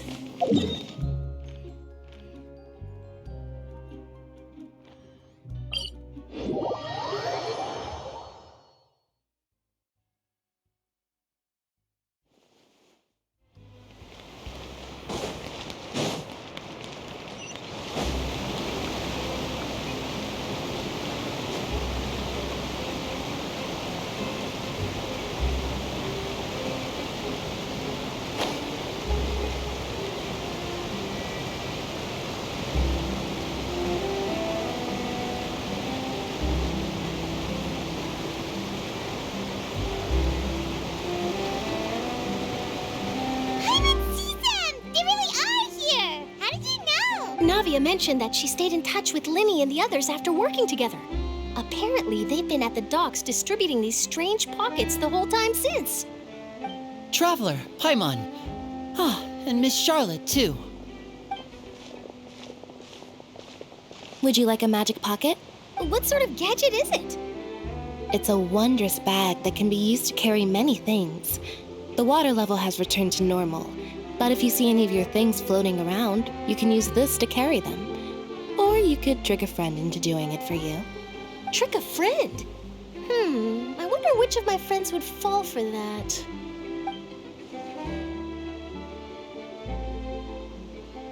You could just make a friend like Fremine here. Isn't that right, Fremine?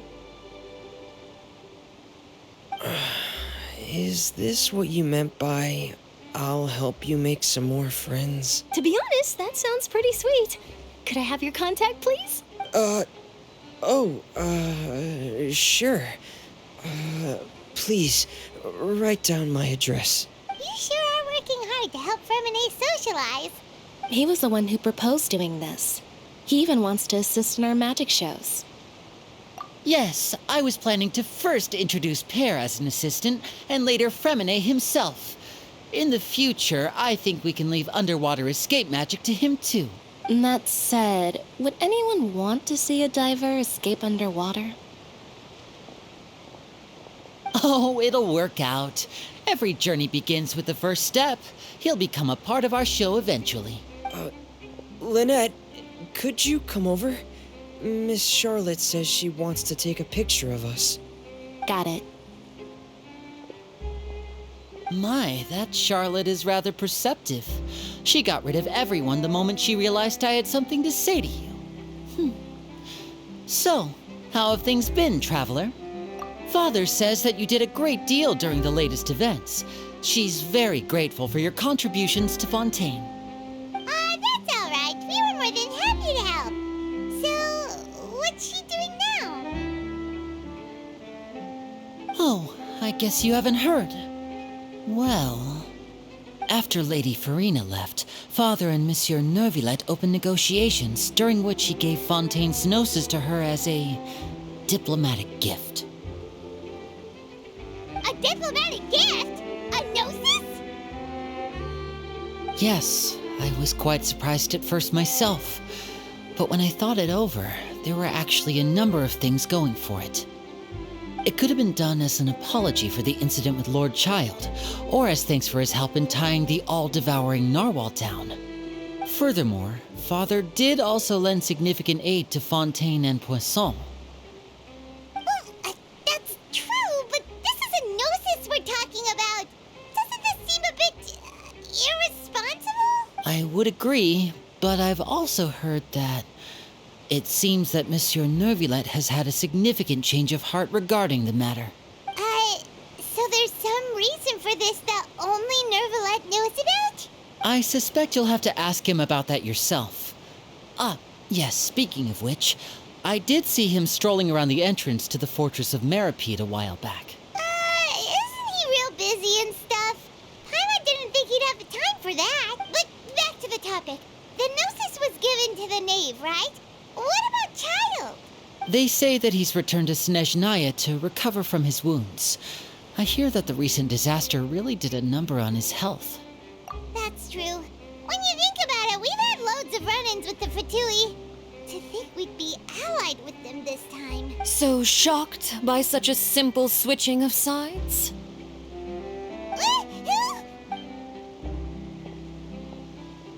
Father! Well, what do you know? Come to the docks to see how my children are doing and meet the Traveler by chance. Please do not pay my accomplishments in Fontaine too much mind. I would have done them regardless. Are you going to take the gnosis back to Snezhnaya? That is our duty as harbingers, yes.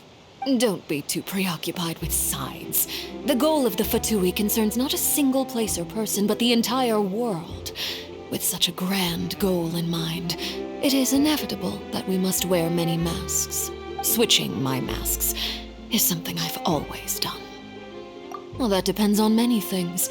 No one truly knows what the future holds. What good is honesty if you can't rely on it forever? As for you, I very much look forward to our next collaboration. Good things cannot be achieved alone, and you've proved yourselves to be great partners. A vision?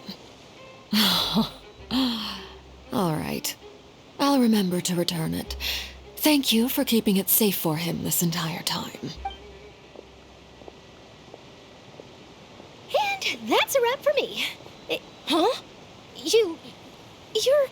Greetings, Miss Journalist. Hello.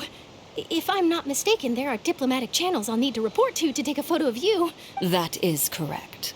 So forgive me, but I will not be able to serve as a subject in your article. However, feel free to write as much as you'd like about our dear magicians and our upcoming rookie talent. I will. The sea breeze is quite pleasant. I shall continue my walk while the weather remains so agreeable. Farewell. Farewell, Father. Oh, she has such an intimidating presence. I didn't even dare to take a picture. Thankfully, I've already wrapped up all my pre-scheduled interviews. Thank you all. This'll be more than enough for me to write about, I'm sure. Don't be too nervous. Why don't you take a magic pocket before you go? Here, Traveler, Paimon, you take one too. To move things about? That's right. Funny. I was giving out magic pockets when we first met too. And what do you know? I'm doing the exact same thing right now. So many things have happened, but the pockets are still the pockets. I guess this must be life. We will all follow our own paths, and serendipity will lead you to your fated friends. All right then. We'll be handing out pockets in some other districts later, so we'll get going now. Have a good day. Well, guess we sent Charlotte, huh? Shall we go see how Neverlette's doing? As long as he's not so busy that he doesn't have time to chat anyway.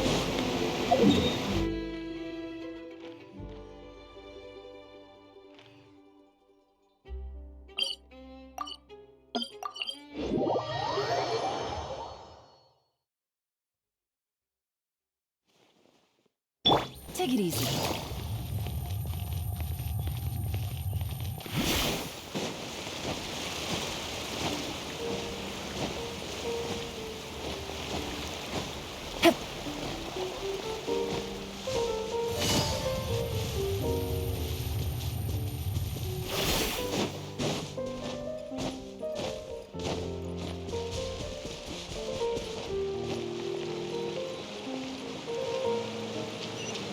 To the fortress! Ooh, he really is there!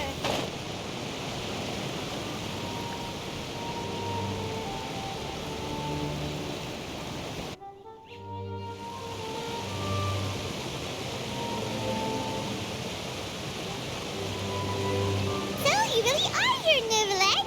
Paimon didn't think you were going to have free time this hour of the day. Really? Oh, I suppose you must have met Mr. Linney. He took the time to greet me earlier when he passed this way. In any case, you came at a good time. I was just considering reaching out to you to set up a meeting, so I may explain some things that I haven't had the time to before. Aw, Paimon's glad that you remembered. Thank you for keeping us on your mind, what with you being busy and all. Alright, let's have it then. How was Fontaine actually saved? The whole business is still quite the mystery to us. It is strange how words can often leave a bitter taste in the mouth when it finally comes time to say them out loud.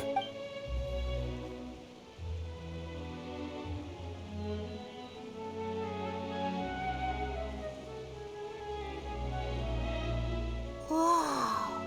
So that's what happened? Fussalor destroyed the divine throne of the Hydro Archon and restored your power to you, transforming you into a fully fledged elemental dragon sovereign. But Paimon still doesn't quite get what you did to save the Fontainians from dissolving.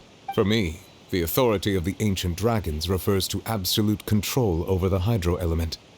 Fontainians were incomplete humans born of Egeria's use of the power of the primordial sea, with constitutions similar to that of mimics.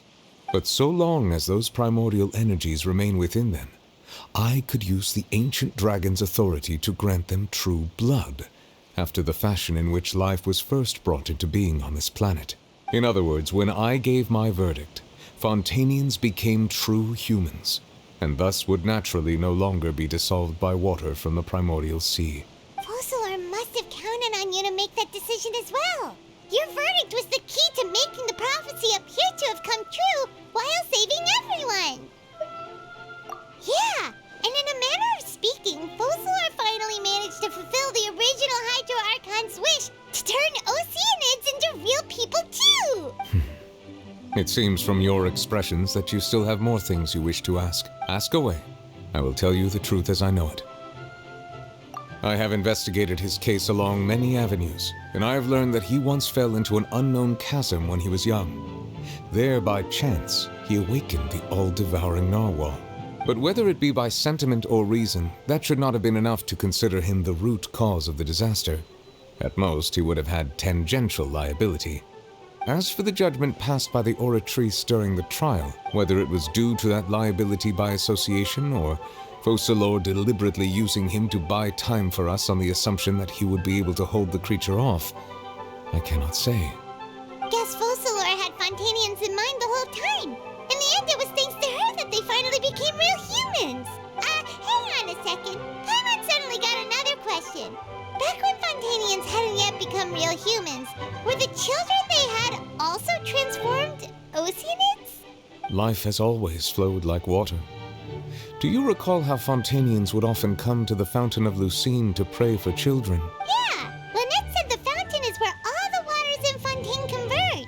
In truth, even those couples did not know that such prayers were no mere custom, but instead a form of ritual. Those Oceanids who were blessed within the spring water would later descend as new humans in the coming months. Paimon sorta gets it now. Either way, seems like this ritual won't be of any further use, but it'll probably live on as a local custom. Ask away. I will tell you the truth as I know it. Yeah, about that. Risley said Farina has already left. What's that all about? Ah, Lady Farina. The people are only aware that her death sentence has not been carried out. She abdicated the post of Hydro Archon and left affairs related to that title to me, before leaving the Opera House. I related Fossilor's words to her faithfully and completely. After hearing them, she seemed neither saddened nor comforted. She simply said that she was tired and needed to rest. Having said that, she then packed her things and moved out of the Opera House, not unlike how an ordinary person might. But she's still got a place to stay, right? You need not worry. I will make arrangements to ensure that she will not want for food, clothing, board, or travel. In truth, I am somewhat happy for her. The wear and tear on her spirit will, of course, take time to heal. But now that she no longer has to play the role of Fossilor the Hydro Archon, she can finally lay down her burdens and lead a normal life. What about you then? What are your plans now that you've regained your full powers as the Hydro Dragon? After Fossilor passed on, the Oratrice also ceased to function. This matter will directly affect our trials. After much careful consideration, I've decided to take over its role in our courts. From now on, I shall hear cases and pass verdicts by myself. Looks like you're still considering stuff from the perspective of the Udex, huh? As an elemental dragon, there are indeed many things that I must do. But this power and this duty, in a manner of speaking, you could say that both were granted to me. As such, before I attend to my other responsibilities, I must first and foremost continue to serve Fontaine as its highest judge. The duty of the Hydro Sovereign and the duty of the Udex shall coexist within my person. Additionally, the Hydro Archon's departure has brought about another problem, which is that the Opera House shall no longer produce indemnitium. That's true. That power was derived from the people's faith in the Hydro Archon, wasn't it? Wait, but the various mechs and machines in the city are all still okay. Where are they getting their energy from? As I am now, I have full command over New Musia, and it can serve as a complete substitute. Another reason why I cannot quite leave Fontaine immediately. Wow. This ancient dragon's authority stuff is really quite useful, huh? Ask away. I will tell you the truth as I know it. Oh, that's right! They say you've given it to the knave as a diplomatic gift or something! Leaving aside their intentionality, the two Fatui Harbingers have indeed done much for us during this crisis. Their sole remaining goal in Fontaine, at least at this point, would seem to be the Gnosis. The Oratrice has ceased to function, The Hydro Archon's divine throne is now no more, and I do not need the Gnosis' power. As such, it has lost all meaning for Fontaine. If the Fatui have impure designs, then we might as well accede to their request now, and avoid unnecessary conflict. What complicated considerations? Paimon thought you were just giving it to them out of gratitude to the knave and as an apology to Child. Ask away. I will tell you the truth as I know it. You will soon be heading to Natlan, I presume? I'm afraid that I have little talent as a travel guide, so all I can do is tell you what I know about that land. As far as I'm aware, Natlan can be said to be a nation of dragons. A nation of dragons? You mean like you? No, I suspect that I would not find myself welcome there. Unlike ancient dragons such as myself, the dragons of Natlan have undergone long years of development and evolution. Large numbers of them have entered a form of coexistence with humanity. Natlan is also the nation of war. War ravages those lands like an undying flame. There is one other piece of information I got incidentally from my negotiations with the knave that I believe may be useful to you. The harbinger known as the Captain has thrown his hat into the endless ring of war.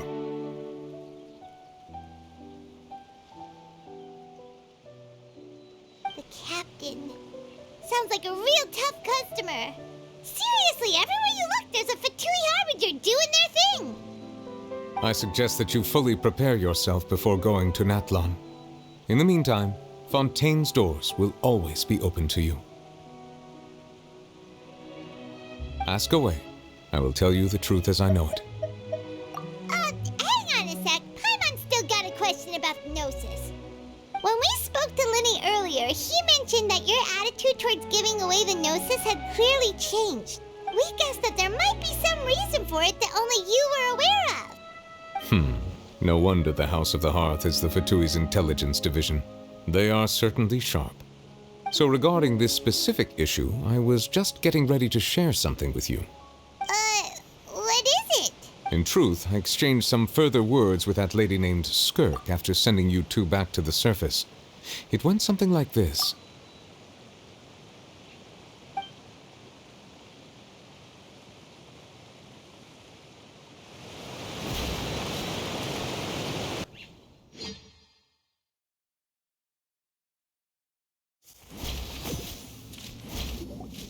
Well, we're going to head topside to see what's going on. You hurry over soon as well, all right, Nervalet? What next? The all-devouring narwhal isn't here, so I'm no longer getting any interference. I can finally catch the scent of your power, what it's made of.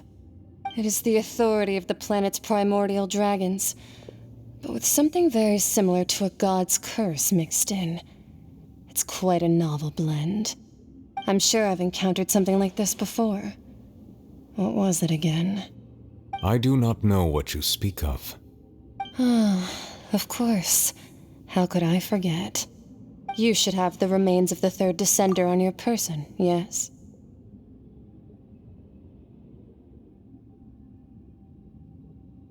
Remains? I've never heard of any such thing. According to your parlance, I believe it may be called a gnosis.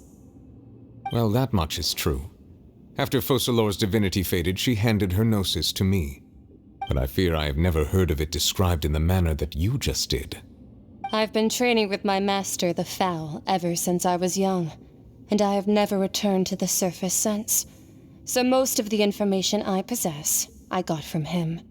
It is only natural for those who are greater than humanity to possess a different sort of common sense, which is why there are so many problems in our attempts to communicate with humans. Regardless, you should probably get rid of objects of misfortune to prevent any disasters from befalling you. To live in itself is a blessing. But once a person dies, the bonds he once had with this world shall all turn to curses. What do you mean by that? No need to fret. These are just my personal thoughts, and my reason for no longer wishing to return to the surface. This third descender you refer to, who are they? And when did they die? Master never mentioned them to me. Perhaps it just wasn't that important for me to know. If you're interested, though, I could ask him. I'll be sure to pass the answer on to you next time. Next time? You believe we will meet again? I do. Wait. I have a disciple of my own, don't I? He can be the messenger then.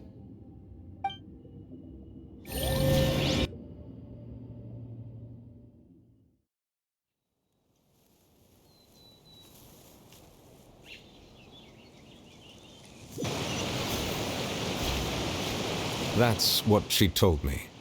Whether it would prove useful or not, I wanted to pass that information on to you. The remains of the third descender? So that's what the Gnosis actually are. Paimon just thought they looked like chess pieces. How could they be a person's remains? All the same, assuming that there was no misunderstanding or special metaphor at play, that is what she meant to say. And she said that it would bring misfortune and that you should check it, which is why you gave it to the Fatui. If she speaks the truth, then I would simply be putting Fontaine at unnecessary risk by keeping it here.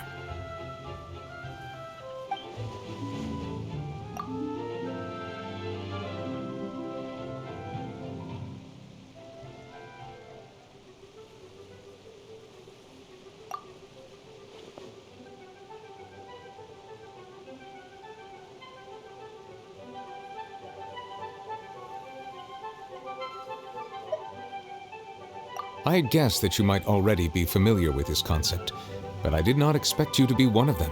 That means that the Gnosis, which are exceedingly element compatible and can even enhance elemental abilities, do indeed come from the third descender.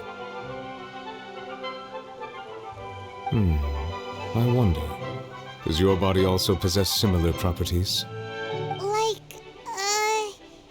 Like being able to use elemental powers without a vision. That does sort of count as special compatibility, right?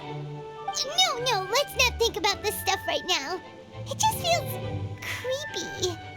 Comparing the Traveler to the dead third descender and all. That's what you say, but this topic still feels like bad luck. Once Child recovers, let's get some more answers out of him. Or go look for his master and get the answers that way. I too believe it unwise to make too many blind guesses when information is lacking. The same is true of being at court. All right. Whatever the case, it seems like the crisis here in Fontaine's over for now. Yes. All of Focalor's efforts were for this moment as well. But she sacrificed herself in the end as a god, and she suffered through all those years as a human. Was that really what she wanted? I suppose that would be the mystery of a god's will. I suspect not. But once in a while, I too would guess that if wishes were like the clouds in the sky, they will one day return to the earth as raindrops. Life flows like water, and rain is the final answer. The water levels may sometimes tilt one way or another, but the rain falls fairly upon all. And what, ultimately, is the difference between the rains that fall upon all of us?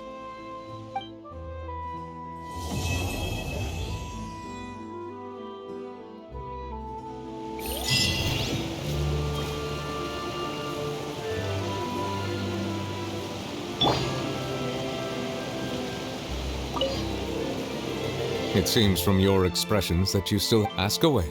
I will tell you the truth as I know it. I suggest that you fully prepare